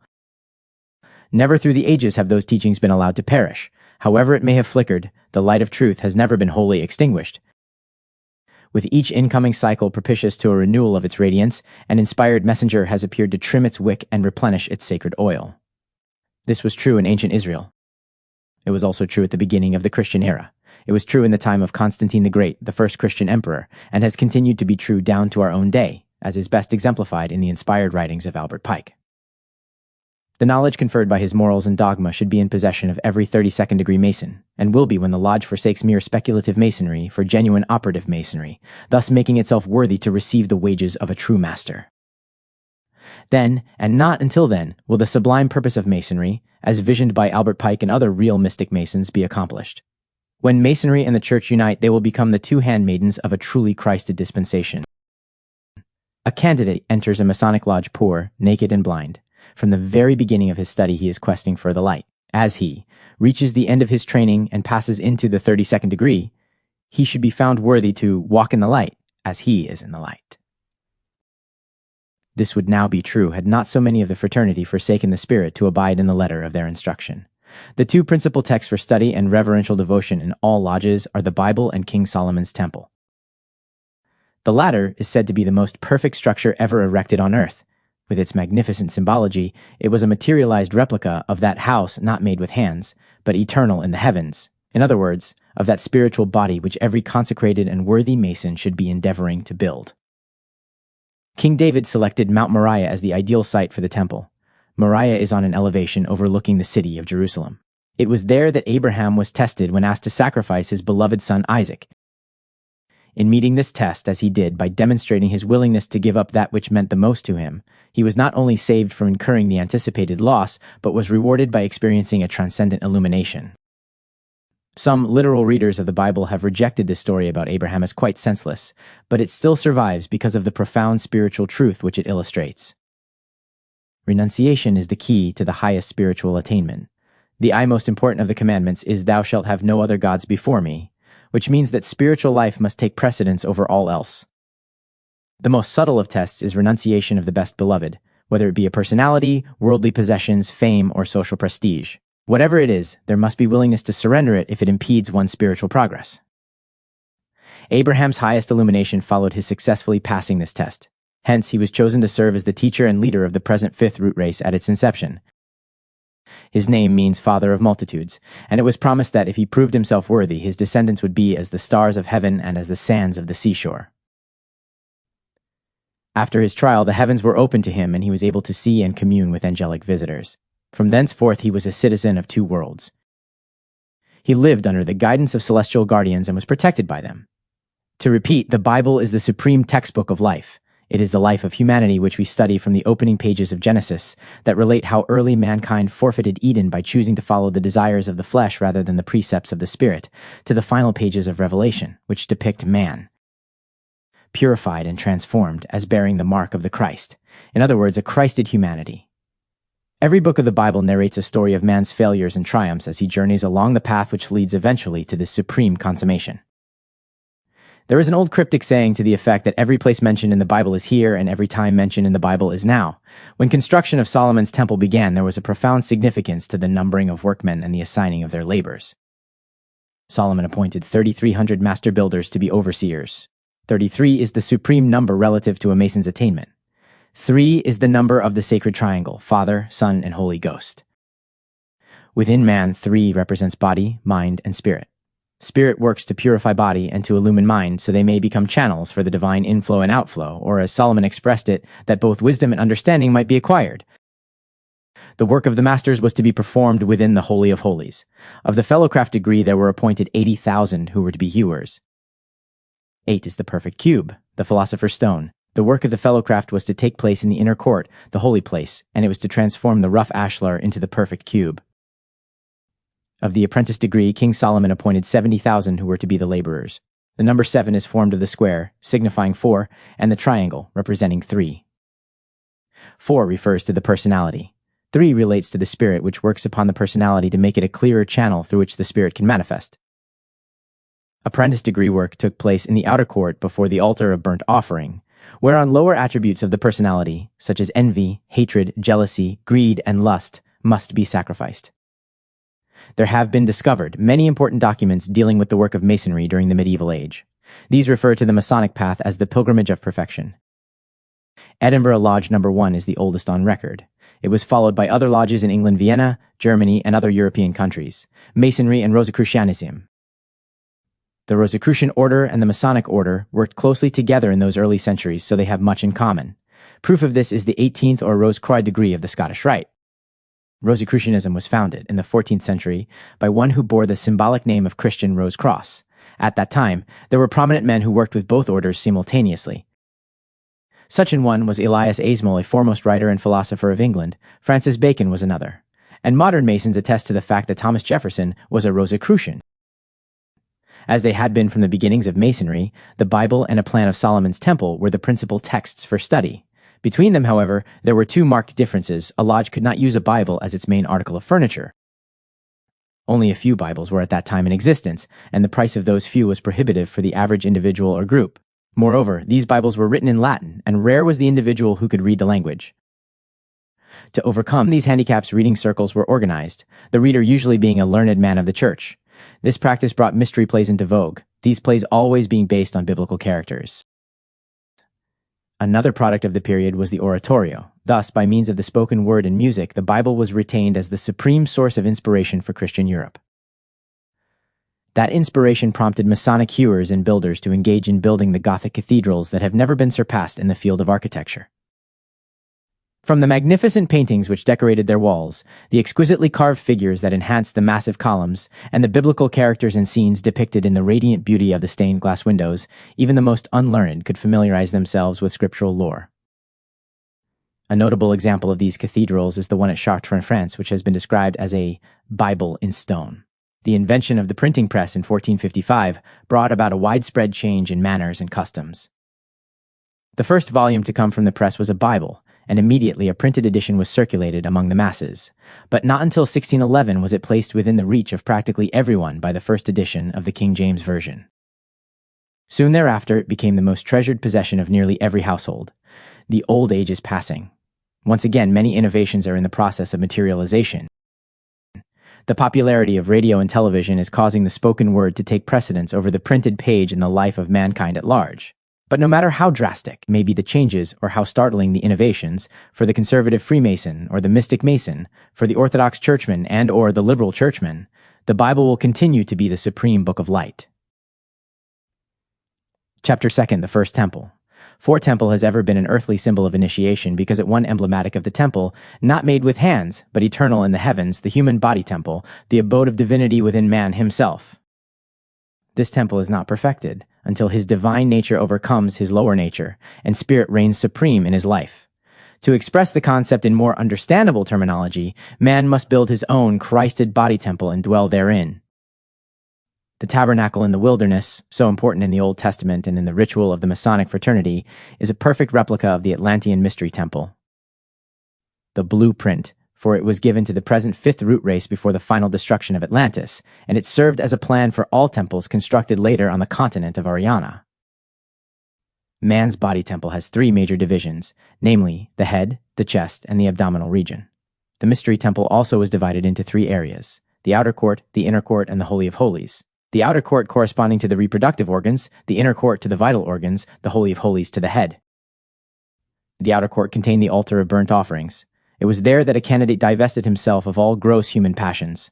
The inner court contained the laver of purification and the seven-branch candlestick. The former implied certain processes of transmutation which must take place in the life of an advanced candidate. The candlestick referred to the seven spiritual centers within his body that were to be awakened. In the Holy of Holies were the golden pots of manna and of incense. These represented the soul body or golden wedding garment which surrounded his body. Between these two items of the furnishings were the tables of the law. As stated in a previous article, both churchcraft and templecraft had their origin in hidden teachings of the Bible. The tables of the law were symbolic of that secret teaching. A threefold division is common to places of worship in both churchcraft and templecraft. The main section in churches where regate typifies the outer court, the choir loft. Where a consecrated few are building and progressing through loving service, corresponds to the inner court, the pulpit, where enter those who are ordained and thus have become the elect, is in templecraft as practiced incomparable to the Holy of Holies. King Solomon's temple, the apprentice degree pertained to the outer court, the fellowship degree to the inner court, the master's degree to the Holy of Holies. The supreme mystery temple, where the high spiritual work relative to this entire planet is performed, is located in etheric realms above the earth. The Old Testament prophet Ezekiel depicts this hallowed place in his description of the fourfold temple. In the New Testament, St. John's description of the fourfold city also symbolizes the same blessed center. Exalted ones who have chosen to be leaders and teachers of men are privileged to visit this etheric temple and bring back something of its wonders. Such an advanced soul was David, king of Israel, whose destiny it was to begin preparation for the great work to be accomplished by his son, King Solomon of Jerusalem. Jerusalem, the holy city. Esoterically, Jerusalem is the very heart of the earth, which is to say that, according to spiritual vision, it is the area chosen and consecrated by wise ones under the guidance of angelic leaders. Here it was that Melchizedek, the mystery priest who is an exalted member of the White Brotherhood, and who brought to the Aryan world sacred wisdom from Atlantis before its final inundation, worked and taught. It was in Salem, the city of peace, that he instituted by the initiation of Abraham the observance of the mysteries. This work was brought to its supreme culmination in the Lord's Supper, the feast of bread and wine. And here, upon a high eminence, Abraham passed the supreme test of the rite of detachment by his willingness to sacrifice his son Isaac. Later, the holy site passed into the hands of the Jebusites. They called it the city of Jebu and instituted a temple cult devoted to the goddess Astarte. About 1000 BC, David, after becoming king of Judah and Israel, was inspired to make the city his capital. He renamed it the City of David. Still later, his son Solomon was instrumental in the building of the great temple on the holy ground of Abraham's testing. Jerusalem, erected upon an elevation, is a center for the inflow and outflow of cosmic power, for it is not only the heart center of earth, but the home of the sons of Judah and the city of the kings. It became the birthplace of the early Christian. Mr. of Sold Miste, Be Jerusa with of the writ also lived close mu, a rec needy viro fol the alma. A ty and up. Mysteries, for which a foundation was laid by David and the building of Solomon's temple. It will again become the home of the Christian mysteries in preparation for the Lord's second coming. Being the Mecca for initiates of Old and New Testament times, Jerusalem has been the arena of activity for all biblical prophets with the exception of Amos and Hosea. Within its environs, most of the books of the Old Testament were conceived, if not actually written. It was the scene of a large part of the master's work, and also that of his immediate followers and disciples, many of whom lived during the period of their training in communities located close to points of particularly high vibration. Such a point was the Mount of Olives, where David passed one of his tests of regeneration. And in this potently charged area occurred the death and resurrection of Christ Jesus, who indicated many times over his recognition of the spiritual influences pervading Jerusalem and its environs, and their importance in the lives and development of his followers. Thus, in Luke 18:31 we read, "Then he took unto him the 12, and said unto them, Behold, we go to Jerusalem, and all things that are written by the prophets concerning the Son of Man shall be accomplished." St. Augustine wrote in the 3rd century A.D., "We ascend thy ways that be in our hearts, and sing a song of degrees. We glow inwardly with thy fire, with thy good fire, as we go, because we go upward to the peace of Jerusalem." So much for the site whereon was builded the first temple. Solomon, the chosen builder, peace young King Solomon, tried and purified and full of wisdom, set about construction of the new temple to be dedicated to Jehovah, the archetypal pattern of which he received from his father David. David himself could not do this work because he was a man of war, and Jehovah's temple was to be one of everlasting peace, signified by the name Jerusalem and as the watchword of Israel. So far were the builders to observe this ideal of peace that they were to use no iron in the structure, and the house, when it was in building, was built of stone made ready before it was brought thither, so that there was neither hammer nor axe nor any tool of iron heard in the house. Peace reigned therein even during its building, and the men worked in silence. No hammers fell, no ponderous axes rung. Like some tall palm the mystic fabric sprung. At the time of dedication these were the words of the Lord. "I have hallowed this house, which thou hast built to put my name there forever, and mine eyes and mine heart shall be there perpetually." Minus 1 Kings 9:3. To the rhythms of heavenly music and the chanting of temple choirs, Solomon placed a golden key in the door of the Holy of Holies. Open wide the doorway of the Holy of Holies, that the King of Glory may go into his rest. Solomon saw 4 angels standing before him. One had the face of a man, one was like unto an ox, another to a lion, and the 4th to an eagle. This is an allusion to the 4 recording angels who guard the destiny of the children of earth. Their work with Solomon involved their manifestations through the 4 streams of spiritual force designated as fire, air, water, and earth, the essence of elements which brought forth the universe as man knows it. These 4 angels gave to Solomon a ring engraved with the 4 powerful letters that spelled the ineffable name set upon the ring's seal in the form of a 5-pointed star symbol of white magic or the possession of spiritual power. This ring shone and flashed with light such as was never before seen of man, and gave to its possessor great power over all created things. So Solomon's wisdom embraced not only things of earth and the affairs of men, but also an inner knowledge about the beasts of the field and the birds of the air.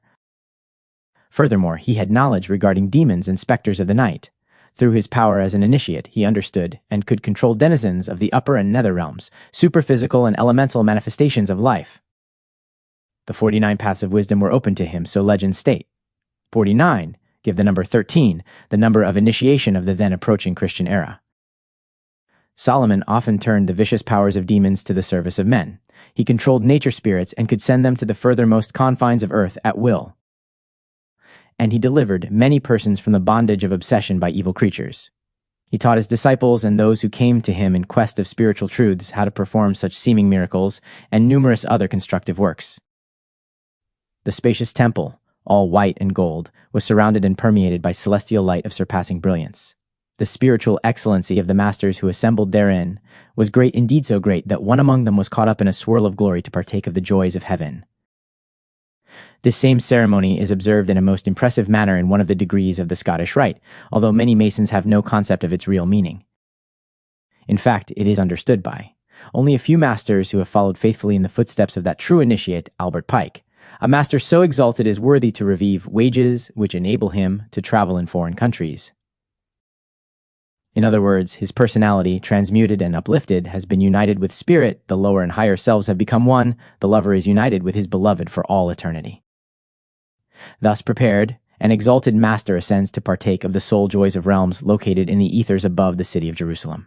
King Solomon commemorated this mystic rite in his exquisite Song of Songs with the triumphant chant, "My beloved is mine, and I am his, he feedeth among the lilies." Chapter 3, the Second Temple. It was approximately 586 BC that the Babylonians destroyed King Solomon's temple, a beacon light for the people of Israel for more than 400 years. They also laid waste the city of Jerusalem, taking its inhabitants as captives into Babylon. These captives were removed in 3 detachments. In the first was the brilliant young prince Ezekiel, who lived for many years in a small village by the river Shebar. There he received the spiritual illumination he described as visions, and which detailed the high spiritual destiny awaiting the human race. In the second detachment went the youth Daniel.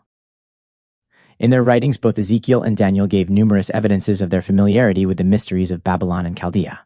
In the year 538 BC, by proclamation, King Cyrus of Persia gave the exiles freedom to return to their native land and rebuild its waste places. 2 years later, the caravan commenced its long and arduous journey from Babylon to Jerusalem. Ezra states that this company of homebound exiles also traveled in 3 contingents. The first was under the leadership of Zerubbabel of the kingly line of David. He was next in line for the throne, so Cyrus appointed him as governor of the province of Judea. Zerubbabel was assisted by the high priest Joshua, a nephew of Zedekiah, who was the last high priest of Jerusalem before the captivity.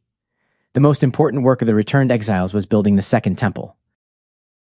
King Cyrus not only gave them permission to rebuild their temple, but he promised to aid them in its reconstruction. Ezra states that the number of those returning to Jerusalem was 42,000. Their journey represents more than a mere historical fact. It embodies a cosmic verity. Going from Babylon to Jerusalem is a journey every individual and humanity as a whole must take. In the higher degrees of the Scottish Rite, this is worked out in considerable detail, much beautiful symbology being associated with the journey from Babylon up to Jerusalem. Conservative orthodoxy accepts only a literal interpretation of the scriptures, while certain occult groups look upon them as entirely 16.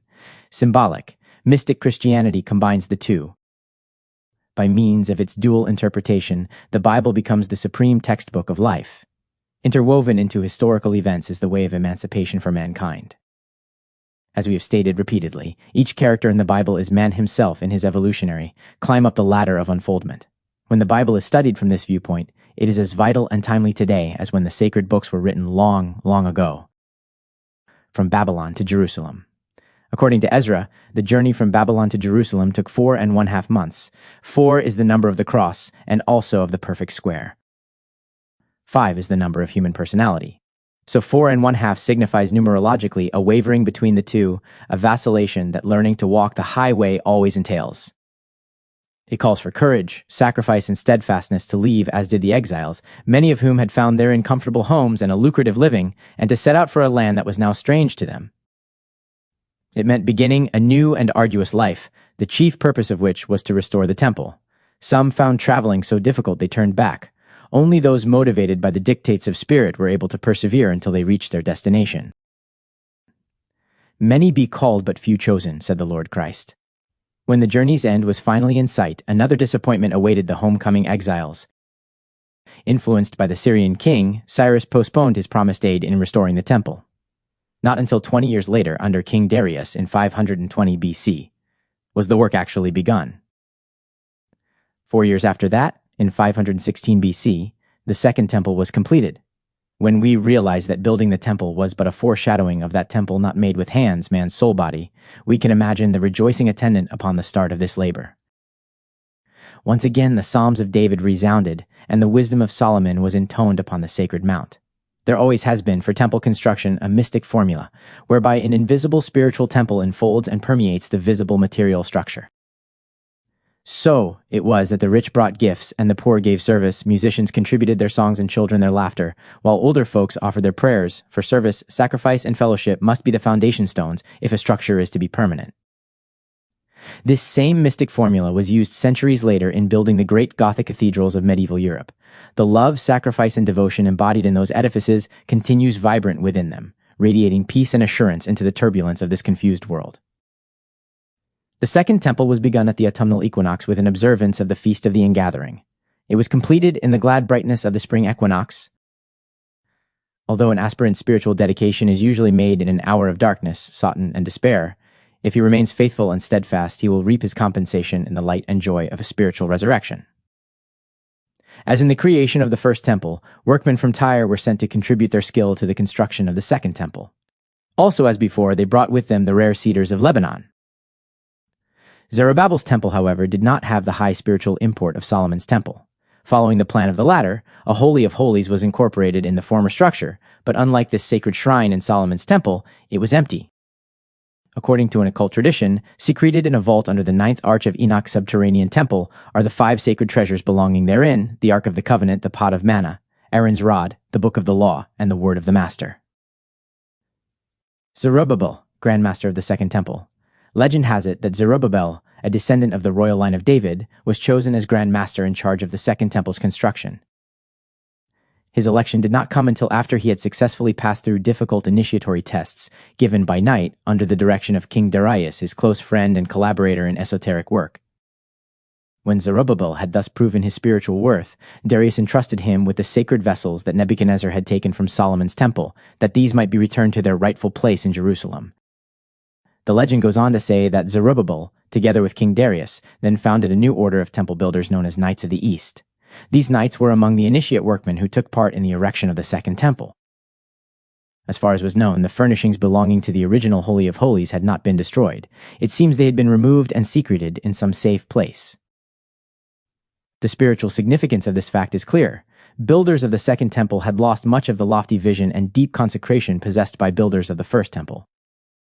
The former had been exiled from the holy city, and in a far country, their spiritual percept Venus had been dulled by the comforts and allurements of the Babylonian sense life. They could no longer hear clearly the songs of the cherubim, or discern the golden gleaming of their wings. Their nourishment came less from the divine manna. They had become less mindful of the imperatives of cosmic law and more slack about observing inner disciplines that lead to illumination, as symbolized by the rod that budded. Then, as now, very few remained steadfast to the highest they knew, while the vast majority found the way that leads to illumination too straight and too narrow, too difficult to follow without wavering or turning aside. This tragic situation is true today as regards both churchcraft and statecraft. The majority prefer to luxuriate among the flesh pots of our materialistic Babylon. Few care to seek the heights of a spiritual Jerusalem. In ancient days, Ezra referred to the faithful as the righteous remnant. Today they are called the elect. The 2 columns Jachin and Boaz. The most magnificent symbol connected with temple buildings are the 2 columns known as Jachin and Boaz. As already stated, they refer to the 2 streams of humanity which find expression through either churchcraft or statecraft. In connection with the First Temple, Solomon represented churchcraft, Hiram of Tyre, statecraft. Relative to the Second Temple, Zerubbabel stands for the state, while Joshua is the high priest of the church. Churchcraft is the way of the heart, the path of the mystic whose keynote is faith. Statecraft is the way of the mind, the occult path whose keynote is reason. 2 Kings describes the building of the First Temple. In the light of statecraft, 2 Chronicles describes the building of the same temple in the light of churchcraft. The book of Ezra, he who is called the scribe of God, describes the building of the Second Temple. In the light of churchcraft, the book of Nehemiah describes the building of that temple from the viewpoint of statecraft. Whenever there is a need, a spiritual teacher appears. During the difficult days of the temple's restoration appeared the prophet Haggai, whose keynote was "Build ye the temple." His message was primarily for those following the path of mind or the way of the occultist. Zechariah also appeared at this time. His keynote was the way of holiness. He taught by means of inspiration and vision. His message was therefore to the mystics who were following the path of the heart or churchcraft. The ideal, as we have defined it, is an harmonious relationship between church and state on the physical plane. Before this can be realized, there must be a union of head and heart in the building of man's body temple. Ezekiel refers to this union in his vision of the dry bones which represent mortal man. He said he would take a stick and put upon it the name of Judah, and another and write upon it the name of Joseph. He concludes that he would then unite the two, and they would become a permanent part of the permanent temple. The inspired East Indian poet Rabindranath Tagore writes very beautifully of this uniting of head and heart in these lines. The heart is a river, the head is but a bridge.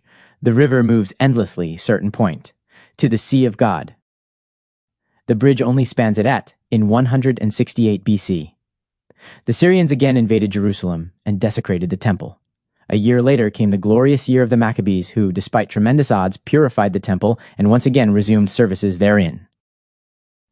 The Maccabees represent that righteous remnant who, through steadfastness of purpose and tenacity of will, are able to maintain the glory of the vision and the continuance of the great white work despite all external interference. The Second Temple was practically destroyed by Herod the Great in 37 BC. Not until man has learned to fashion his spiritual body temple by means of high and noble living can its replica, as described in the visions of both Ezekiel and St. John, become a reality here on Earth. Contrary to the assertion of some prominent modern scientists, if human evolution is to progress, the highest motivation of humanity must be centered in spiritual rather than in man-made law. Chapter 4, the Third Temple. About the year 19 BC, King Herod ordered construction of the Third Temple to begin. This time, however, there was no mystic formula connected with the temple's construction. No songs and no prayers, no ideal of sacrifice and service and fellowship, that a spiritual edifice might arise simultaneously with the material building. Herod's sole reason for erecting this third temple was to appease both churchcraft and statecraft membership for the long and bitter years of Roman oppression. It was into this purely worldly temple that the Christ was received. From earliest days of temple instruction, at the very dawn of human history, there had been given to the elect a secret teaching. We must prepare for the coming of the light of the world. This teaching was given in Egypt's stately temples by the waters of the Nile. It was proclaimed in faraway India beneath the dazzling benediction of snow-crested heights. The same teaching was heard in Babylonian temples surrounded by fragrant gardens and towering palms. It was repeated in the mystic fire ceremonials of Persia and among the graceful white colonnades which added their beauty to the golden age of Greece. Ever and always, the teaching was the same. We must prepare for the coming of the light of the world. This charge was passed from mouth to ear and from teachers to their disciples. The prophetic teaching was known to Israel, having been given by King David to his immediate followers. The wise master, King Solomon, knowing it was the heritage of his princely line to prepare for the great light, built the glorious white and gold temple. The prophet Isaiah proclaimed, "Behold, a virgin shall conceive and bear a son, and shall call his name Emmanuel." The illustrious prophet-teachers of the Second Temple period, Zechariah and Malachi, uttered the divine pronouncement of his coming. Declared Zechariah, "Behold, thy king cometh unto thee, lowly, and riding upon an ass, and upon a colt, the foal of an ass." Malachi, whose book ends the Old Testament, concluded it with a beautiful promise. "But unto you that fear my name shall the Son of Righteousness arise with healing in his wings." The coming of Christ, at last the supreme moment of all time, arrived. The heavens opened above the river Jordan, and a voice from on high was heard saying, "This is my beloved Son, in whom I am well pleased." Then that glorious archangel, the Christ, descended to earth for his 3-year ministry. He came declaring, "I am the light of the world." The Lord Christ endeavored to purify and spiritualize the third temple, but to no avail. He drove out the money changers with the accusation, "It is written, My house shall be called the house of prayer, but ye have made it a den of thieves." Those of the temple refuted and betrayed him, and in so doing they sounded its death knell. In the year 70 AD, during the terrible siege of Jerusalem by the Romans, the entire city was once more laid waste. Not one stone was left upon another. This ended the era of temple instruction until a brighter and fairer day should dawn. But the house not made with hands was never destroyed. It was, in fact, unknown to the destroyers. Christ had revealed to his disciples the way to the 9th arch of that glorious temple which penetrates to the very core of the earth and is indestructible. Hence, early Christians were not known as such, but as followers of the way. Says an early Masonic writer, "The mystic rose of Sharon was sacrificed upon a mountain which is elevated toward the celestial spheres by 3 spheres, 3 circles, and 3 triangles." The Christ is that rose of Sharon. Calvary, or Golgotha, is that holy mountain resting upon a foundation of divine geometry, ancient Egyptian ceremonials preserved in Freemasonry. The most ancient mysteries appear to have had their origin in Egypt. The magnificent ceremonials of Freemasonry are allied to the Egyptian ceremonials. An Egyptian candidate also followed the quest which caused him to journey toward the east in search of light. The ceremonial is described, "Thus, I have descended into the bedchamber, and was then plunged into the sleep of Siloam, and remained in this divine lethargy for a few days." The foregoing quotation refers to the fact that in initiation the body of the released spirit was generally kept for a 3-day interval in some temple crypt or subterranean cave, surrounded and guarded by companions who had previously traveled the same path to the light. In Egyptian initiation, the sleeping body was placed in the coffer which stands in the king's chamber of the Great Pyramid. At the hour of sunrise on the 3rd day, the body was taken to the entrance of the gallery where the first beams fell upon it as the aspirant was awakened by the wisdom of the high god Osiris. These mysteries passed from Egypt to the Essenes, therapeuti of Egypt, or esoteric Christians, who assembled their elect in the great hall where the candidate was violently slain, placed in a coffin, and after 3 days raised into eternal life. The newborn was then the capstone of the royal arch.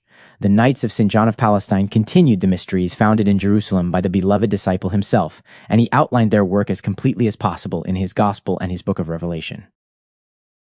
The Gospel of St. John was the textbook of this school of true esoteric Masonry. The words and signs employed were genuine talismans and were used as such by the inner group of disciples. Preeminent among their symbols were a pyramid and a sprig of acacia, both representing powers of eternal life gained through initiation. This is the mystic key which was given to Peter after he had passed through a similar experience. It was Peter's intuitive wisdom upon which the church was founded, not his personal self. Like the Masonic lodge, this inner knowledge was lost by the church with the passing of time. The Crusaders took the hidden wisdom, with many of its beautiful ceremonials, back with them to Europe. Records of the first Masonic lodges are to be questioned, but it is known that a lodge was flourishing in Edinburgh, Scotland in 1579, which bore the name of My Lady's Chapel. Similarity of church and temple ceremonialism. To repeat, in early times, churchcraft and statecraft were in a more harmonious relationship than later. Some Masonic lodges met in certain cathedrals, and many lodges bore the name of the Blessed Virgin. We have already mentioned that work is the keynote of statecraft, while prayer is the keynote of churchcraft. The familiar Latin motto of early Masonry, ora et labor, means pray and work. King Hiram of Tyre represents the occult path, King Solomon, the mystic way. Hiram Abiff symbolizes a gradual uniting of the two, the union of head and heart, so he has been called the Christ of Masonry. The ceremonialism of churchcraft and statecraft is similar in many details. Hiram Abiff was attacked and murdered by 3 ruffians, and his body was found the 3rd day by 3 masters. The Lord Christ was betrayed and murdered by Annas, Caiaphas, and Herod. His body was discovered on the 3rd day by his 3 most advanced disciples, Mary Magdalene, Peter, and John. There is one noteworthy distinction between the 2 legends. In the Masonic story, the 3 masters are all men. In the church legend, one of the disciples is a woman. In very ancient mysticism, the triangle was formed by 2 masculine forces with a feminine force at its apex. The Lord Christ came to earth to found a new order. He appointed his disciple, the holy St. John, to head the work of statecraft, and another disciple, St. Peter, to head the work of churchcraft. With Christ's coming, the Old Testament dispensation of an eye for an eye and a tooth for a tooth should have come to an end. The keynote of Christ's teaching is do unto others as ye would that they should do unto you. He came to substitute good for evil, love for hate, rehabilitation for capital punishment, cooperation for competition. Instead of self-centeredness, he projected the ideal of the greatest good for the greatest number, the new Christed order. These were all teachings of the new Christed order which he communicated to his disciples when he sent them forth into the world. Had they been accepted by both church and state, long ago men would have beaten their swords into plowshares and their spears into pruning hooks, and the earth would be full of the Lord as the waters cover the sea. That glorious inner plane temple described by Ezekiel and John would have an earthly replica from which high spiritual instruction is disseminated to all mankind. According to St. John's description, the emancipated ones stand upon a sea of glass and bear upon their foreheads the mark of Christ. This was the glorious aim of the Christ ideal, but both churchcraft and statecraft failed him. His teachings have been accepted in word, but not by deed. If one lone disciple here and there attempts to really live them, he immediately becomes a public character, the object of amazed curiosity, as has been evidenced in the case of Mahatma Gandhi and Dr. Albert Schweitzer. The wonderful Christ regime must await fulfillment until another age brings forth a spiritual race.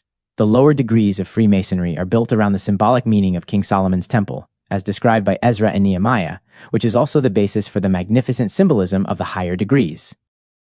The rebuilt temple was called the Second, or Zerubbabel's temple, after the prince who, with certain prophets, was the moving spirit of the enterprise. As the foundation of this second temple was laid in Jerusalem, specific things occurred which gave rise to the Royal Arch degree. The superb ceremonialism of the 18th or Rose Croix degree depicts the highest phases of the Christian religion. In early days, when Masonry and Christianity were both centered in initiation, it was the privilege of initiates of the Rose Croix degree to meet with and receive instructions from the Most Holy Master Jesus and his disciples. It is his power and presence that dominate this degree's inspired ceremonials even today. No one can enter the sublime mystery without developing a deeper and more reverent regard for the Christian religion. The Philosopher's Stone of the medieval quest is but another name for the full-blown white rose that adorns the glorified cross of this degree. Such an Ilum Ined candidate becomes an initiate who is conquered by the rose. Higher degrees of the Scottish Rite, notably the 20th, 24th, 25th, 28th, 30th, and 32nd, are concerned with teachings so illuminating they will not be fully understood or demonstrated until the new and fairer era of the incoming Aquarian age. As this age dawns, Jerusalem will become the site of a new temple. Those far-seeing biblical prophets Ezekiel and John have described the glory of this temple of the future. It is true that their descriptions are of the unseen celestial model, but one day its luminous shadow will be cast upon the earth, and all men shall behold it with love in their hearts. Then will the treasures of the original temple be discovered under the Holy of Holies, and mystic masons coming from the four corners of the globe will follow the light to its abiding place in the heart center of the East.